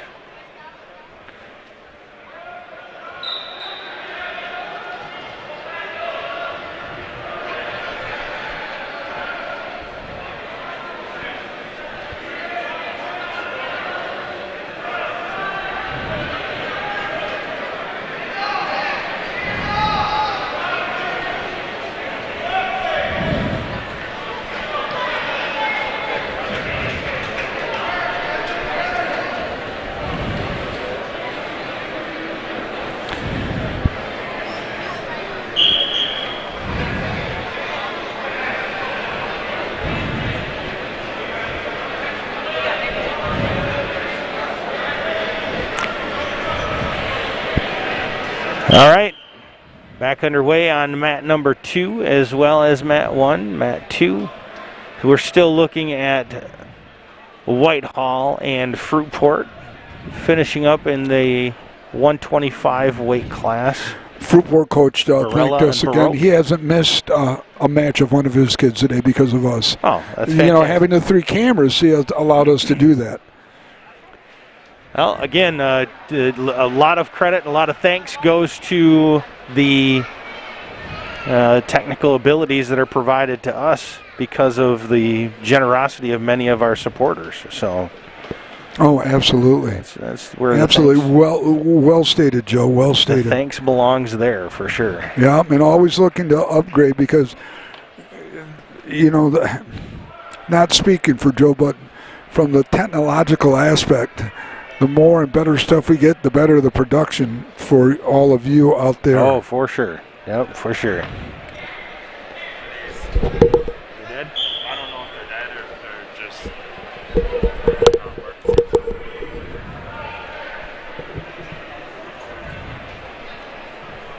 Working on some stuff right here. Both mats 1 and 2 are still busy.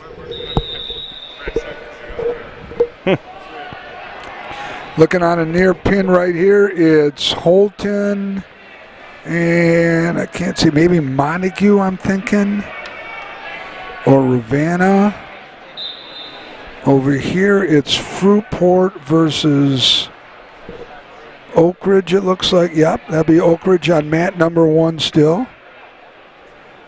Holton working on the near pin right there, the official down, and there's a pin.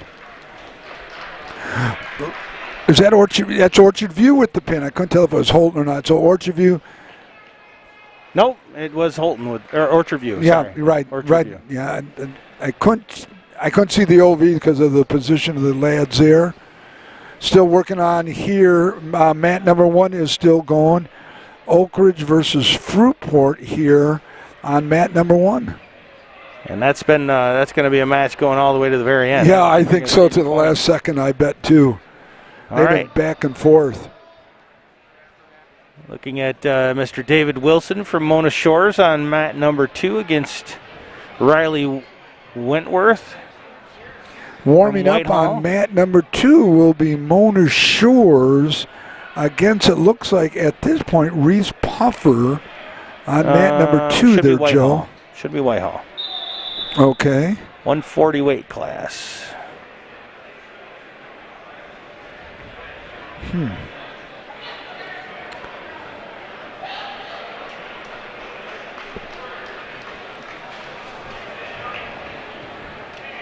Something going on with the Whitehall.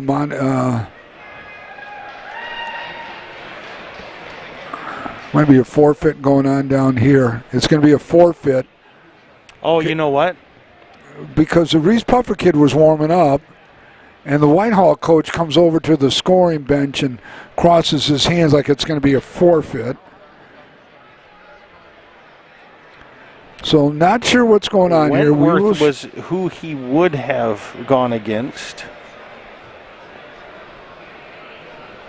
If that's the case, then he'll be going against Wallace Oaks from Muskegon in the finals for third place. Well, they're talking about it right here, Joe, at that scoring table and in front of mat number 2. Next up, beyond him, is Eric Davidson against Reese Puffer's Sage Seacrest in the 152 weight class. So that's why you see the Reese Puffer. Okay. So, all right, so it is a forfeit. The Shores could forfeit win against Wentworth from Whitehall. Now, Wentworth might have been the one that was injured earlier because there was a Whitehall wrestler that was injured earlier on mat 1. Yes. So I'm wondering if that might have been that injured Whitehall wrestler.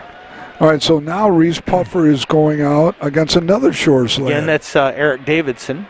Okay. And over here on mat 1, it's Muskegon versus, is that OV or Holton? Muskegon and Holton. Holton, okay.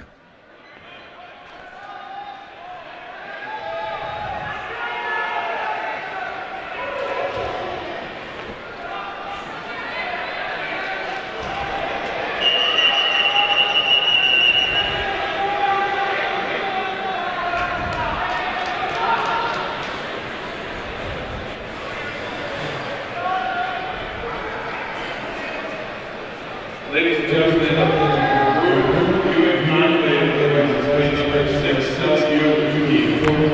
so it looks like an injury timeout of sorts over on mat 1 with the Holton versus Muskegon match.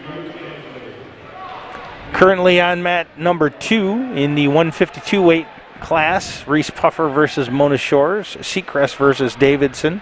Seacrest has been in control for the most part at the beginning of this match. Oh! Nice little flip there, but the time runs out. They gave him 1 point for the reversal.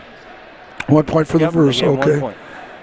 So is that a medical timeout over here, Joe? Mat 1? It looks I believe like it is of some sort. He got a good slam to the Yeah, I see Dan over there talking to the Holton lad.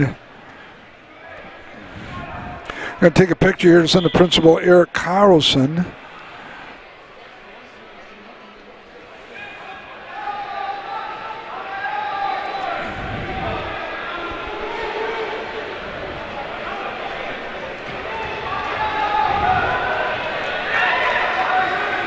Davidson still working to get loose from Seacrest on mat 2.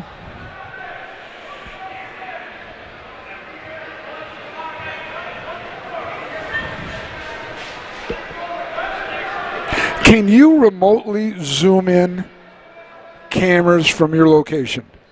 No. Well, I could if I had the remotes with me. Oh, I got you. Okay. All right, so both combatants are going back out on the mat.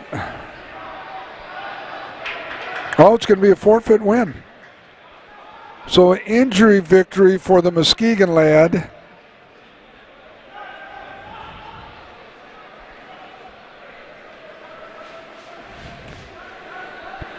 Continuing to work on mat 2, Davidson versus Seacrest, 152 weight class. This one may go down to the last second too, Joe.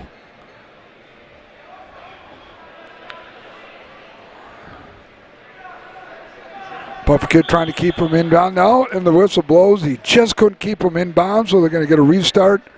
The center ring.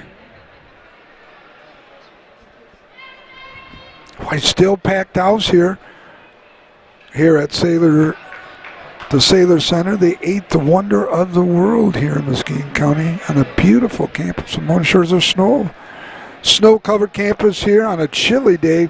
It's 25 degrees, but it feels like 15, Joe. I just thought I'd give you that weather update. It's much warmer in here. I agree. Well, that's my suggestion about me using one of the stations, just, walks and... Again, I'm doing it for Sailor Nation Sports, too, as well. I want you to know that, yeah, too. just keeping your car clean is for Sailor Nation Sports. Yeah, Joe. I mean, I just don't understand. We'll discuss this later, Joe. Seacrest still in command of this match. Mat 2.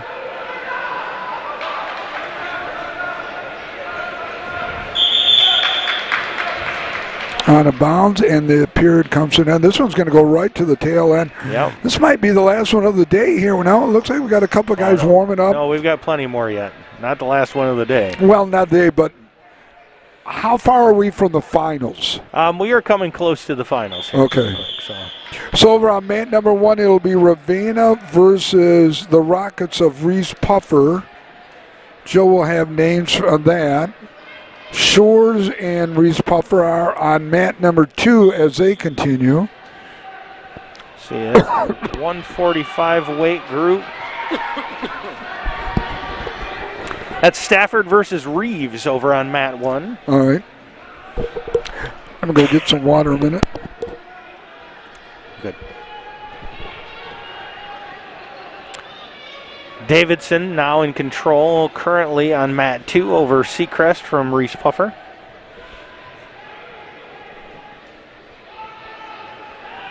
Is in the 152 weight class. 152.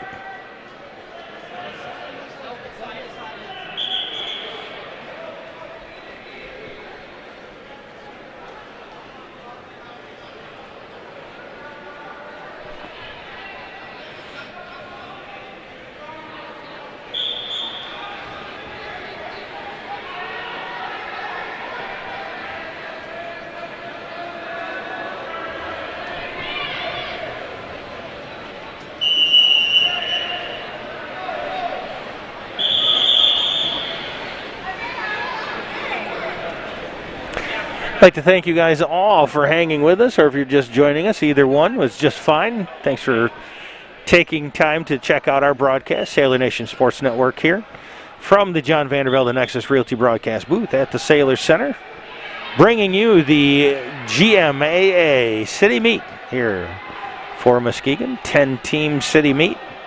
It has been action-packed and is moving right along. Coming up, closing up the consolation bracket here momentarily. A few more meets or matches before we head to our finals. On mat number 1, which is the mat on your left, we have Reeves from Reese Puffer and Stafford from Ravenna. Mat 2, which is on your right, Mona Shore Sailors Davidson versus Seacrest from Reese Puffer.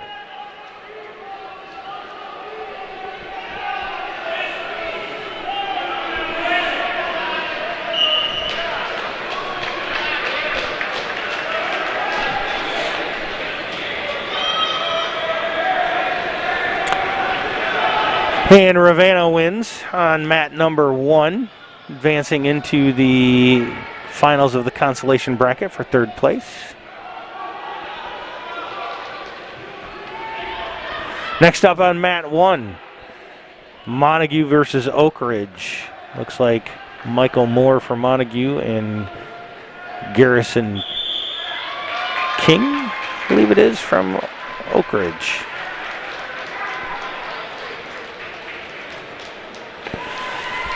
Unfortunately for the Sailors fan, Davidson is not moving on. Reese Puffer Seacrest was able to take him out.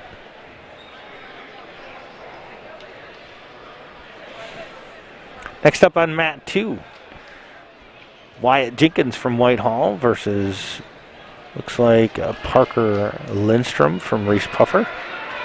That'll be in the 160 weight class. Let's take a look at that, make sure I got the names correct on that.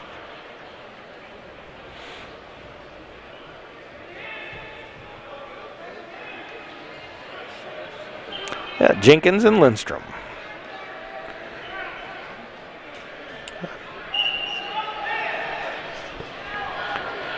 Mat number 1 moving on, Montague versus Oak Ridge. And that's in the 152 weight class, consolation bracket.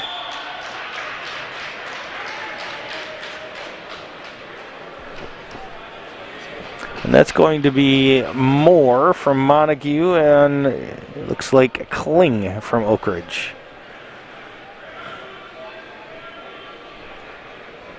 There's a quick match rather on mat 2. Center mat, mat on your right. Next up for mat 2. In the 160 weight class, Jake Moll from Mona Shores against Jacob Price from Muskegon.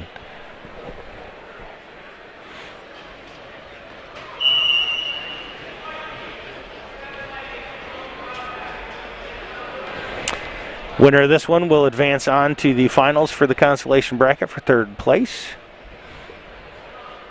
Waiting for that one to start on mat 2. And that is going to be the mat on your right-hand side of the screen. You are watching mat 1, which is the Montague versus Oak Ridge mat. 152 weight class.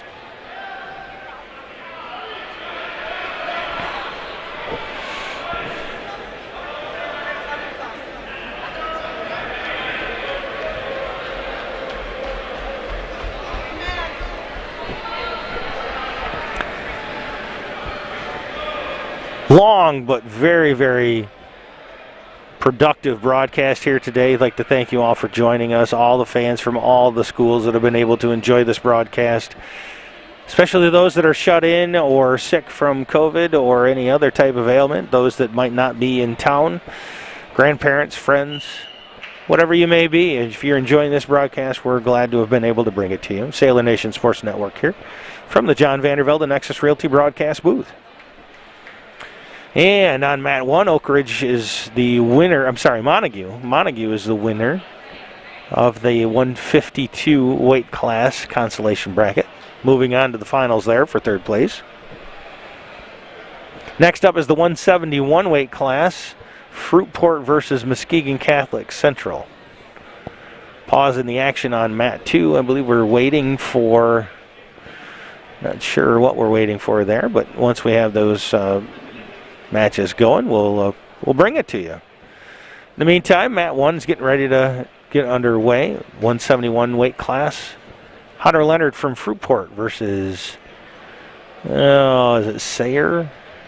Oh, look on my sheet here. This is the 171 weight class. Hasten. It would be Hasten from Muskegon Catholic Central. And mat 2 just about to get underway here with Jake Moll. Be going against Jacob Price from Muskegon High School.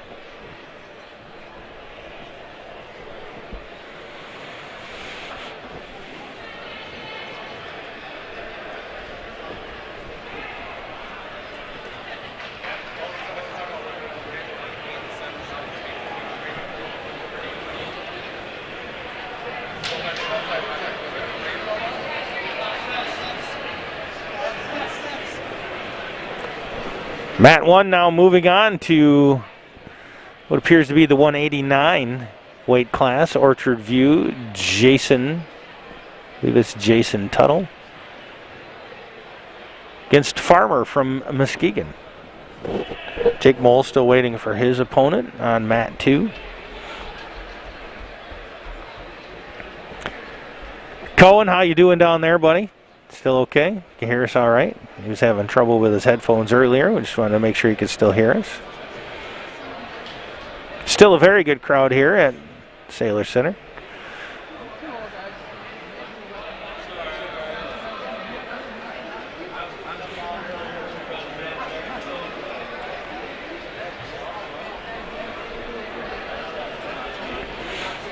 Quite the break in the action. Again, this is the city meet. 10 teams, 10 high school teams here, both varsity and JV action throughout the day. I believe our broadcast got started probably about 9:45 today, and we're still going strong. Very, very long broadcast here. So, but we're enjoying the opportunity to bring it. We have the equipment to do it, and hopefully you guys are very much enjoying it. All right, looks like the mat number 1 is getting ready to get started. 189 weight class. Again, that's going to be... No, that's not who's listed up there. That's a Montague wrestler. Montague against Fruitport. Not sure who we got over there, but it looks like that's going to be the 285 weight class going over there on mat 1. Skipping ahead a little bit there. Get the names for you. Looks like it's going to be Leonard from Fruitport versus Winkleman from Montague.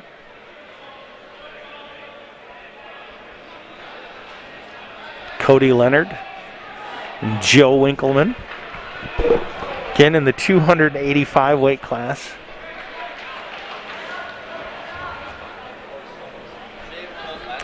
Again, Jake Moll still waiting for his opponent.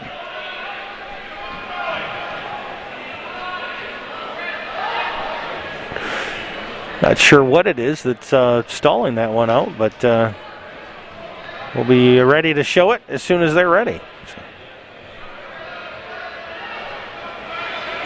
Keeping an eye just about a pin over there by Fruitport on Montague. Saved by the bell.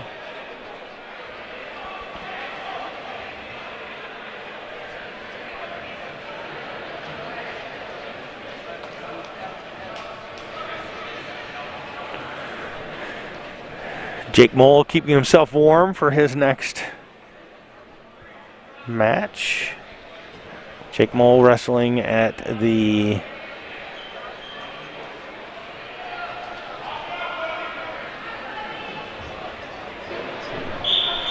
no, I'm not seeing. I think Jake Moll's at the 145. Does that sound right?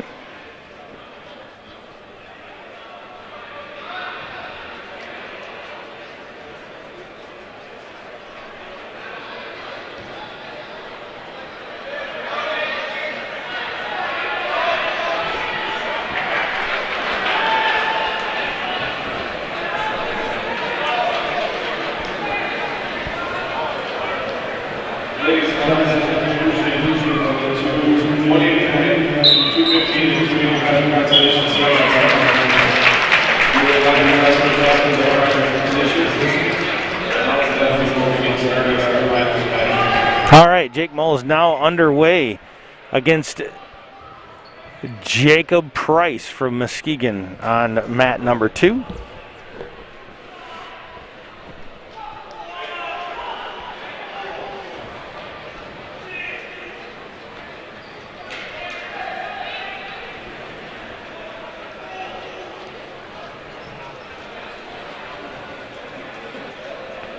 Reese Puffer versus Ravenna. Now 189, looks like the 189 weight class on mat 1. Zimmerman from Reese Puffer versus Castillo from Ravenna.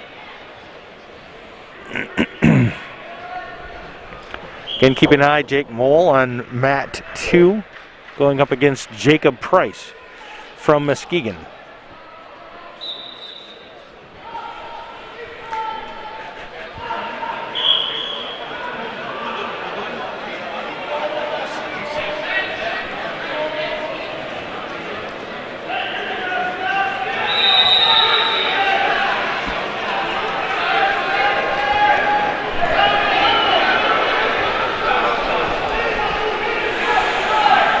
Closing in on our finals and semifinal, or I'm sorry, our finals for both the championship and consolation brackets, where we will determine first, second, and third place for our city meet contestants.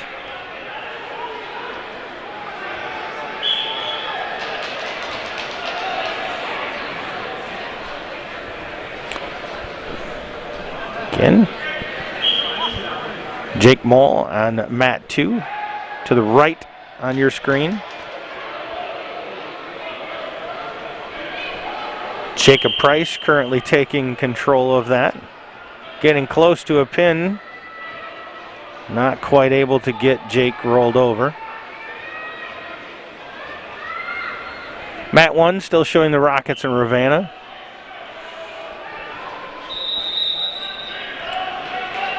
going to be the 189 weight class on mat 1. Still working through the 160 weight class here on mat 2.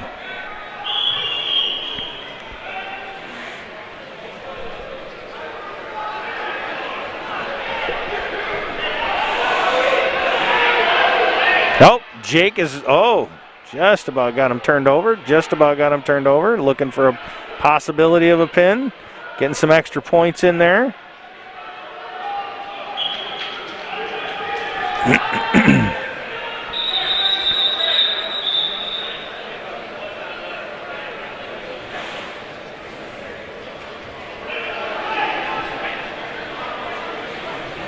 Stoppage on Jake Moll's match due to some blood.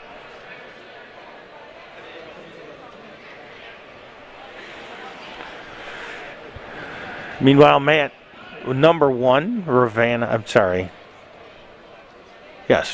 and Reese Puffer still going at it. 189 weight class. Zimmerman versus Castillo.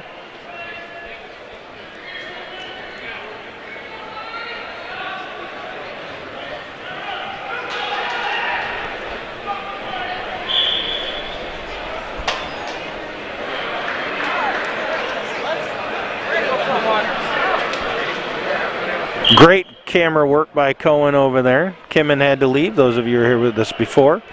Kimmin had to leave in another prior engagement that he had to leave about 1 o'clock for. So we are working with what we have as far as the cameras.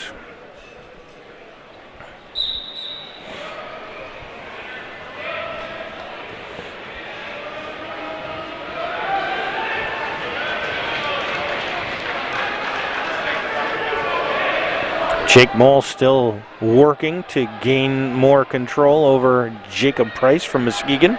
Mat 2.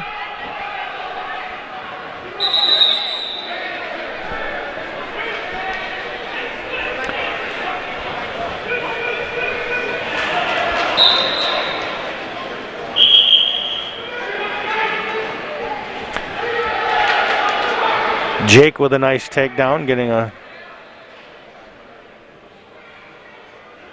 extra points, a couple extra points there.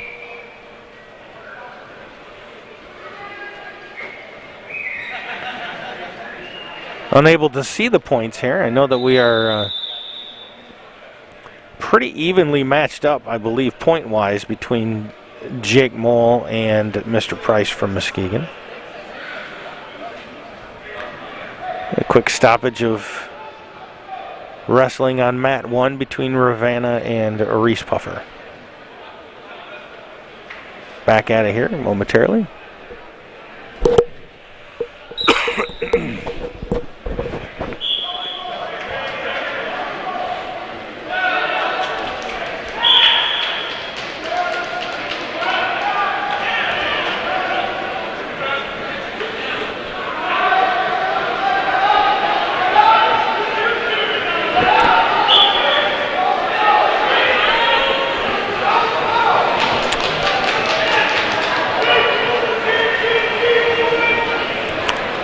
Jake looking for the takedown.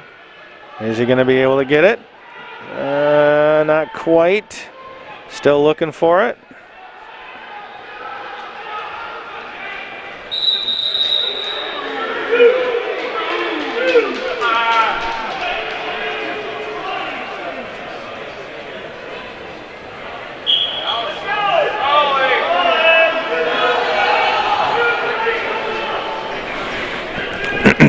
Jake gets some takedown points for the push out.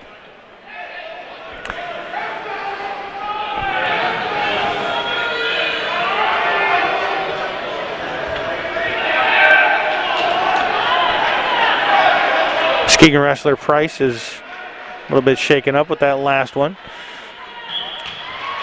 And Reese Puffer gets the pin on Ravenna over on mat 1. That's Zimmerman over Castillo in the 189 weight class.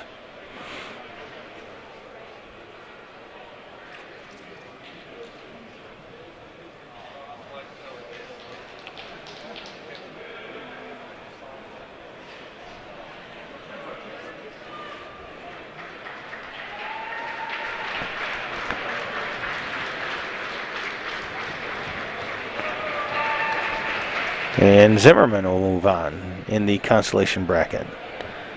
Jake Mole waiting for his opponent to return. Looks like his opponent is looking okay now. Jake is looking to continue on with this match. I think he has started to take control of this match point-wise. Next up on mat 1, it appears as though we will see Muskegon versus, is that Holton?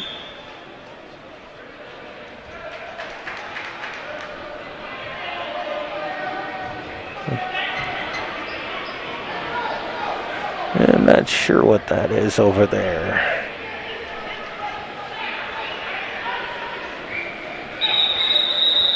No, it's Muskegon. Looks like it might be. We'll get that in a minute.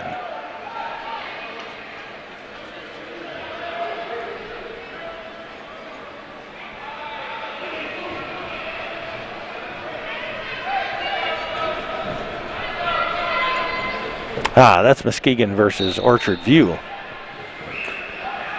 That would be the Farmer versus Tuttle match. It looks like the 189 weight class. Jake Mole looking to secure up his match on mat number 2.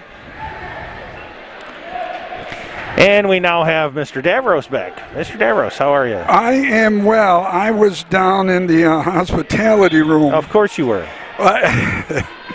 But I ran into a dear friend of mine, Joe Lane from Reese Puffer. Joe Lane, yes. I saw him out here taking photographs, as he normally is.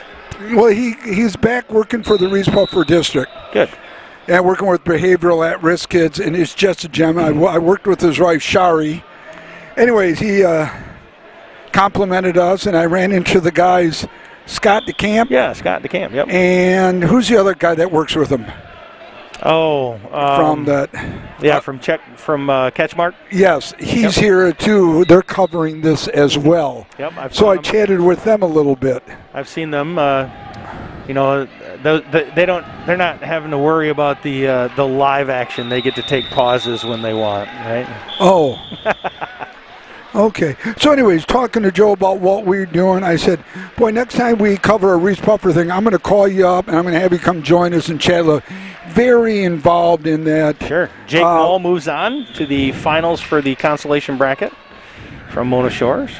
But more importantly, because of your COVID, now that you're better off, I felt you needed some aqua therapy as well because that was empty, Joe. Yep, I have stayed very hydrated over the course of the last week and a half, so I think that was another one of the many reasons why my recovery has gone so well. Well, see, if I were to drink as much as you drink water like that, throw Depends on me or just let me sit somewhere else instead of on a bed. Okay, because I'd be going back and forth. It's age-related issues, Joe. You wouldn't understand yet. Well, you're way too young. Way too young. Moving on mat 2. We got Muskegon versus Shores, brother. And on mat number 1, it's Muskegon versus, we got a pin over at 1 already against Orchard View. So Muskegon throwing their might around here a little bit now. Muskegon getting some kids into the finals.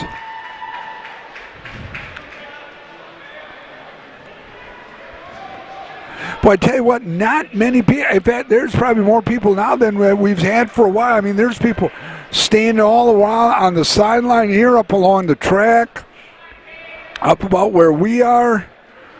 Joe, we've been here for a while, brother. We have. So this is in the 171. This is McGinley, I'll say that right one of these days. McGinley. Versus Wynn for Muskegon. This is to go into the Consolation bracket finals. It's kind of me like Habitler. Yes. Habitler. Yeah, you know.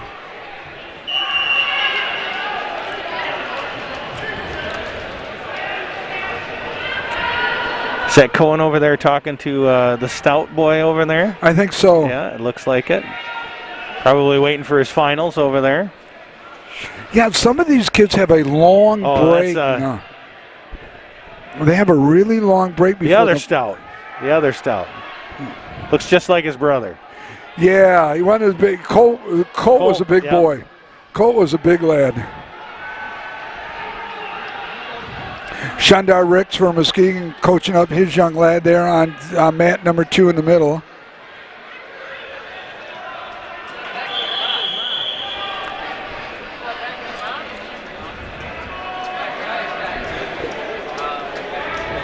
We're going on 5 hours of broadcasting. Yes, we are, brother. 5 hours of broadcasting. But we are coming to close to the finals here.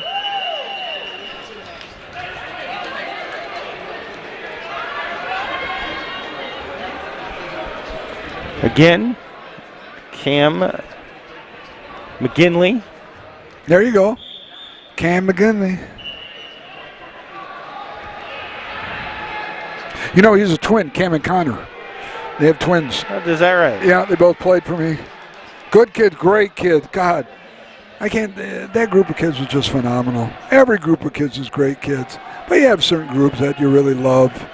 So a lot of the other participants just sitting around here watching their teammates, wrestling mates out here, Muskegon, covering mats 1 and 2. Yep, Muskegon 185 or 285 weight class looking for a pin, and it looks like he just got it there against helped him Ravenna Bulldog. Tell you, Muskegon's got some big linemen coming back in football. I hope some of those kids are wrestling. And I know Coach Fairfield's got them lifting, but they got some big linemen coming back. They got some big linemen coming up, too. Well, I'll tell you what, McGinley gives up a lot of height to Forsyth. Is that his name? Not Forsyth. Is this Cam wrestling? Win, yes. That's Cam down here in the center. Yep, Cam. Yep. He's a little vertically challenged. Win is definitely much taller than McGinley.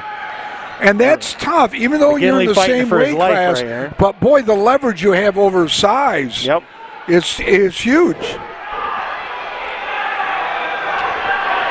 Cam fighting for his life, trying to escape. Oh, and he does. The period comes to an end, so by time he staves off being pinned. All right. Mat number 1 is completed. So it looks as though, according to the screen, we're going to be moving to mat 3. Mat 3 over here? Correct. Ah, okay. Right now we are finishing up the Consolation brackets. Hey, we're going to have to get Cohen, after this match is done, go over and see if you can get a shot of our banner that's up. We rarely get a chance to see, people get a chance to see our banner out there in the world. We want to share that. Thank you, buddy. I appreciate it.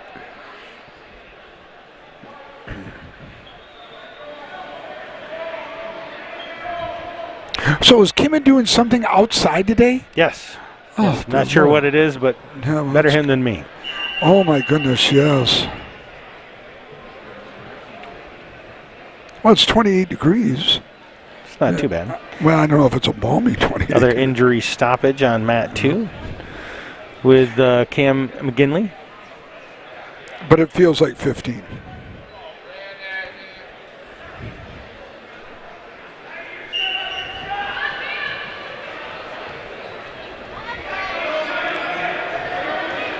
So our next event, Sailor Nation Sports, we're going to be off for a few days, but February 1st is our next event.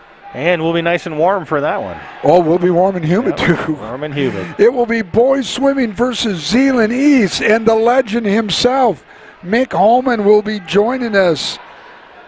In the booth. God, is that going to be fun with Mick? Fun. Yep. That is just going to be great. And then 3 days later, it's girls basketball here at the 8th Wonder of the World, the Sailor Center.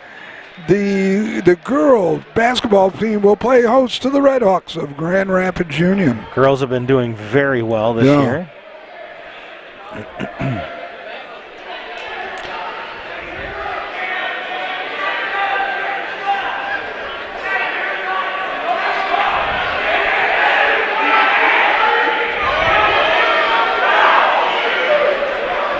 So got something a little while ago from Jack Reversal Numador. for Tournament's bonus scoring. 2 points for a pin, 1.5 points for a technical fall. Win by 15 or more points, 1 point for a decision, win by 8 to 14 points. So that's your scoring for here.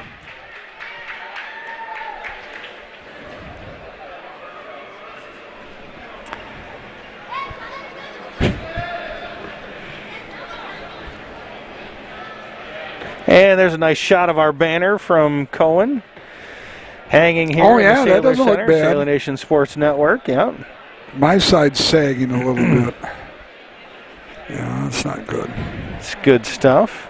Yeah, the banner looks great. Want to thank Brad Peters, as always, for helping us out here. Brad does absolutely Classic Stamp and Sign. Brad Peters donation from Classic Stamp and Sign. I'm going to have Brad doing some work for me for my football locker room within the next couple of weeks. So, Brad, thank you as always, my friend. So the big boys here. 285-pound weight class, it looks like. Well, then what we're going to end up having Ravenna versus Montague, I'm thinking. run that one. Got a near pin coming up here, and there it is. Pin already done. If we have to just go to this one. Ravenna versus Oak Ridge in about a 30-second pin. And the Bulldogs with the pin and the victory. 2 points on the pin.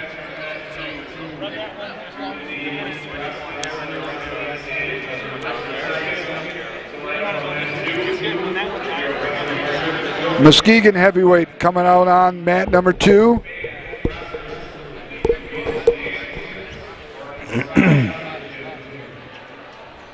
Versus Ezra Purple. Now talking about size differential here. I mean, this is enormous right here. You got, what, 4, 5, 6 inches maybe? Yep. So even though they're the same weight class, height is a huge advantage for the person that is taller. Bottom line. Leverage. Again, winner of this one will go on to the finals of the consolation bracket for third place. Now this is what, 285 weight? Yeah. 215. 250? 215. 215, 215, okay. Boy, Ezra hanging in there tough, though.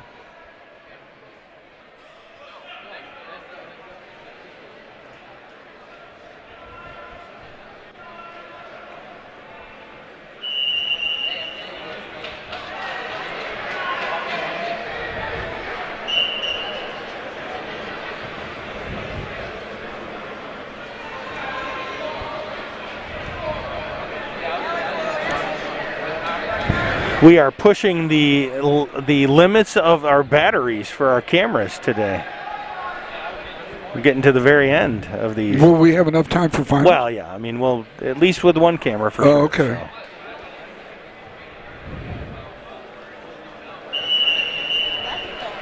So. Okay, worst case scenario then, do we have to plug them in then? And then let's just say Well, we could, but I do not have those. So that's not an option today. It's not an option today. No, okay, no yeah.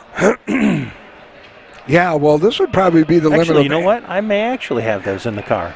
Oh, I don't want you to have to go out, but I'm just saying. I think we'll be okay. Okay. Once we move down to the one set of or the mats down here, then we can just go to one. As we're trying to get that other leg. Oh, okay. Now we got some action going here in number 2.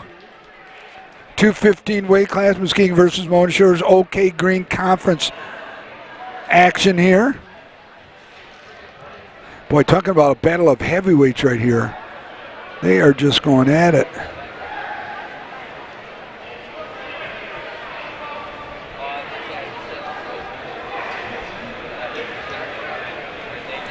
I would imagine not having the height advantage. It's hard to get in and actually get a. You're trying to get a takedown. You got to get a hold of the body. You got to get a hold of some legs. Oh, I agree with you. Yeah. Oh, no. It's got to be a struggle. Exactly. Not only that, but you got to get physically closer to that guy. That's, he's what, pushing 6'3", 6'4", maybe. Let's say.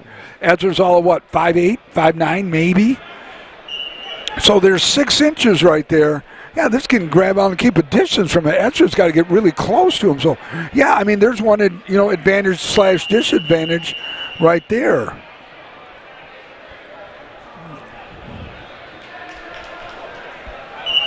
Again, Ezra Purple, Matt 2, looking for a berth in the Consolation bracket finals.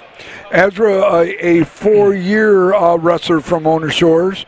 That senior group was really a very talented athletic group in multiple sports. But I enjoyed coaching them in football.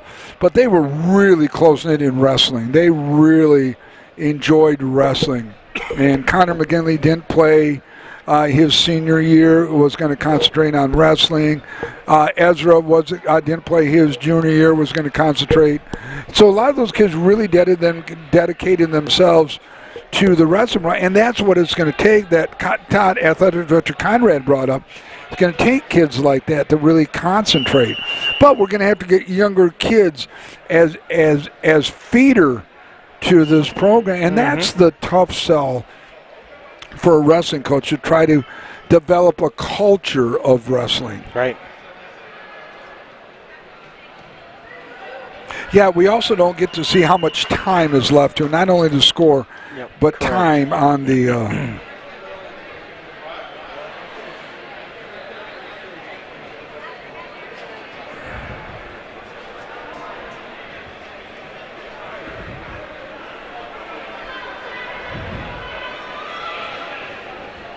Ezra's choosing to go down via directions from the coach.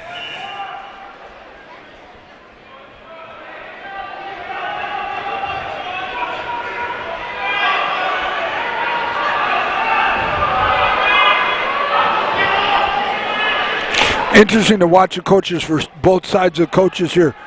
The Mona Shores score. There's a reverse. Got some points right there for Ezra, 2 points. Advantage Purple.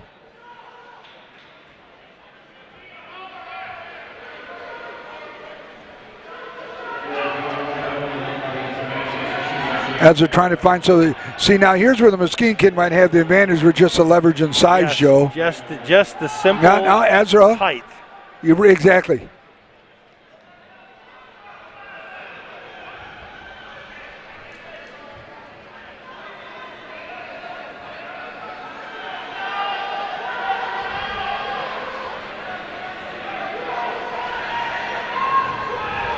And he's got an escape. 1 point for an escape. Yep. So. Yep.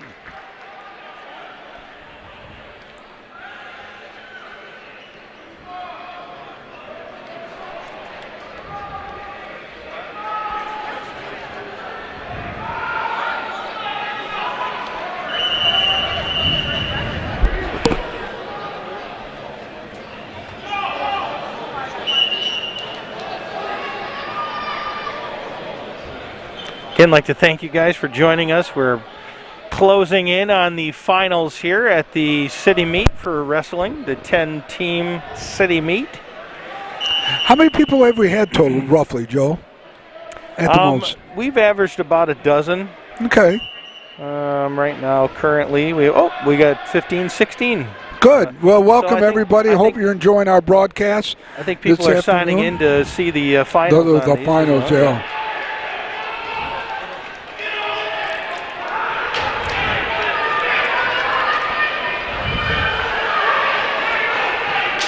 Look at the girl chasing the official around to slap him with the noodle. Gets that right down to 3-2, and then he starts running away. I know. That's gotta.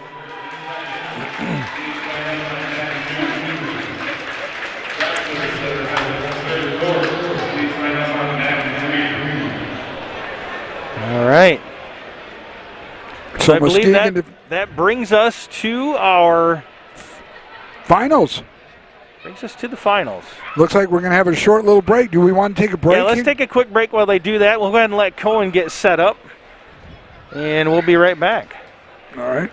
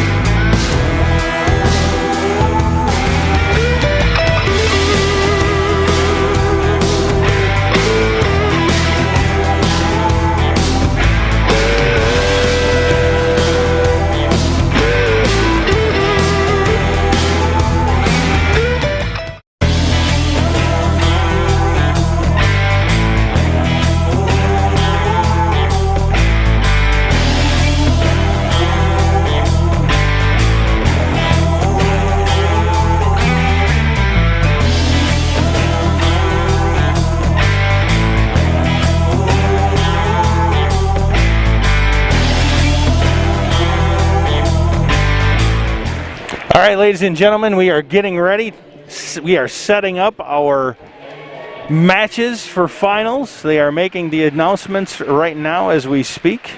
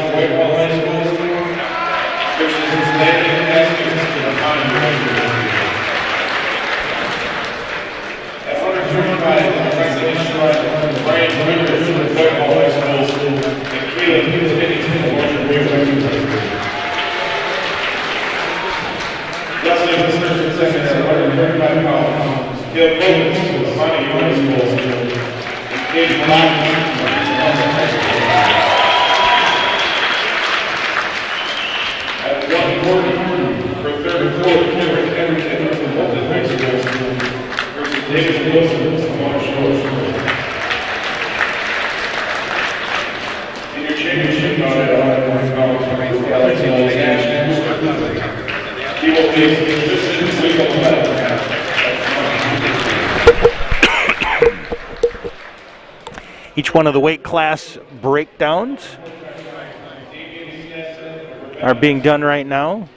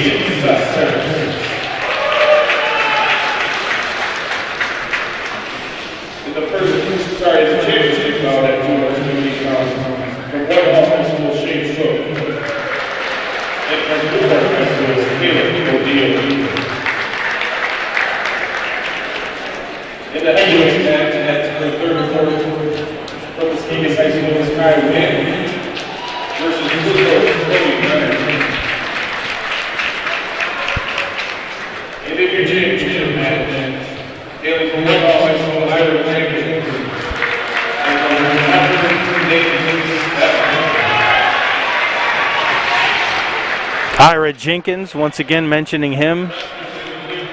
Incredible wrestler from Whitehall.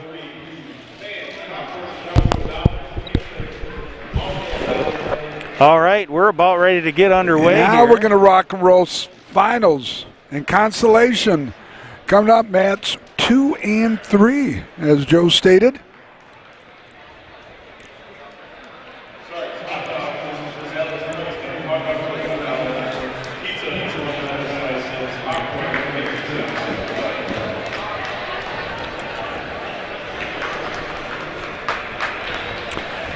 So mat number 2 is where our championship matches will occur. Mat number 3, the consolation for third place. See, this is new to me. I didn't know they had consolation. I figured it was just 1 and 2, and Yep, third that place was is over it, there, but yep. there's going to be third place. We're going to be here a little while, Joe. Yep. There's not going to be fast pins either, I don't think. Yeah, I think they're going to make us work for these ones, that's for sure. Yeah. So Cohen is now up top with us, working off of the camera. Where's the young lad? There he is. All right, buddy. Good to have you up with us. And then the other camera there on Consolation by itself. Yep, we will have that over there, correct? All right.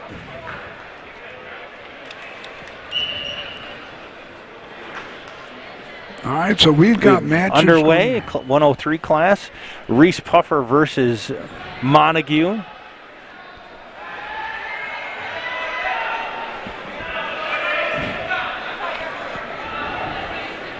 And on the Consolation, it'll be Muskegon versus Whitehall. Well, I tell you what, Whitehall's got a boatload of kids.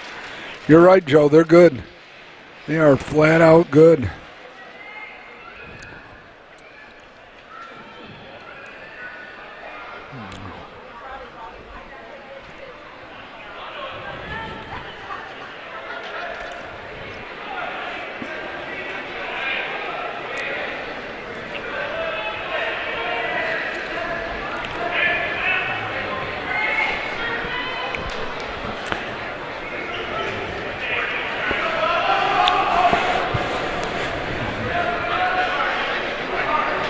Again, this is the 103 weight class.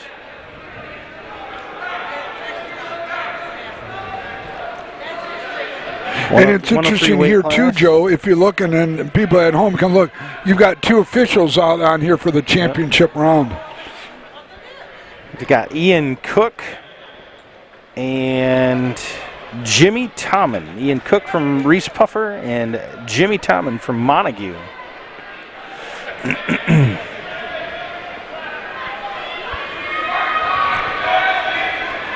Near pin there. Trying to roll him over there. There's got him on his back now. Now can he get him down? Can he get that right blade down? Gets the right down and the left comes up. Officials crawling around looking for the pin, He might have it. Stoppage time. Stoppage time, but he got 3.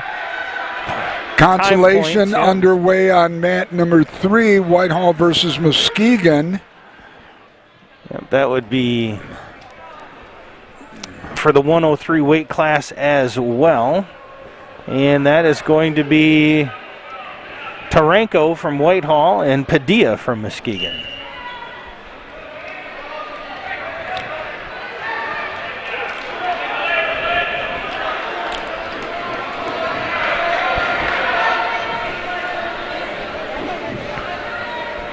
Joe, I think you were right, too. I think both of these matches are going to go through all 3 periods, and they're going to use the whole clock up, too, it looks. I mean, you do have a cradle over here, so that's a sign that you might end up getting a couple cradles over on this side, and he's looking. Cradle in the championship round against Montague. Just can't get the one blade down because the hand of the other guy is in the way. But, you've got to be good to get to either the championship or Consolation. Right. You're a good wrestler wherever you're at. But, reversal here. Reese Puffer looking to put it on Montague now, trying to get it over, getting some extra points on the... lean on that shoulder hard now, boy. God, there's... And almost a reversal by Montague, but no go. Going to roll over on him. Now you're looking at a possible pin. Yep. Well, that was a turn of events here from just a few minutes ago. Montague was controlling that. But Reese Puffer's really coming back hard on this. Boy, you're not kidding. But the kid from Montague is going to be getting tired out because he's using, exerting a lot of energy just on the defense. Mr. Carlson said to say hi and you better win. All right, I was texting him back and forth, buddy. Good luck. Ian Cook looking to get that pin. He's very close, very close. Very close. He's looking, going to slap. No, boy, he just escapes and he rolls. Getting lots of good points there, though.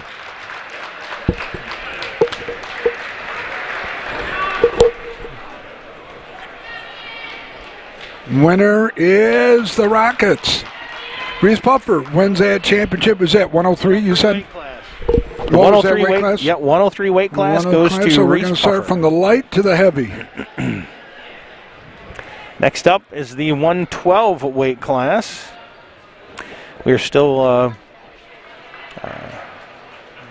Did we finish up the consolation one as well? Yes, I think we did as well. It looks like we did.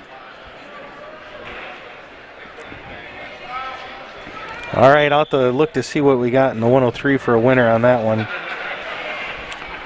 All right, so we've got Holton, Baker, and McCumber from MCC in the third place. And we've got match. Fruitport and Whitehall in the championship one. So, For Coach, your 112, young man's on here. We're going to get you a good look there, brother. It'll be Kyle Holt from Fruitport and Dylan Osborne from Whitehall.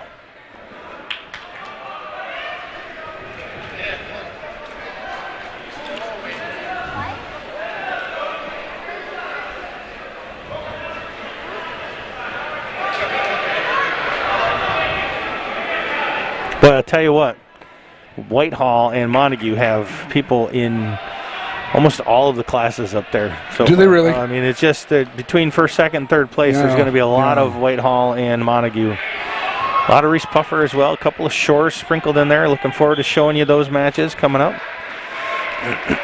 You know, you just wonder, how do you build a culture of wrestling in a school that hasn't really had it for a while? Yeah. That's got to, you know, Takes what did time. Mosley do? Now, Mosley was coaching here when you were here, right? Mhm. Yeah, he coached for quite some time. Oh, for years. And he built an incredible resume.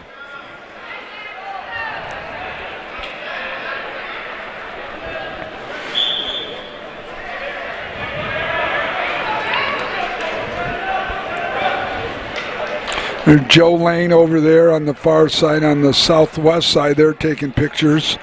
I tell you, Joe's just a great person. I've enjoyed working with him. I worked with his wife at Muskegon Middle School. Just a good person.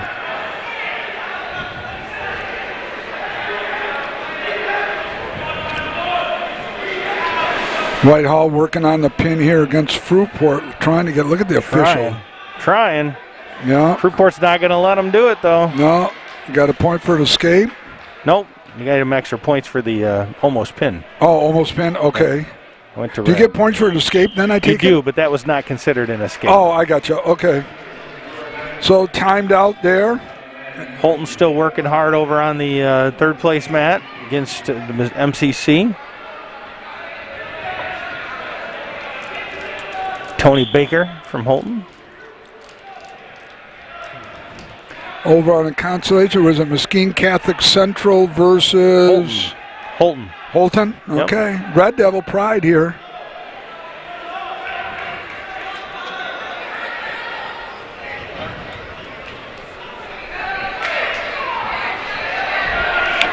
Fruitport looking to bring that leg in. Not able to close the cradle on that.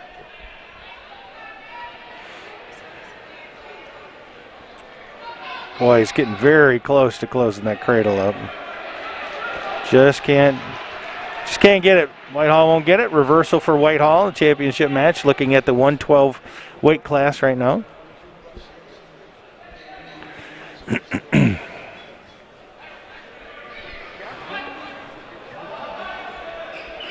Oh, we almost got a pin here. Looking at, no.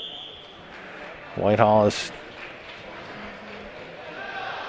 I believe Whitehall has got the point advantage here for the 112 weight class championship.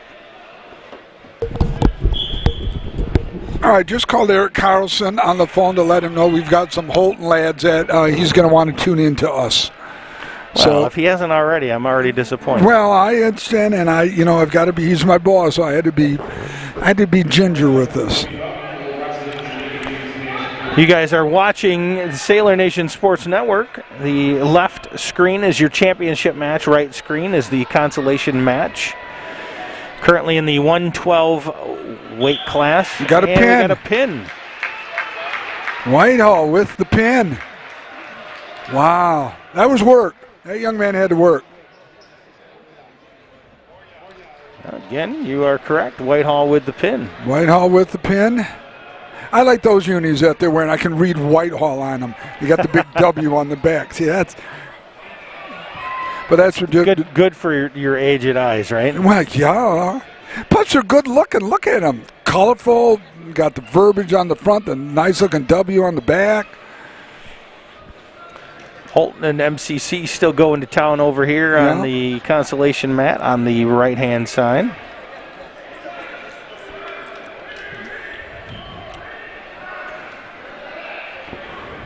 Nice crowd still remaining. Trying to for avoid the a pin there. Kick out. Oh, it's going to be tough for him, very, though. Very tight.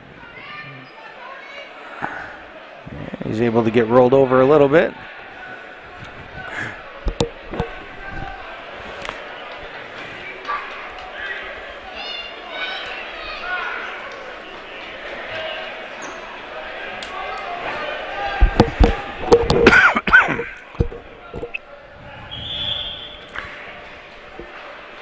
And I believe we just had a pin. You just had a pin. Your victor, Muskegon Catholic Central, third place finisher, defeats the participant from Holton. Next, moving into the 119 weight class. Let me guess. It'll be Whitehall. Look at us. Whitehall. And Fruitport. Yep. Be Roan Cooper, who was the number 1 seed in this one. For Whitehall? Against Ryan Christensen. All right, Coach, you got a young man on here. We told you we'd help you out. The head coach from Fruitport under COVID protocol. So he is home watching it. He's got to be proud of his little stalwarts out here, as he's got a young man right here in the 115 weight class in the finals. And in the consolation for the 119, you've got Ravenna Slade and Montague's Roll coming up. So are both of these 119 then? I apologize. Yes, correct. Okay, yep, 119.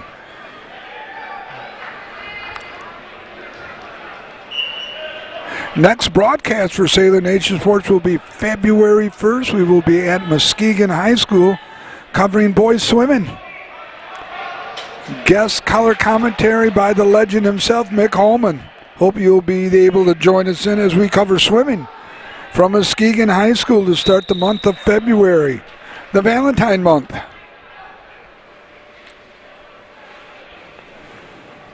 Whitehall down, Fruitport up in the championship. Boy, you're victorious. Whether it's third place finish versus second, you're a good wrestler. Mm-hmm. There are some quality wrestlers here today.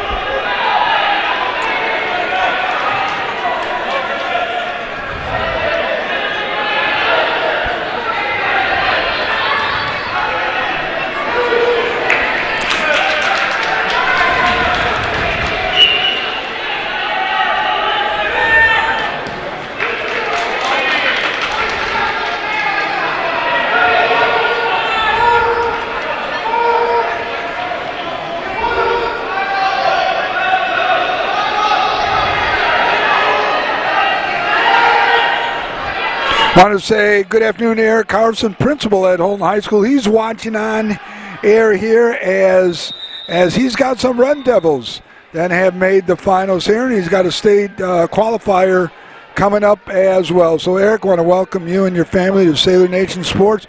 We're live here at the 8th Wonder of the World, the Sailor Center here on the beautiful campus of Mona Shores High School. We're in the finals and consolations. In the middle, state ranked, the number 2 team ranked in the state of Michigan. In Division II, the Vikings of Whitehall. 119 weight class coming up. If you're watching at home, championship round is on your left. Consolation is on your right. Montague the winner in that one in the Consolation. The championship round still going on. It's Whitehall versus Fruitport. Want to say hello to the head coach at Fruitport. He's watching from home under COVID protocol. So he's got a couple young men here in the finals. Got to be proud of them. Coach, thank you for all your input this morning and this afternoon. It's been a long afternoon. We're going on 6 hours here at Mona Shores with your live coverage here. Want to thank all of you who have had a chance to tune in and stay with us. It's all down there. They usually announce that before.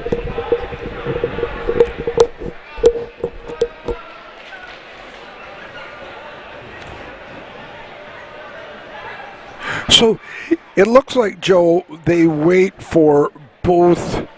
They keep the weight classes together. Yeah. They keep the weight classes Yep. together, yeah, which is good.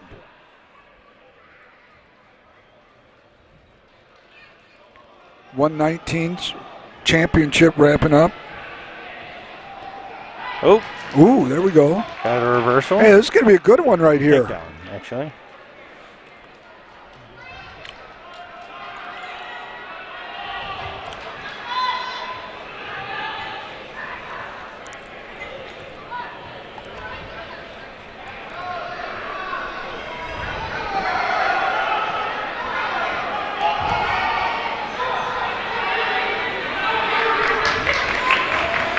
And we got quite a few people that are joining us here for the championship Do we? rounds. Yeah, sure. We were Good. up to 20-some people, yeah. That's wonderful. Thank you, everyone. Hope you're enjoying it. Little tap out there by the timer.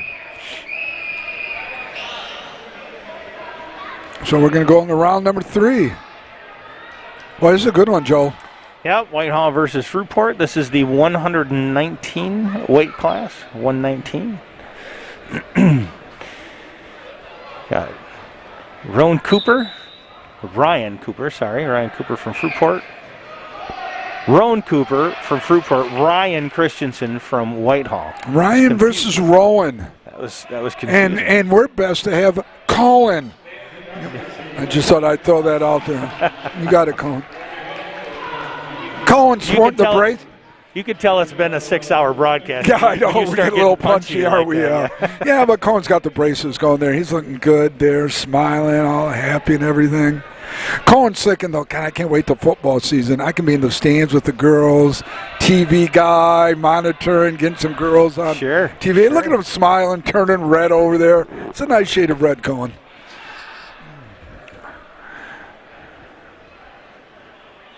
Joe, we may be here another 6 hours in these finals as long as he's man, taking they're good. They're good. Nobody's giving up the easy ones. No, that's for sure. gosh, no.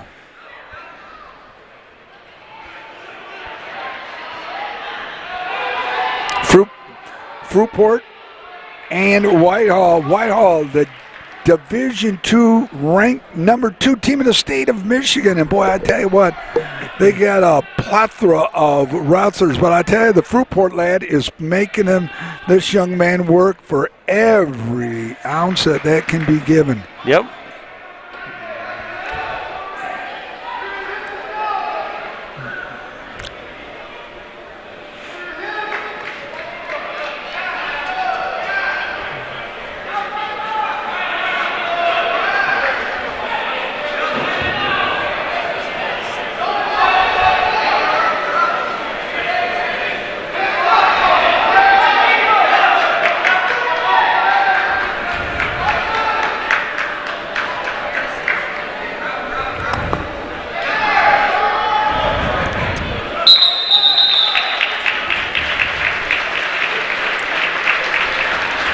All right, we'll see who won this. I can't see the points. We're about to find out.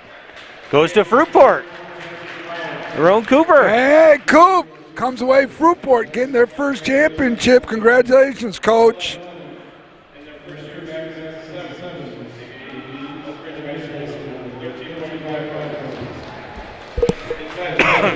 Next Joe? up in the 125, we're going to see one of our lone sailors in the championship round here.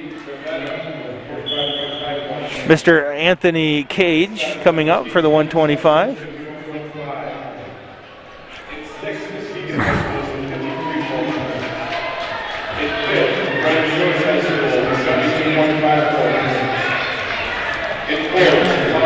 Anthony Cage is wrestling against Abig. Looks like Chris Abig from Montague. And the consolation is McKinnon from Reese Puffer and Varela from Whitehall. All right, the Mike, Fruitport coach, I can just congratulate him on his young lad. And, I would say to you, Joe, we're going to be here a while. Oh, I'll go ahead and do what you got to do. No, we'll be here a while. Yeah, we'll be 2 here hours, he says. 2 more hours from start to finish. Thanks, Coach. Yeah, we appreciate you, Coach. All your help today has been great. Colin, 2 more hours. Oh, boy, oh, joy. We may be here for 2 more hours, but I'm not sure our batteries will be. Yeah, so. No, we're going to get the best that you can. No, he said right here, finals take 2 hours from start to finish. Well, the 119 took forever. Seemed like 2 hours. Let's hope that Anthony Cage gets a pin here real quick. Yeah, my boy Anthony. He's a good kid. Good little football player.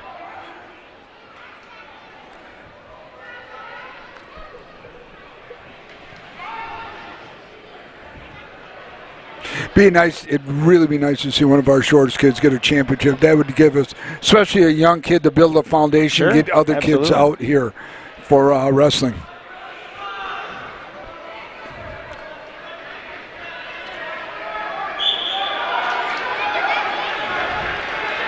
Anthony looking to move into position here. And it looks like not giving him the escape. No, not at all. Just grabbing that leg. The proverbial single leg takedown. Earned himself 2 points on that one.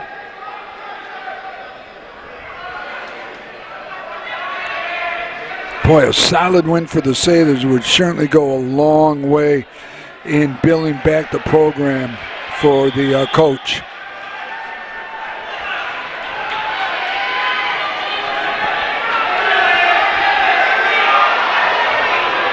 See Jack Newmanor, tournament manager on the sideline there by the scores table.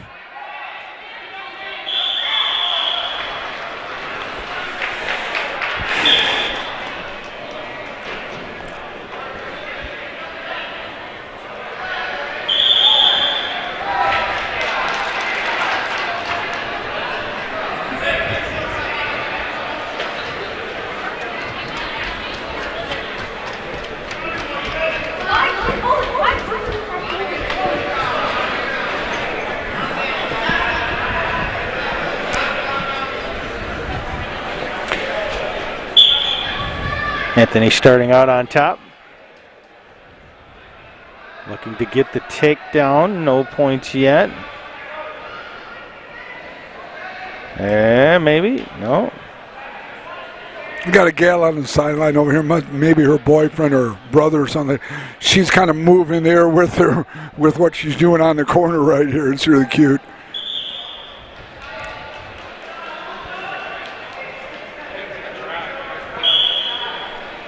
Boy, it sure would be nice to see what the score was for each one of these matches. It'd be nice if they had like the consolation over there and the championship score over here would be a nice thing, but can't be done. Yeah, you're right, Todd.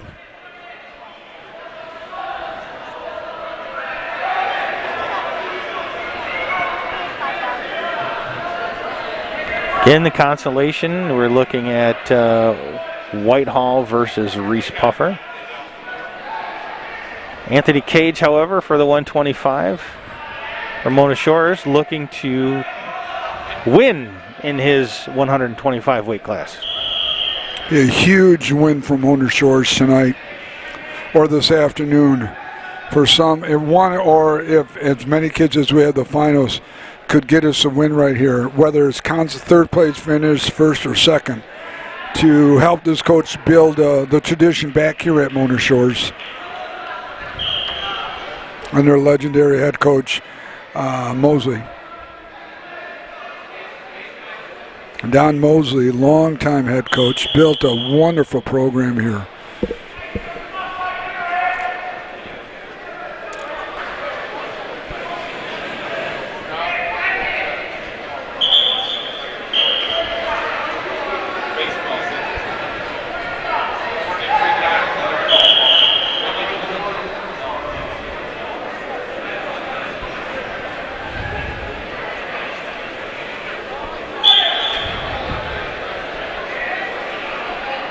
Do you know which guy is the head coach down there for the Shores? Is in the dark blue shirt? The light blue. The light blue is Yep. the new head coach? Okay. Yep.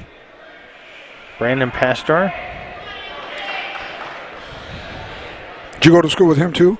Nope. Is he a Shores grad? I don't know. Oh, okay. Timed out here. Flip of the coin. Yeah, I don't know if I would ever give you the job of the pool noodle timer. You'd have too much fun with that. Oh, yeah. Quack, quack. Right. Yeah, yeah. Well, it all depends. If you were a nice official, yeah, I think I would grant you the latitude of no little tab. If, let's say, you did a football game of mine and I didn't like you as well, the ramifications could be huge. But yeah. I'm glad you think so highly of me, though, about what I could do with a pool noodle. I just know you. Yeah. Anthony Cage now struggling a bit. It's interesting. Over to your right, Joe, you got the wrestler, the straight qualifier for Holton. Mm-hmm. And he's just been pacing, getting himself ready. He should be coming up in the next couple weight classes, I would think, looking at his stature.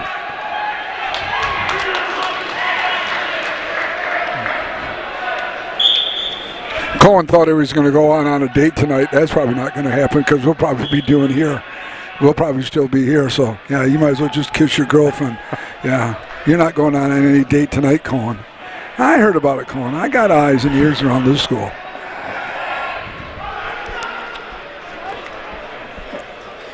He must be thinking about Connor again. Yeah, I think about Connor all the time, too, sometimes. Up in the stands with the girls, that little hound that he was.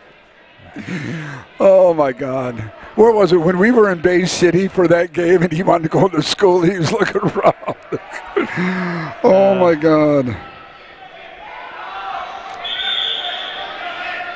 Coach from Fruitport just says, Pastor, George is in good hands. Thank you, Coach. Brandon is a Muskegon grad. Great coach, 1991, I believe. Coach, how do you know all this information? I'm just impressed. He's a big red. Oh, they're in great hands. I'm a big red from 75, just a few years before this young lad. Thank you, Coach. So what was that signal? Hand behind the head like that? It looked like the illegal grab or something. Oh, like okay. That, so.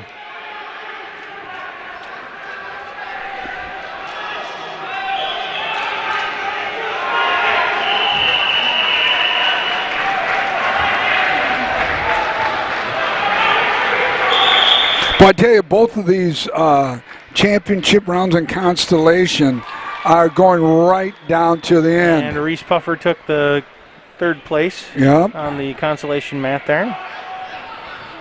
That's a big win for Reese Puffer because they're going against the Whitehall young man, and the program is in solid shape there.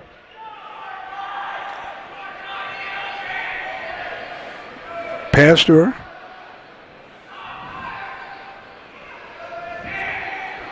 Coach getting up, instructing his young lad, coaching him up.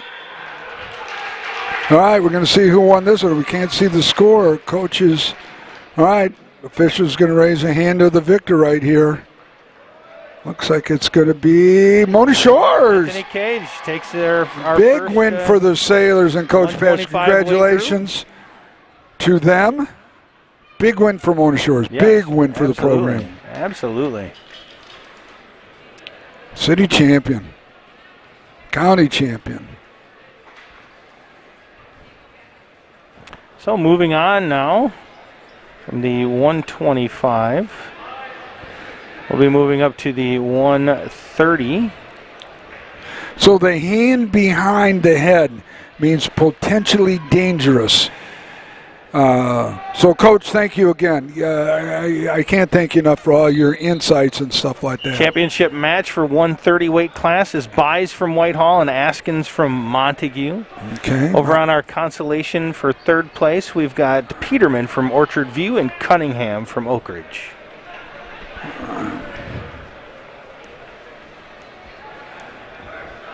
And there have been no quick matches here at all. All of them Not in the going right down championships. to the end and no pins. Yeah.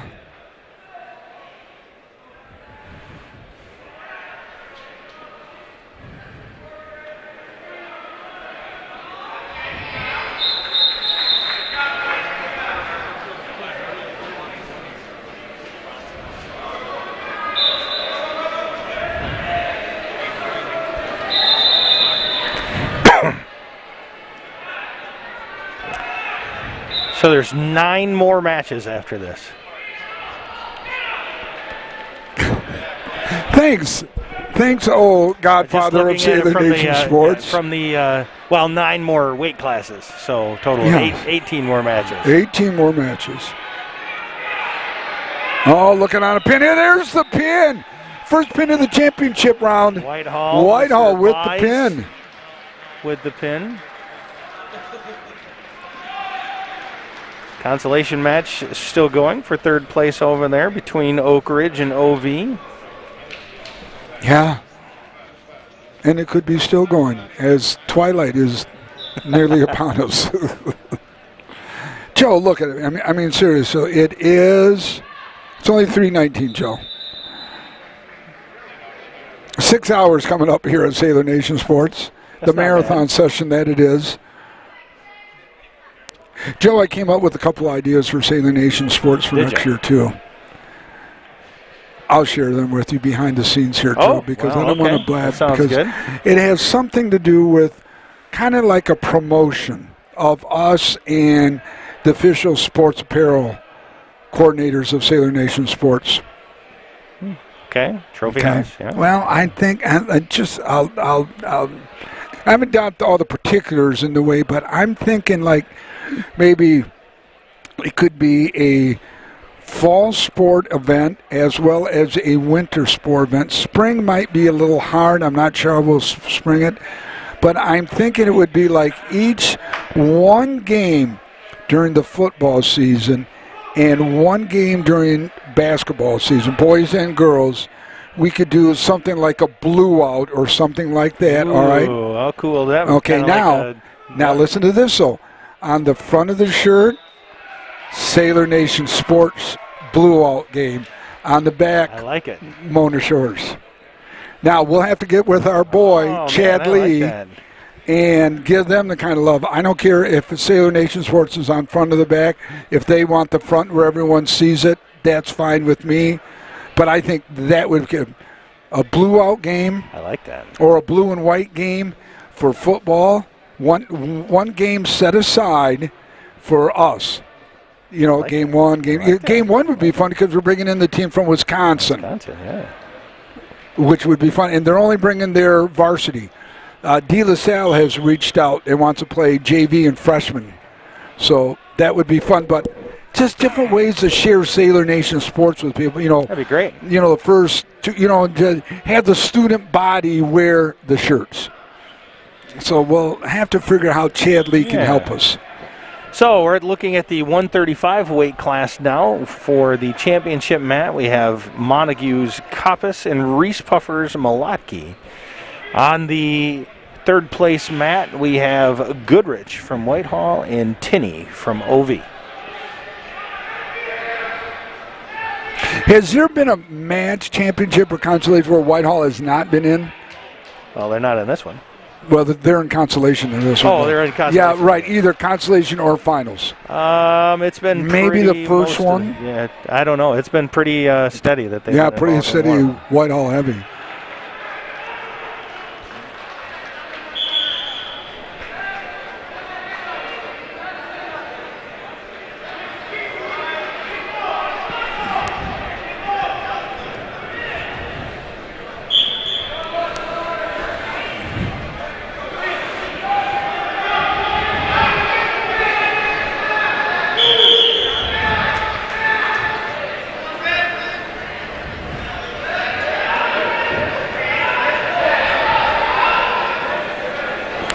tell you what, if I were to ever try to do any of these things that these wrestlers do, I'm pretty certain that I would just snap in half.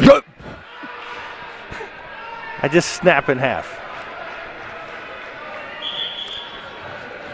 You might recover from snapping in half. I may snap in half, and just stay in half. Yeah. At this age right now, oh no, dear Lord, give me strength. My mother said, may she rest in peace. Yeah, it's, I don't think I could have done this when I was in high school at Muskegon, though. There's no way I could have wrestled. And how some of these kids wrestle from football and then they go right into wrestling, right? Your body gets beat up in football. Or you go from football to hockey. Mm-hmm. Yeah. The times have changed. God, you're in so much better shape.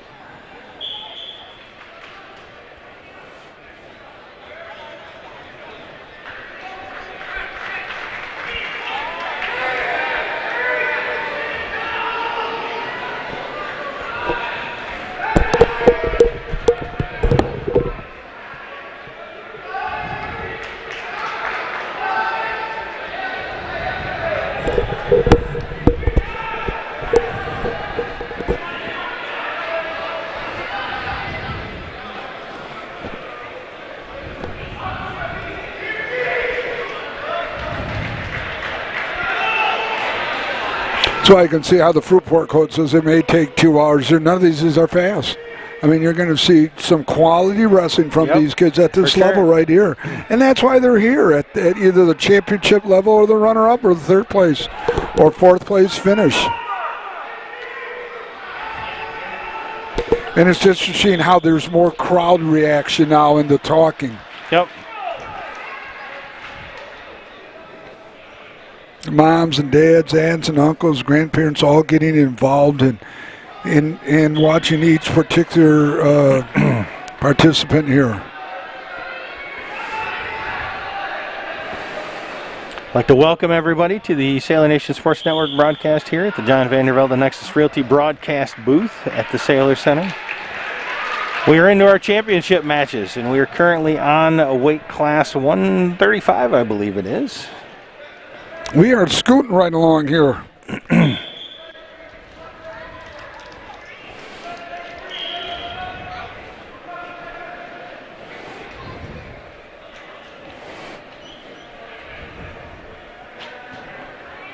So on mat number 2 mat 2 has the Division II number 8 wrestler versus the Division III number 1 wrestler in the state. And this is courtesy of our friend, our new best friend from Fruitport. You know, we're going to have to try to have him come in here and do. Yes, we are. Coach, did you hear that now? My buddy Joe, the Godfather, says you're going to be joining us sometime. With us. Yes, you are, buddy.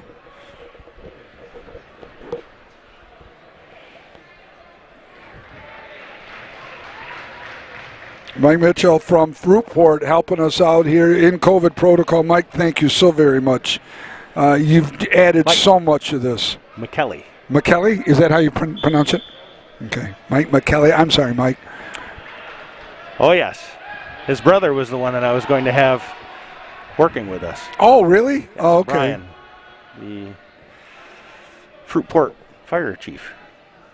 Oh, so it's a little fire chief action. Well, God bless you, brother. I'll tell you. For what you guys do, you first responders are incredible. So, Mike, thank you, as always. Mike is his brother.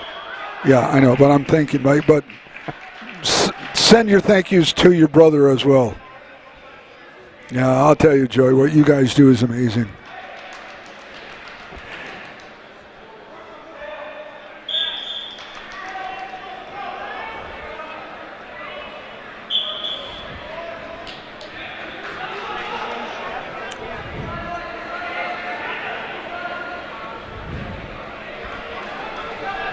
Yeah, we tried to get Brian in the booth with us to help out with a little bit of the broadcast, but he was unable to attend today. Yeah, we tried to reach out to somebody. Maybe it's us, Joe. Maybe they don't like working, or maybe it's me. It may be the 8-hour commitment. It might be. Yeah.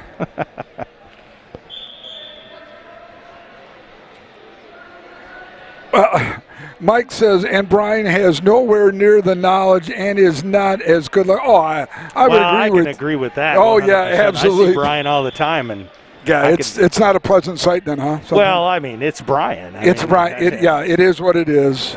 He's probably not watching, even though I told him that he should be watching. Yeah, well, again, that's not a good look on him again either, though, is it? No. Well, Mike, brother, you got our best, and you're going to be with us. Like I said, you're our new best friend for wrestling right now.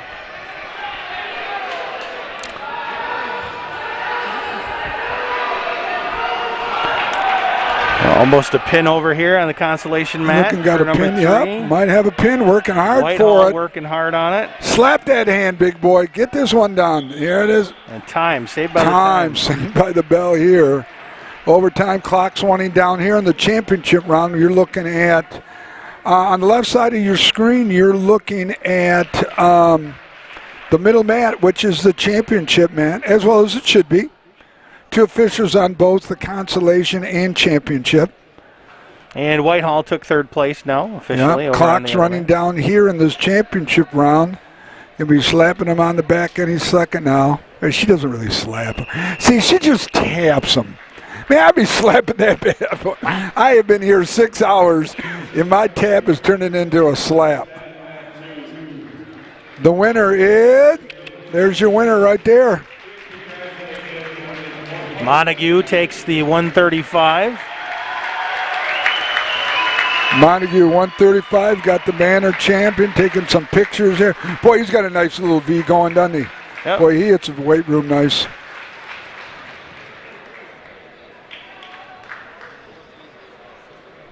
Good match. Boy, these are using the time to the T, right to the end. All right, coming up in our 140-pound weight class, we have Cooper from Fruitport and Winkleblock from Montague. Consolation, it looks like there's going to be a lad from Mona Shores. That's Mr. Wilson from Mona Shores and Mr. Edgerton from Holton. And it's a forfeit. The Holton kid has forfeited. Yes, I wonder what that's all about. Yeah, geez, you Another would probably injury, think maybe an possibly? injury at this level, Joe, I would think, be. yeah. So there's a third place finish for And that's got to be tough. You know, you work your way all the way up to that championship round, either finish first, second, third, and you're unable to finish it off. That's tough. And thoughts and prayers. If it is injury, I hope he's going to be okay, obviously. Good Fruitport Montague battling it out for the championship here at the 140-pound weight class.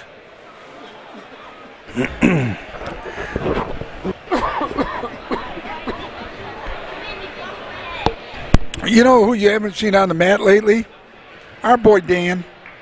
No injuries. Looking good. Oh, yeah. Dan Schneider not been out there at all. I don't even know where he is right now. He's probably like enjoying, I get a break. I think he's sitting right down here waiting. Oh, there he is. He's just waiting for the call.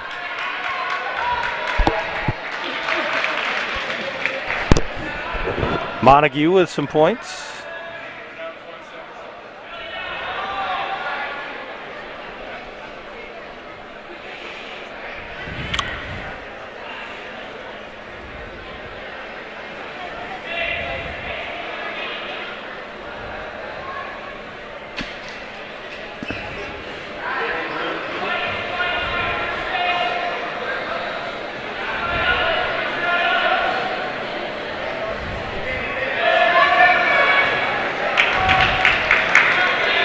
Fruitport looking to escape, but can't do it.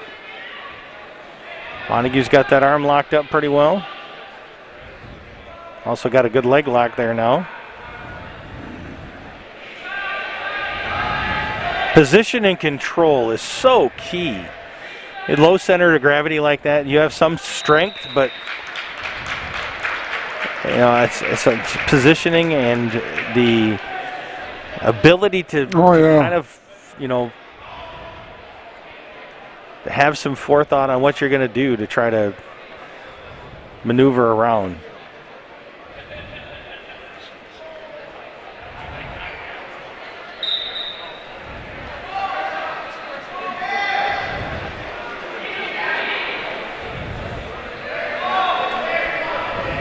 Montague maintaining solid command here in this, apparently, in this round, in this match.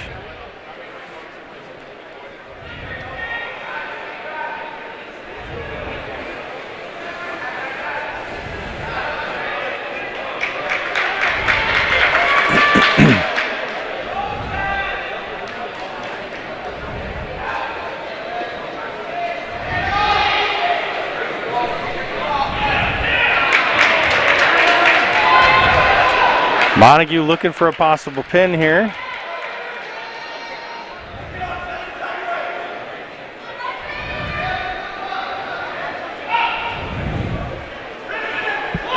Boy, he's got to be very close. Boy, he's got to be, you're not kidding. And the amount of energy being used up to save yourself from being pinned. What do you have left, you know? Just kind of leaning on that body, too, trying to get that other blade down.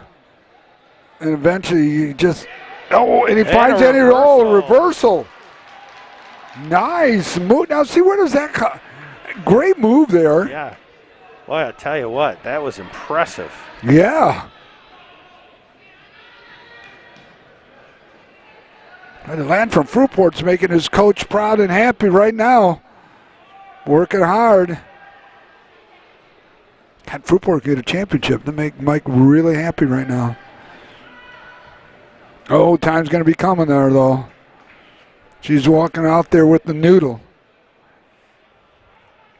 Slap that official in that Whitehall blade. has been in command, I believe, points-wise for a while. So I'm not sure if this is going to be enough to overcome it or not. Yeah, right. There's a slap right there on the tap time. This has been a good match right here. Yep. They've all been good at this level, though. There really hasn't been a bad match. Hasn't been a match any time, but you just don't see anyone at this level overpowering somebody, you know, within a minute or something, you know. It's work, work, work. That's where you separate the men from the boys at this point.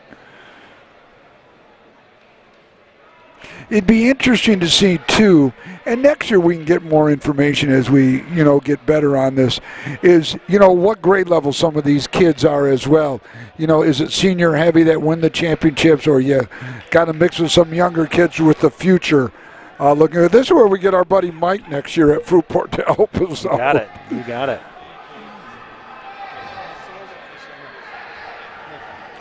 Hey, Nick. What's that? Yeah? He's a sophomore. Yeah, he played football. Yep. Yeah, he's good. Yeah, Cohen was just telling me Anthony Cage at one is a sophomore. So, hey, you know, a couple more years of Anthony Cage, and thanks, Cohen.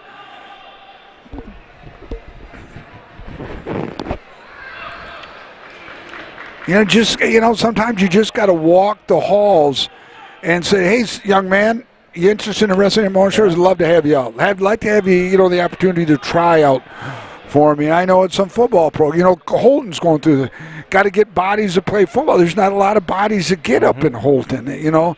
And the facilities they have are so nice. Brand new weight room, brand new cardio room, incredible football facility. I mean, top-notch, just, you know, bodies up there for the coaches, and I feel for them. Because the superintendent is a great guy. You know, my principal, Eric Carlson, is as supportive as anybody, and he's a great principal, both on the academic side, on the art side, and as on the sports. In fact, they're going to be live streaming their own commencement this year, Joe. That's great, and we helped. We were helped to get them going, and we were glad to do it. But Eric's all on top of this tech stuff. This might be able to help my evaluation with him to it. You trying? Yeah, I'm trying hard. Yeah. I'm not sure if he's listening anymore or not, but I hope he is. I suspect that the Montague wrestler here in the 140 weight group is going to be the winner, yes. The winner. All right, so, Coach, you're a young man. Takes second place. Congratulations at Fruitport, and congratulations for Montague on taking the championship round of that weight class. Now moving into the 145. Championship match is going to be between Brown of Whitehall and Stout of Mr. Mona Shores. So, Colt Stout's younger brother. Gavin Stout's got his hands full here. Now, Is this Whitehall, you said? It is, yep, number See, one seed. I don't get so why are they in those unis and the other guys are in the different ones? I like the other ones. I can read Whitehall. Don't know. But you know what? I'll ask the coach later on about that. We got to go with the. On the consolation mat for third place, we've got Stafford of Ravenna and DeHoog of Fruitport.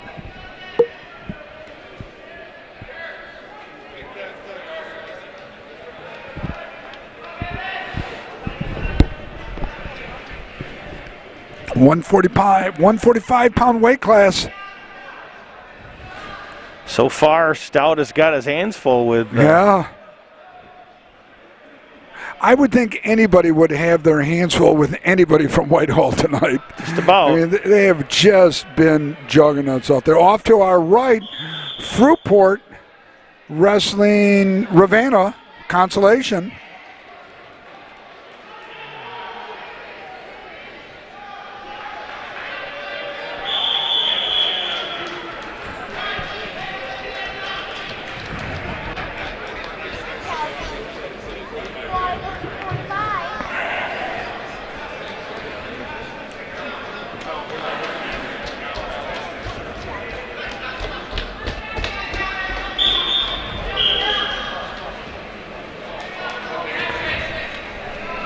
Gavin Stout working hard, but just smothered by the one. He's been on the defense the whole side. Yeah, it's tough.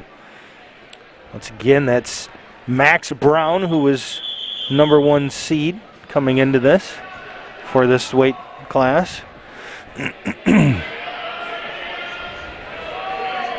Little blood here.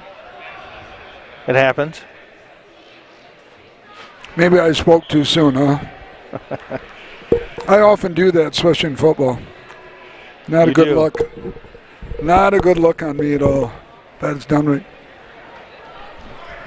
bad look on me here. So a little blood. Big Dan's going to work right here. I think it's the first time we've seen Dan go to work in a little while right now. Both consolation and championship rounds going at it right now. Take a picture.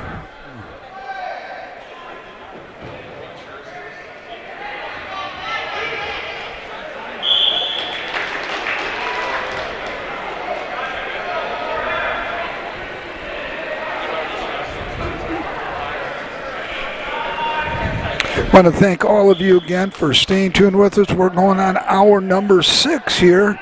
Greater Muskegon Athletic Association County Tournament here, wrestling tournament. 10 teams participating in the tournament. Really, I think the only team not here, we don't have anybody from Western Michigan Christian, nobody from Muskegon Heights, and I think that's about it. So well represented this year.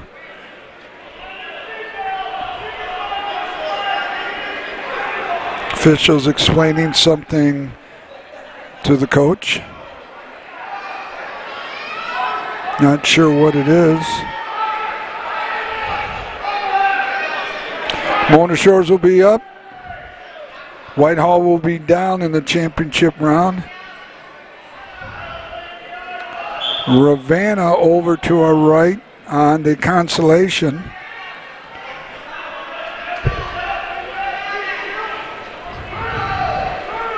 Against Fruitport. We don't have access to the clock. Next year we're going to be on the south side so we can see how much time and possibly even see the scores here. Fruitport on their back, but it timed out, saved by the clock. Back over here in the championship. Shores in control right now. Not sure what the score is.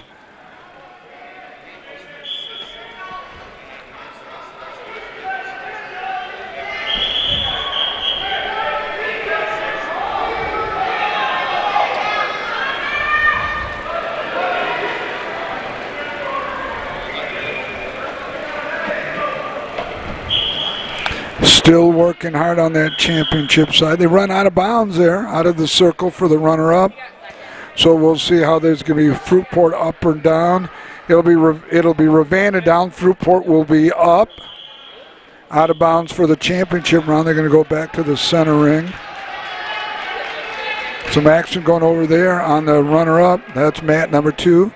The far west side here at Saylor Stadium, at the Saylor Center.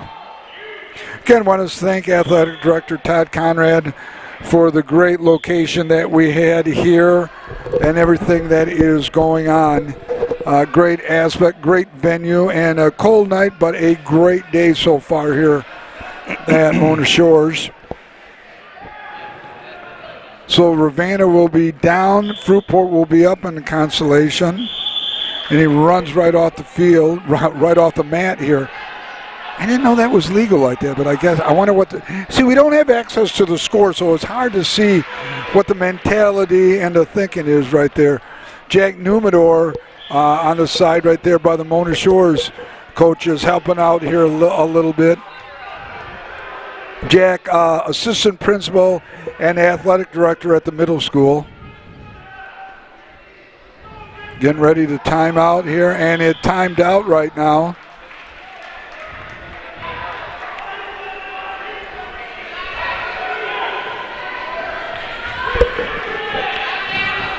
Pretty even match so far? Yeah, real even match so far, buddy.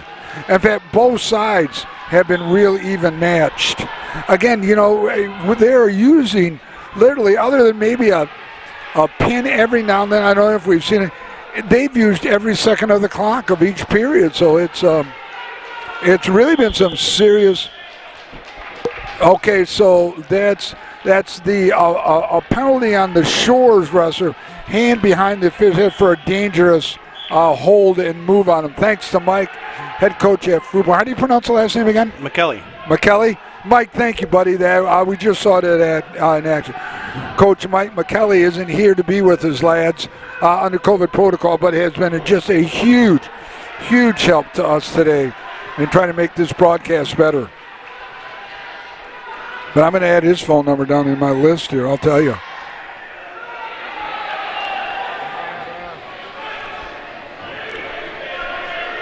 Again, we're currently working at the 145 bracket here.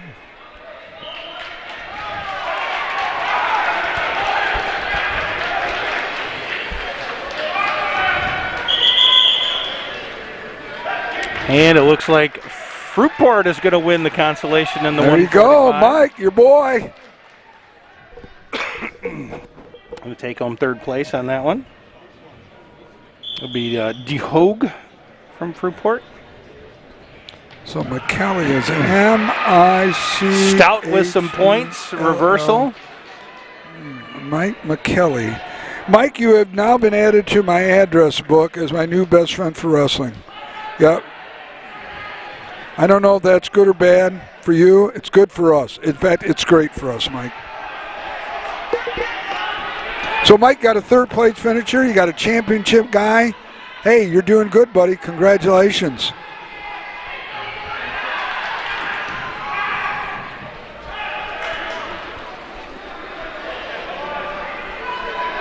Yeah, Joe, you're right. We can't see the score, so we don't know really what to say on something like this. Man, I don't know if people really want to hear me talk anymore either, but all right, trying to get them to roll over here.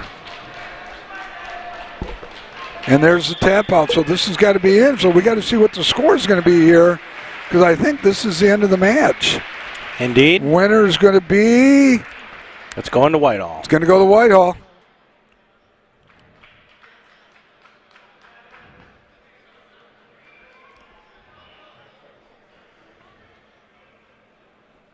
Whitehall is your winner. Good match, though. The discussion, I'm not sure what that's all about, but...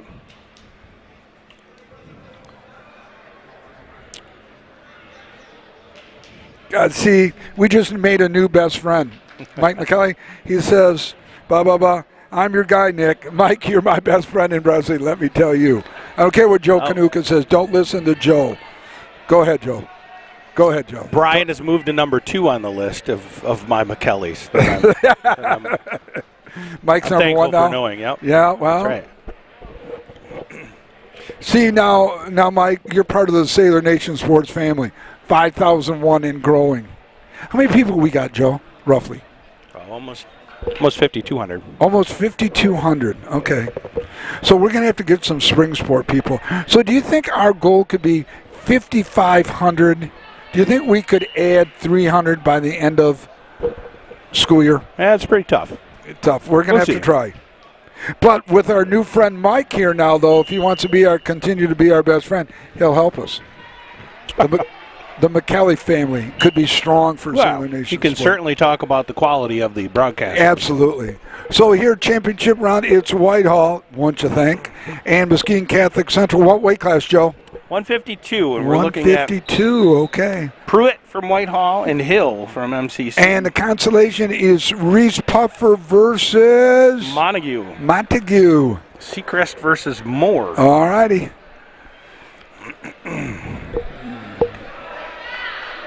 So the people that have been listening to us, are they current members, new members?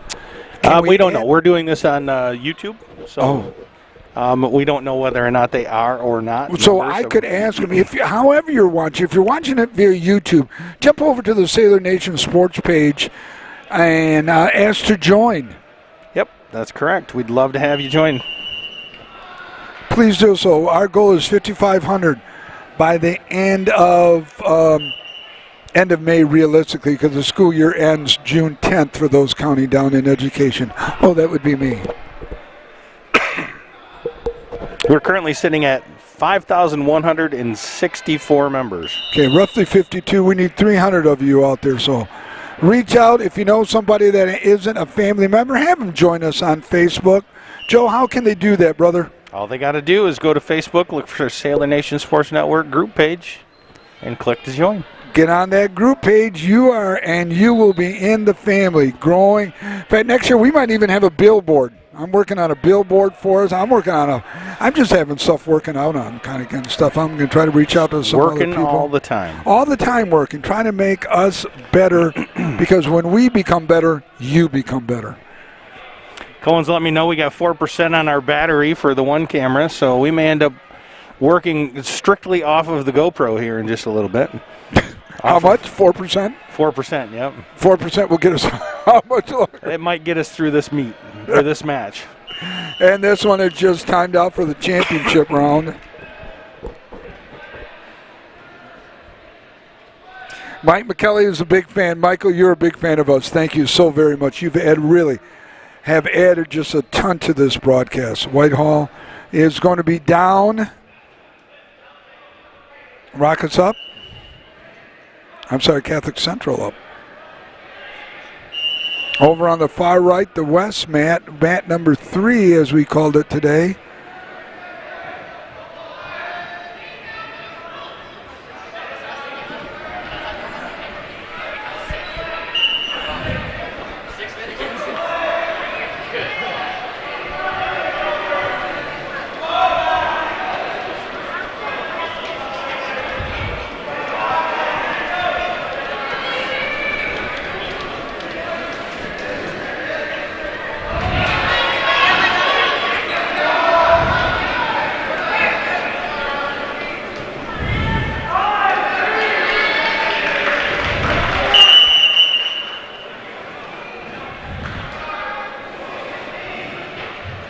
So what are the chances, do you think, that the wrestling coach and Jack Newman, or tournament director, and Todd Conrad, athletic coach, are bringing us dinner up here like a French dip or something like that? It's not likely. Not likely. Yeah, that's why I brought you a cookie.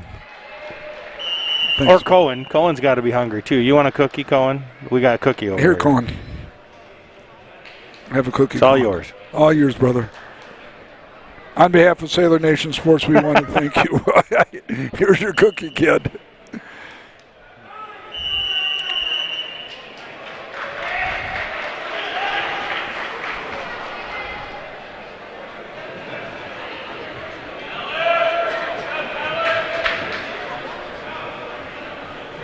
Little by little, fans are starting to trickle out as their son, daughter, niece, nephew, grandchild get down with wrestling here, but we are counting it down here. About halfway through this championship series.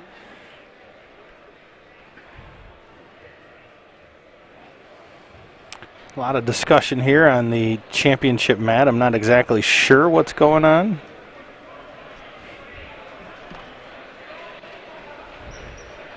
For those listening from Muskegon Catholic Central, I want to congratulate Mike Rebecki. Oh, Mike. To Another his- firefighter. I mean, you got. He's a former firefighter. Yeah. Now, he was with who? Muskegon Heights. That's what I thought. Former firefighter being inducted in the Muskegon Area Sports Hall of Fame. Well deserved. Big, a graduate of Catholic. Has been there a million years. Mm-hmm. Those firefighters getting it done. Yes, they are. I'll tell you. Mike's got to be 40 plus years, maybe latter 40s. Because I'm looking at Over at MCC? Yeah, Sure, yeah. He's always been an MC. You got Denny Barnes' late 40s, early 50s coaching. Then probably Mike Rebecki, upper 40s, and then myself, mid 40s for coaching. And I talk about old school, but Mike has done just a great defensive coordinator. Probably could have been a head coach whenever, but was happy just being a D coordinator, and has just done a great job. Congratulations, my friend.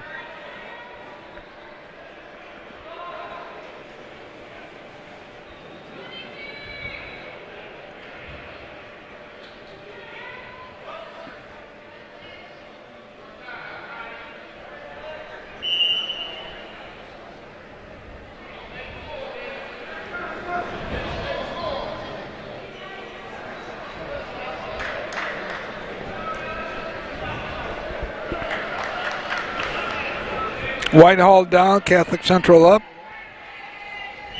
But, you notice the consolation ones get done faster than the championship ones as well, which in theory they should. So Muskegon Catholic Central versus Whitehall in this championship round. Whitehall, the number 2 ranked team in the state of Michigan in D2.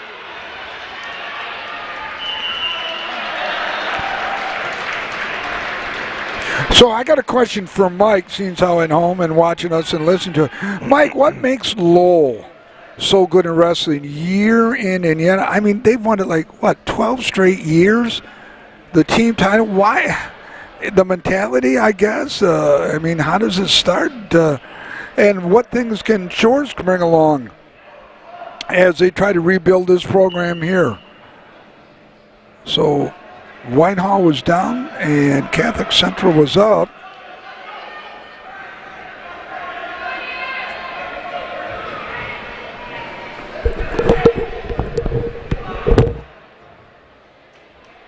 Geez, Joe, I remember back in the day when, Joe working on the cameras, that Muskegon Catholic Central watching this young man here.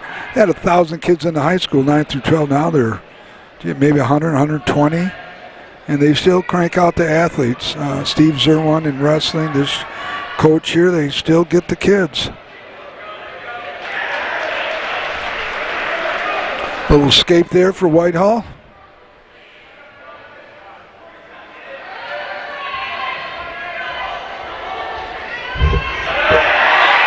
Okay, we got a pin looking at here. Coming up with the pin.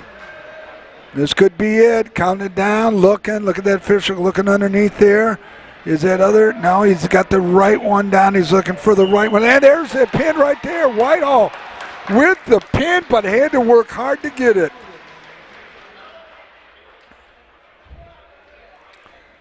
Whitehall flexing its muscles as the number 2 ranked team in the state in D2.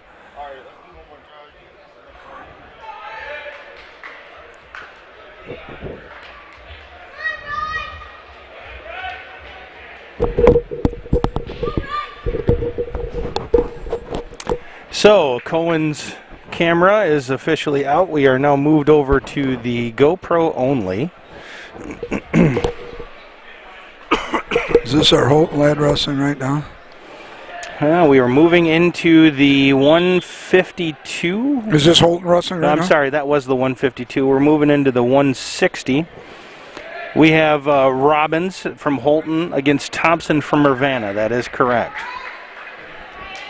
And in the Consolation, we have Jenkins from Whitehall and Mr. Mole from Mona Shores, wrestling for a 3rd place.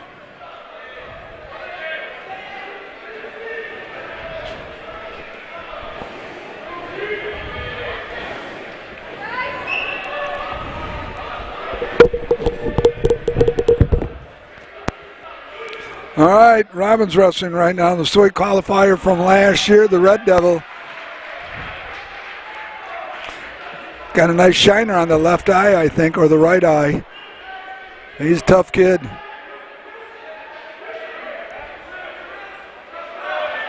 For all the marbles at 157.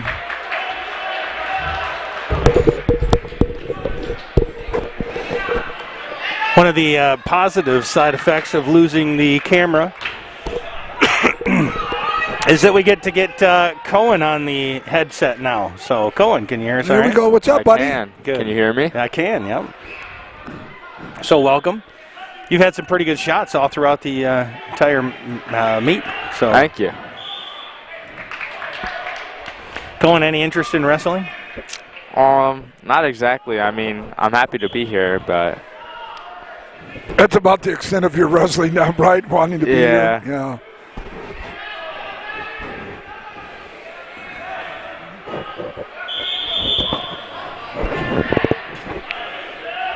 What are we, 157, did you say? We are currently in the 160 weight range. 160? 160. All right. All right. Trying to roll him over to get on his back. Get him on his back. Get him on his back.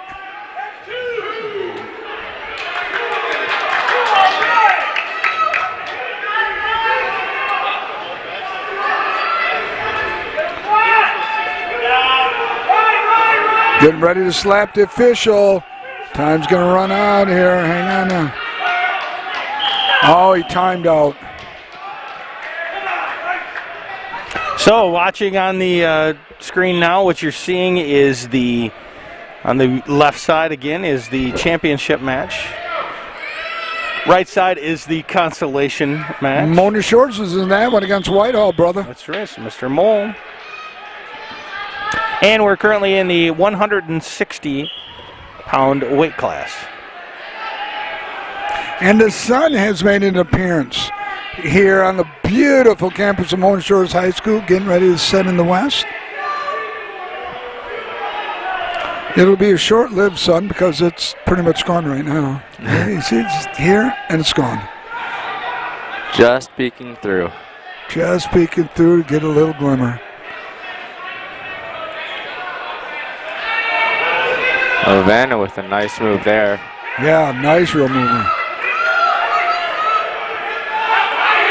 Possible pin right here. Oh, Look at that move. Look Nice at that escape. move.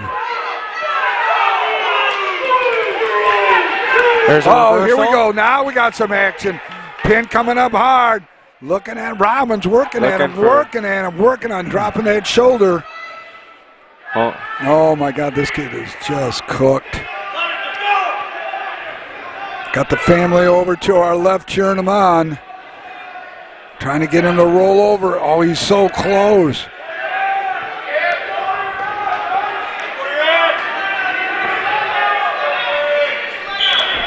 Oh, he's just out of bounds. Oh.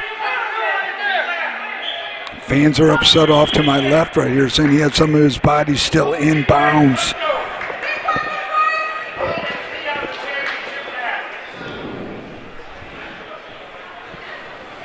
We got some action on the mat and off the mat.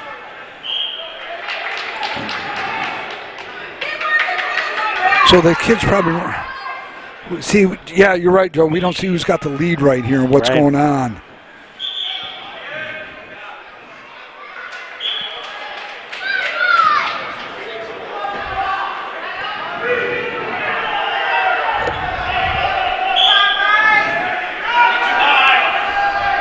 Moles trying to take it down.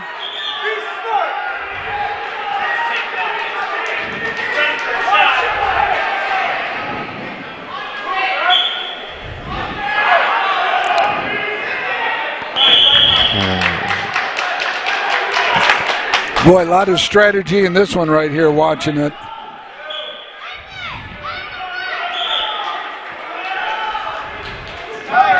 Shores Time's wrestling running on down. Consolation over on mat number 3 against Whitehall.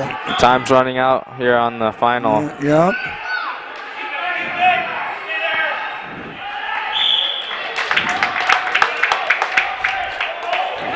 Timeout here on the championship. Holton down, Montague up. Shores versus Whitehall on the Consolation.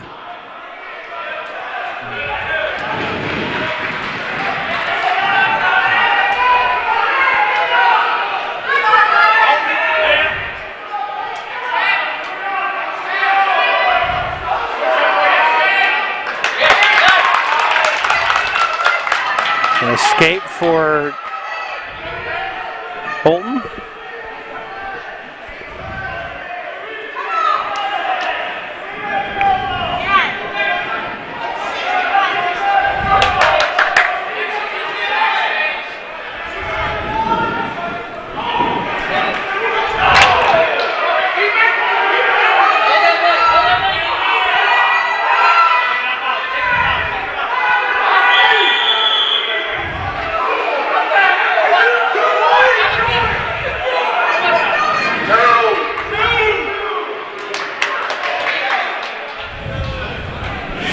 Gotta love the crowd action over there. The crowd is very into this. pulling from as the many family's really into it to points the as they left can here. for each Great one of having the family cheer the young wrestler on.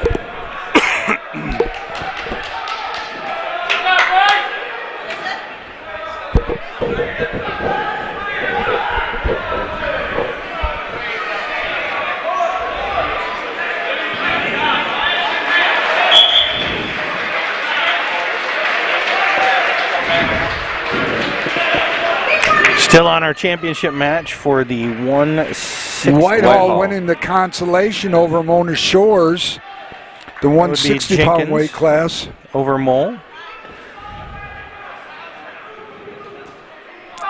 Ravenna down, Holton up.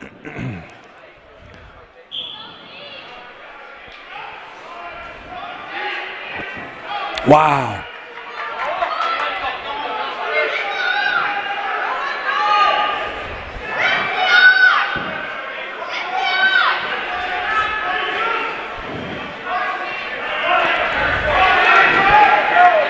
Well, you think about it too. This is second, third match that these guys have been through.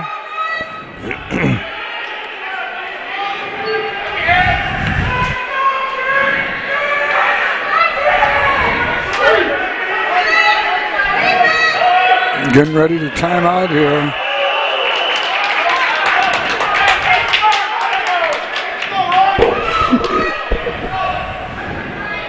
Time running down on this third period. Yeah, you're right, Cohen. And there it is. Time's out. Time's out. Now who won? I'm assuming the Holton kid did, the way they're cheering here. Yeah, it looks like he won. Your winner, Holton.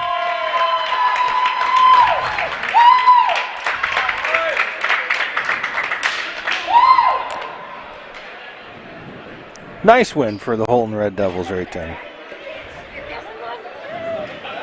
Moving into the 171 weight class now. Championship match is going to see Wyrick from Reese Puffer against Blanchard from none other than Whitehall. Consolation will be Wynn from Muskegon and Leonard from Fruitport. So another potential top 3 finish for Fruitport.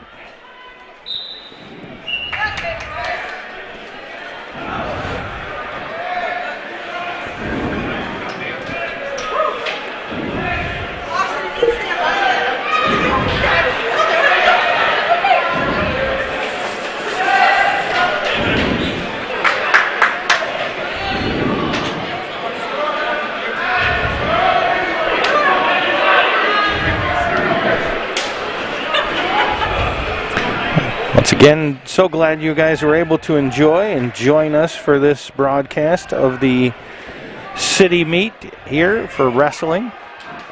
10 teams here on our finals right now. Currently in the 170, what did I say, 172, 171? 171 weight group. weight class.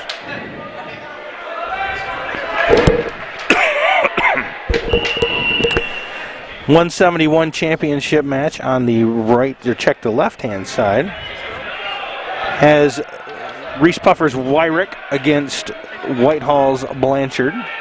And on the right-hand side, Matt, is the Consolation for third place. Pitting Wynn against Leonard. Wynn from Muskegon and Leonard from Fruitport.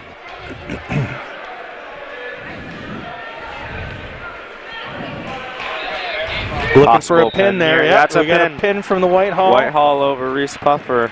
Quick pin there. It's probably the fastest match we've had. Nice job.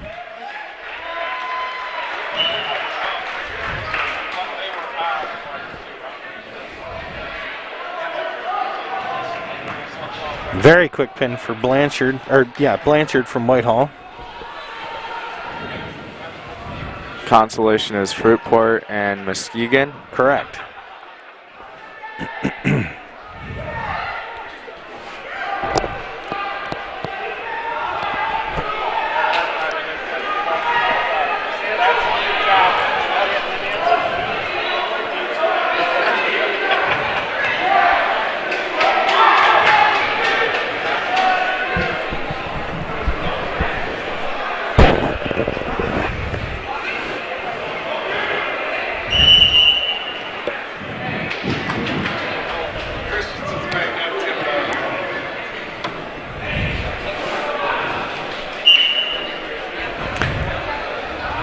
Man, this has got to be an exhausting day for these wrestlers. An I'm absolutely exhausted, Joe. It's been exhausting. exhausting. Possible pin here day for for me. Muskegon over Fruitport. No. Ref is looking. Oh, it's got to be. Just the time alone. Oh, I'm glad we have a few days off between our next event. I'm tired. oh. Going to need it to charge all the battery. Yeah. Little escape for Fruitport there. Yes, nice avoidance of a pin there for Leonard from Fruitport. Geez, I'm looking at the heavyweight for Whitehall. He's a big boy. Yes, indeed. Wow.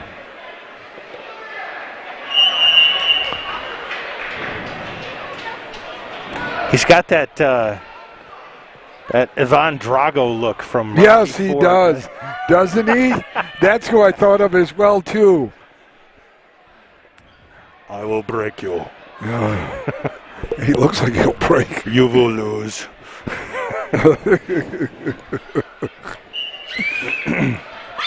See, now I got to go watch Rocky. Now I got to go watch. Now I got to go out and watch. absolutely. So one of the things I got Noah on is the Rocky series. Now, what number Rocky was that one? That was 4. That was right. Okay, I may watch it tonight. Yep, that was Rocky 4. How Rocky trained old school in the barn and all that kind of stuff. Running in the snow. Yep. Yep.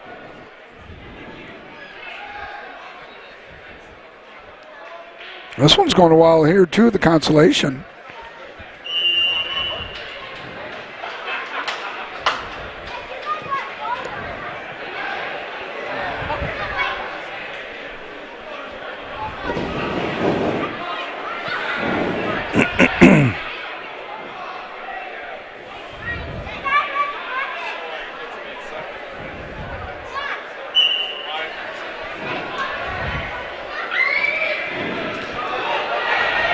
Fruitport looking to take control. Nobody's got it quite yet. No points given.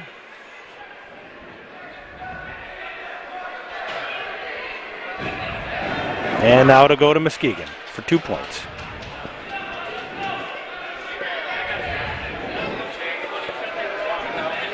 And there's an escape for Fruitport.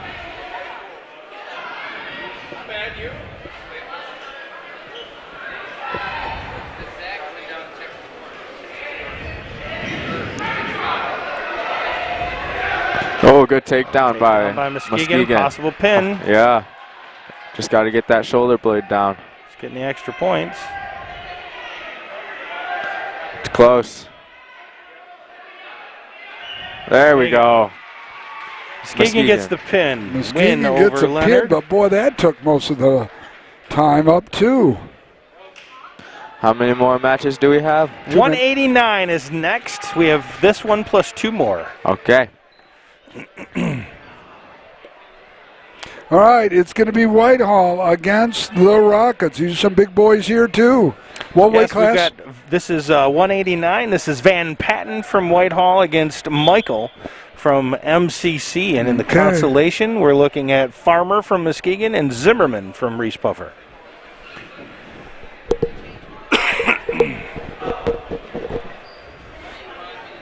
I like how they sparred like this a little bit. They're just kind of checking out here what's available, what I can do. Now they lock horns, they break. Trying to take an advantage somewhere. Yeah, right. Just checking each other out right here. Kind of like prize boxers here, kind of just getting the feel of everything. All right, what's he going to do? How can I do this? What do I need to do? Does he have a weakness I can exploit? Exactly, Connor. How many times are you going to Colin. call him? I don't know why I got Connor in my mind. It's horrible.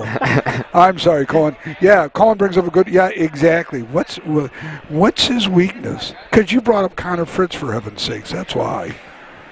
The little playboy that he was.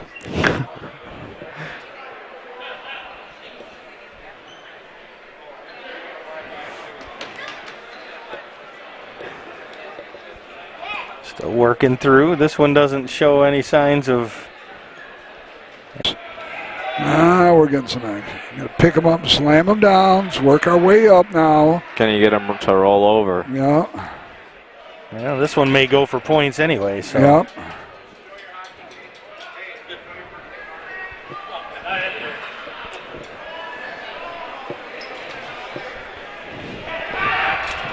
He's got him on his back now. Yeah.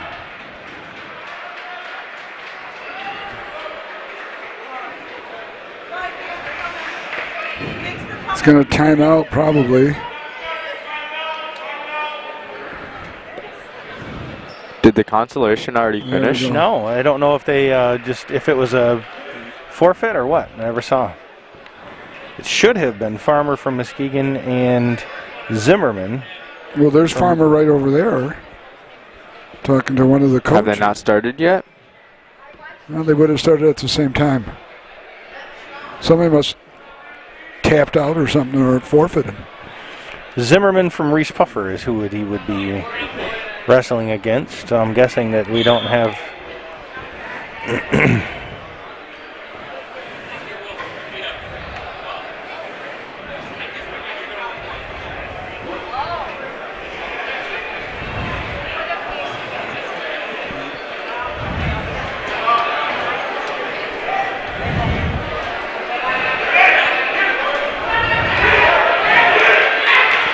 Oh, Possible There we pin here go. maybe? That's a pin. There we go. Whitehall takes another one. My Another goodness. pin for the Vikings. Just like that. You know, you show almost no weaknesses in that entire thing, and then all of a sudden, just with the flip of a switch, somebody's going down.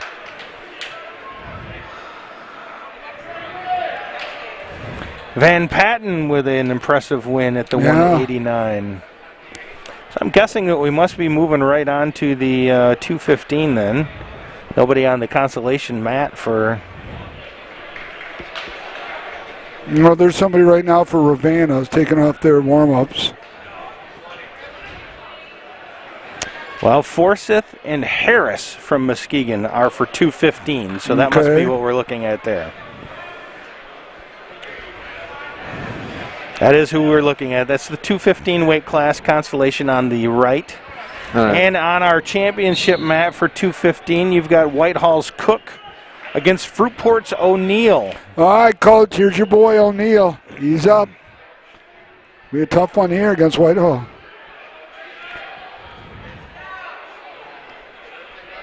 Muskegon and Ravenna on the consolation.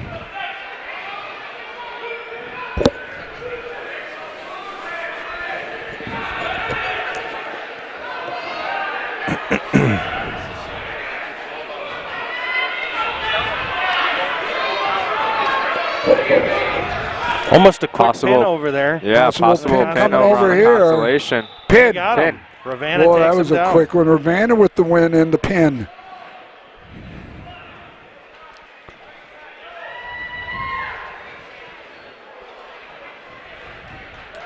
Another big boy technical match over here on the main match championship.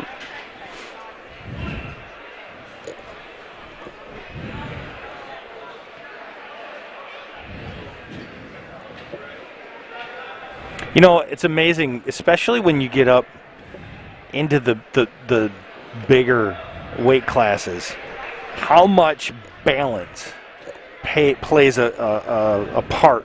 Like your stance and your balance, wherever your center of gravity is, how low it is, how wide it is, all that kind of stuff plays such an important role. The one that we weren't sure of, Mike filled me in here. Glad to see he's paying more attention than we are. It was a forfeit when Reese Puffer forfeited on Medican. Okay. Thanks, Mike. All right, yeah, your boy right now is wrestling. He's playing him tough, though, Mike. Although I was going to say, it really is your fault for not knowing, because I couldn't see the mat because of this pole right here. So, And Joe's 2 broken legs wouldn't let him walk on the other side of the post. Yeah, I know. I know, Joe, my bad. I'll take responsibility. Do I have to do everything? No, I know. It's just a bad look on Sailor Nation Sports that I didn't step up. Never happened. I know, Joe. Time's running out. There's Nancy Noodle holding the noodle in her hand. Nancy Noodle. Tapping him. I named her. So we're watching Cook with Whitehall and O'Neill with Fruitport at the 215 weight class right now. What if O'Neill played football? He's a good-looking kid. Oh, we're in the neutral. What? There we go.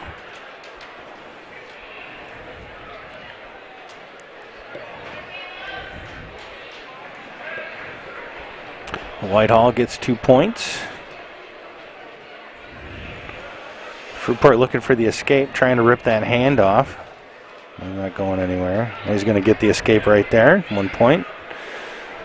I remember Steve Swanker telling us, sometimes even if you are in control, if you're not able to get anywhere, you're wasting a lot of energy. It's sometimes easier to give them the 1 point for the escape and reset. You know, it's funny you said that. Yeah, exactly. In order to get reset in order to get right. Yeah, because you've gotten 2 already, so giving up 1, you're still up. Yeah. If you're always getting 2 and they're only getting 1. Right. You're you still double gonna end them up on each top. time. Exactly. You'll eventually have 3 times as many versus, 1 times as many.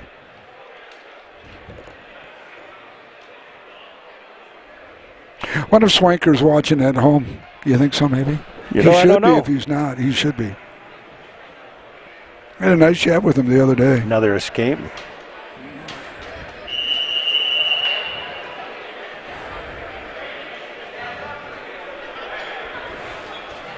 See, if I was Jack Numador, and I'm not, but Jack does a great job, I'd make sure my middle school kids' wrestling program were all here watching, working, doing something, so they can get a flavor of it. Mm-hmm. And he might have done that. I think it'd be a great experience for our kids to do it. Just like our liftathon, our powerlifting competition next Saturday here. Matt will have a lot of the middle school football 8th grade kids here that are going to be 9th graders, so expose them to what we're doing, which is great. Good takedown right there. Gets 2 points for that. Whitehall, without seeing the scoreboard, I have to imagine that Whitehall is soundly in control of this match. Yeah.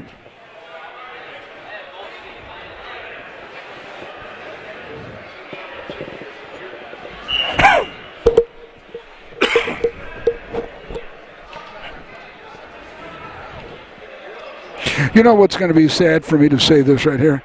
I'm going to be tired from just sitting and talking all day. And that's sad. That's sad. That's probably almost every day, isn't it? Just sitting and talking? Wow. Well, you do some driving, too, during the... And what does Eric Carlson say? Would he agree with me, or would he say that you do more?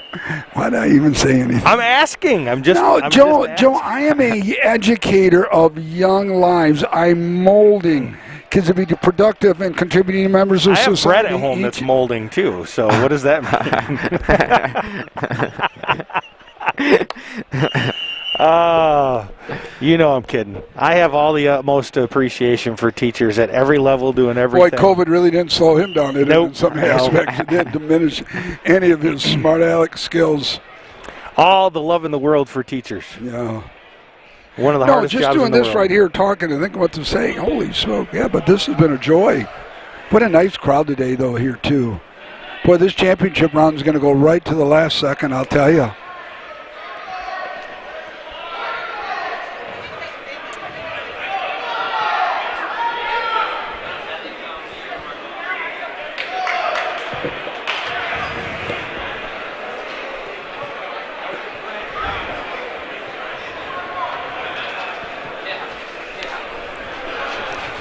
Again, not being able to see the scoreboard, I would have to guess that Fruitport is playing from behind here in these last few minutes of the match. See if Whitehall can get Fruitport to roll over here. Mm-hmm. These guys got to be getting tired, too. Mm-hmm.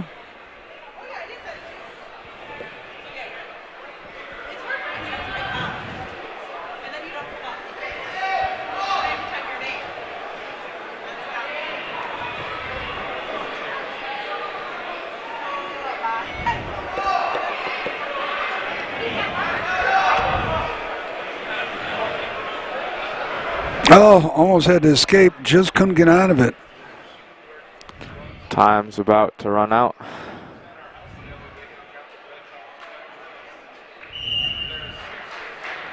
I believe that'll be it, and I believe that match is going to Whitehall.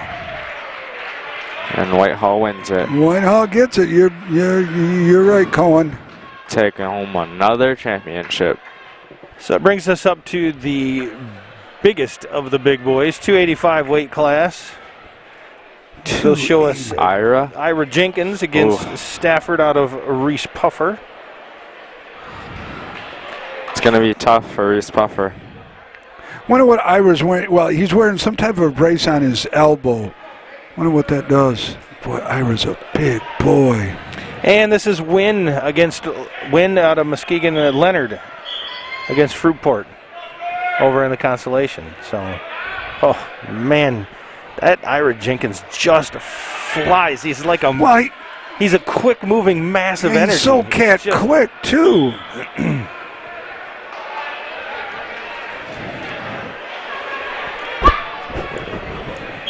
Probably a left tackle in football, I would think. Big guy. He could be a defensive end. Oh, yeah, without a question. Guy with his speed, he might be even an outside linebacker, Joe. Yeah. Man. He just moves around. I mean, he's graceful at it, too. Yeah, it's not like it's not a clunky it's not like it's movement. lumbering it's or anything. It flows well. It's swift. It is. It's so swift, and as an opponent, I don't even know how you could keep up with that. I don't either. He's so especially quick not in at his that movements. weight. Yeah. Yes. Not many guys at that weight class can move that quickly and not like smoothly. Not like that. Over on the far right, Consolation is Muskegon versus Fruitport.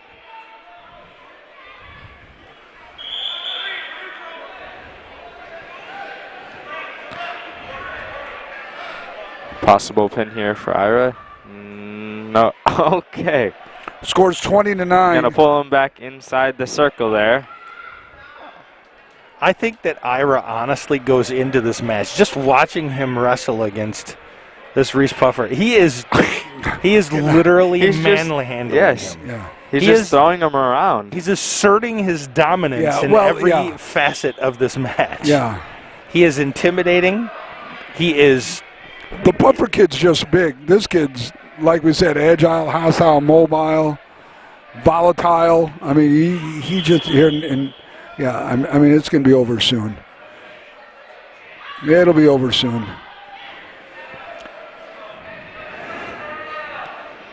God, this could go win a state championship, couldn't he? Oh man, I tell you, if he doesn't, whoever he wrestles against has got. I don't want to exactly. see I wouldn't want to see a guy who could beat him. Yeah.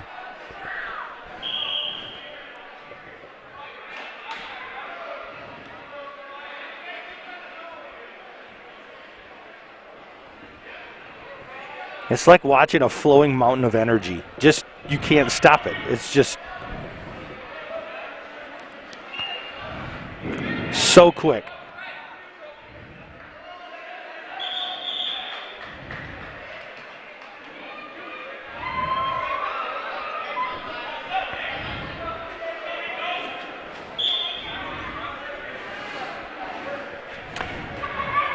Yeah, we talk. Oh, here comes the pin from Ira. Here comes the pin.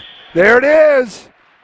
Yeah, it was just a matter of time. This poor puffer gets beat up. Yeah. He is just beat up.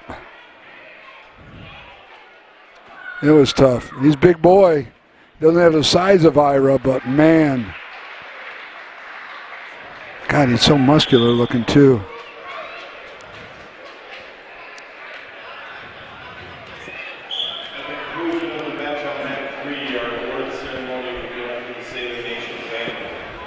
So we just have the consolation match to finish up here. Fruitport versus Muskegon, and we're going to be done. Tell you, still a very good crowd still hanging around here. Sun just trying to peek through a little bit off to the west. Here on the beautiful campus of Mona Shores, it's the Sailor Center, the eighth wonder of the world. Time runs out on that, on the Consolation. Be that, and we're gonna. Oh, we got one more. No, There's one more period. One more period. Round. Yep.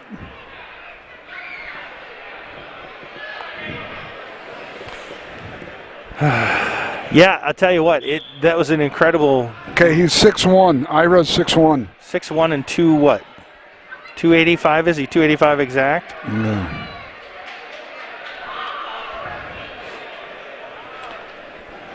Again, Consolation at the 285 is Wynn from Muskegon and Leonard from Fruitport.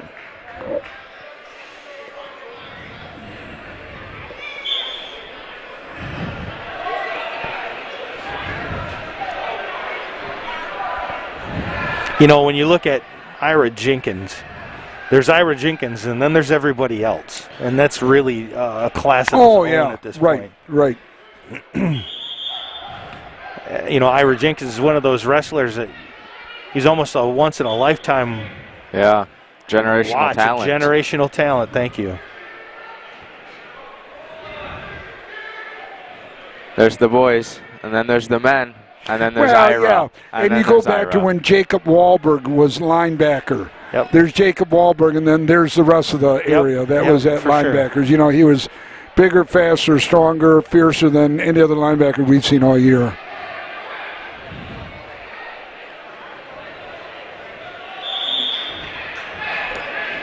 Oh. Lost his helmet more than any other linebacker. Ira, he says, only weighs about 225, and he's wrestling up. He's wrestling up? Yeah. Oh. Well, if it's the 215 and then there's 285, is he going to cut 10 pounds, or is he going to stay in this weight class? He can win this weight class. Why not stay? Yeah. It may catch up to you, though, as you advance. To the different levels, yeah. Yeah, you know. And I don't know if the weight classes stay the same or if they break them down a little more specifically. I don't know. Whatever class he's in, he'll be a beast. However it works out. And they may be wrestling him up because they have other kids at 220, you know, at the other weight classes too. Yeah. So that's an option that they have. Oh, possible pin here against Fruitport. And they got it. They got it. Muskegon will take third place in the 285 weight class.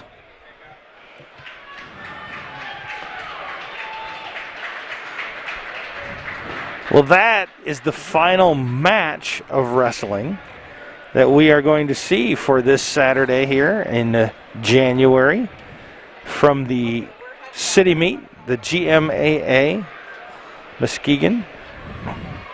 The 10 teams have finished wrestling. The championships have been determined. The finals have been finaled. And the over is over. And it's only been 7 hours that we've been here. Is this a new record for Sailor Nation? You know, I don't know. It's got to be pretty close. And it's got to be pretty close. Got to be pretty close. So what do you think?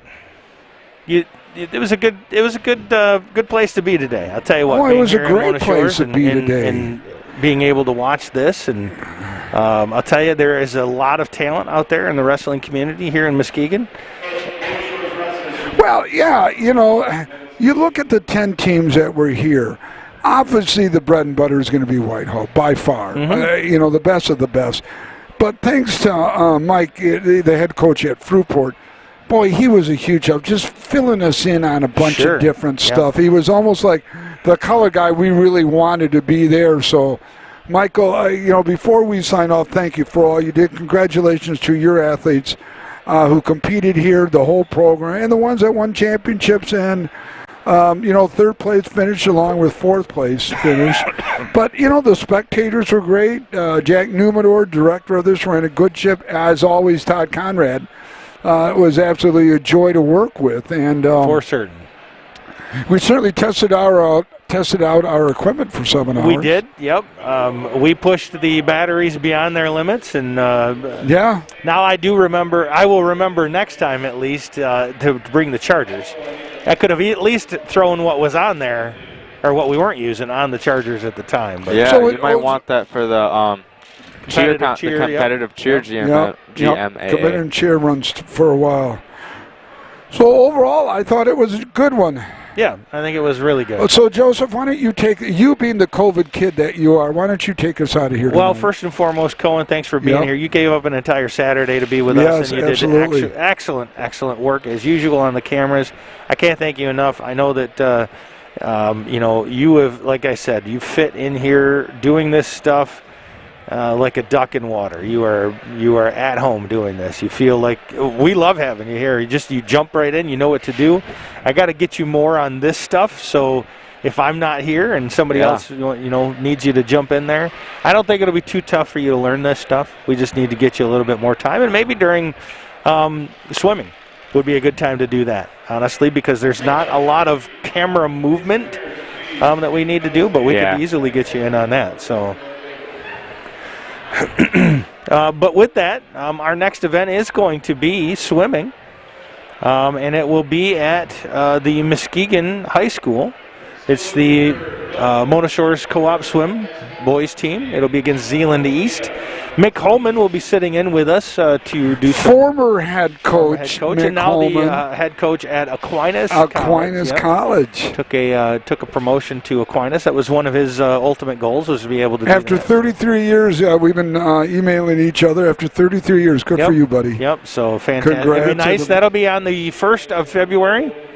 Outside of that, I believe our next one after that will be the 4th, which is girls basketball against Union. So I think that's the 9th as well. 4th. That's the 4th. So Whitehall wins first place. Fruitport takes second place. Nice. So congratulations to Mike and your staff and your kids. Congratulations to Whitehall. Cohen, as always, to Kim, and thank you. Joseph, get us out of here, brother. Well, we're going to take it out of here, and thank everyone for joining us here, especially Mike McKelly, all the help that you've been doing, and all of those that have joined to watch. I hope you've enjoyed it. This is Sailor Nation Sports Network. On behalf of Cohen, on behalf of Nick Davros, Kimmin, who's no longer here, had to run off, and myself, Joe Kanukin. Thanks for joining us. And we hope to see you on the next broadcast. Coming live from Muskegon, Big Red's Pool, on February 1st. Have a great day.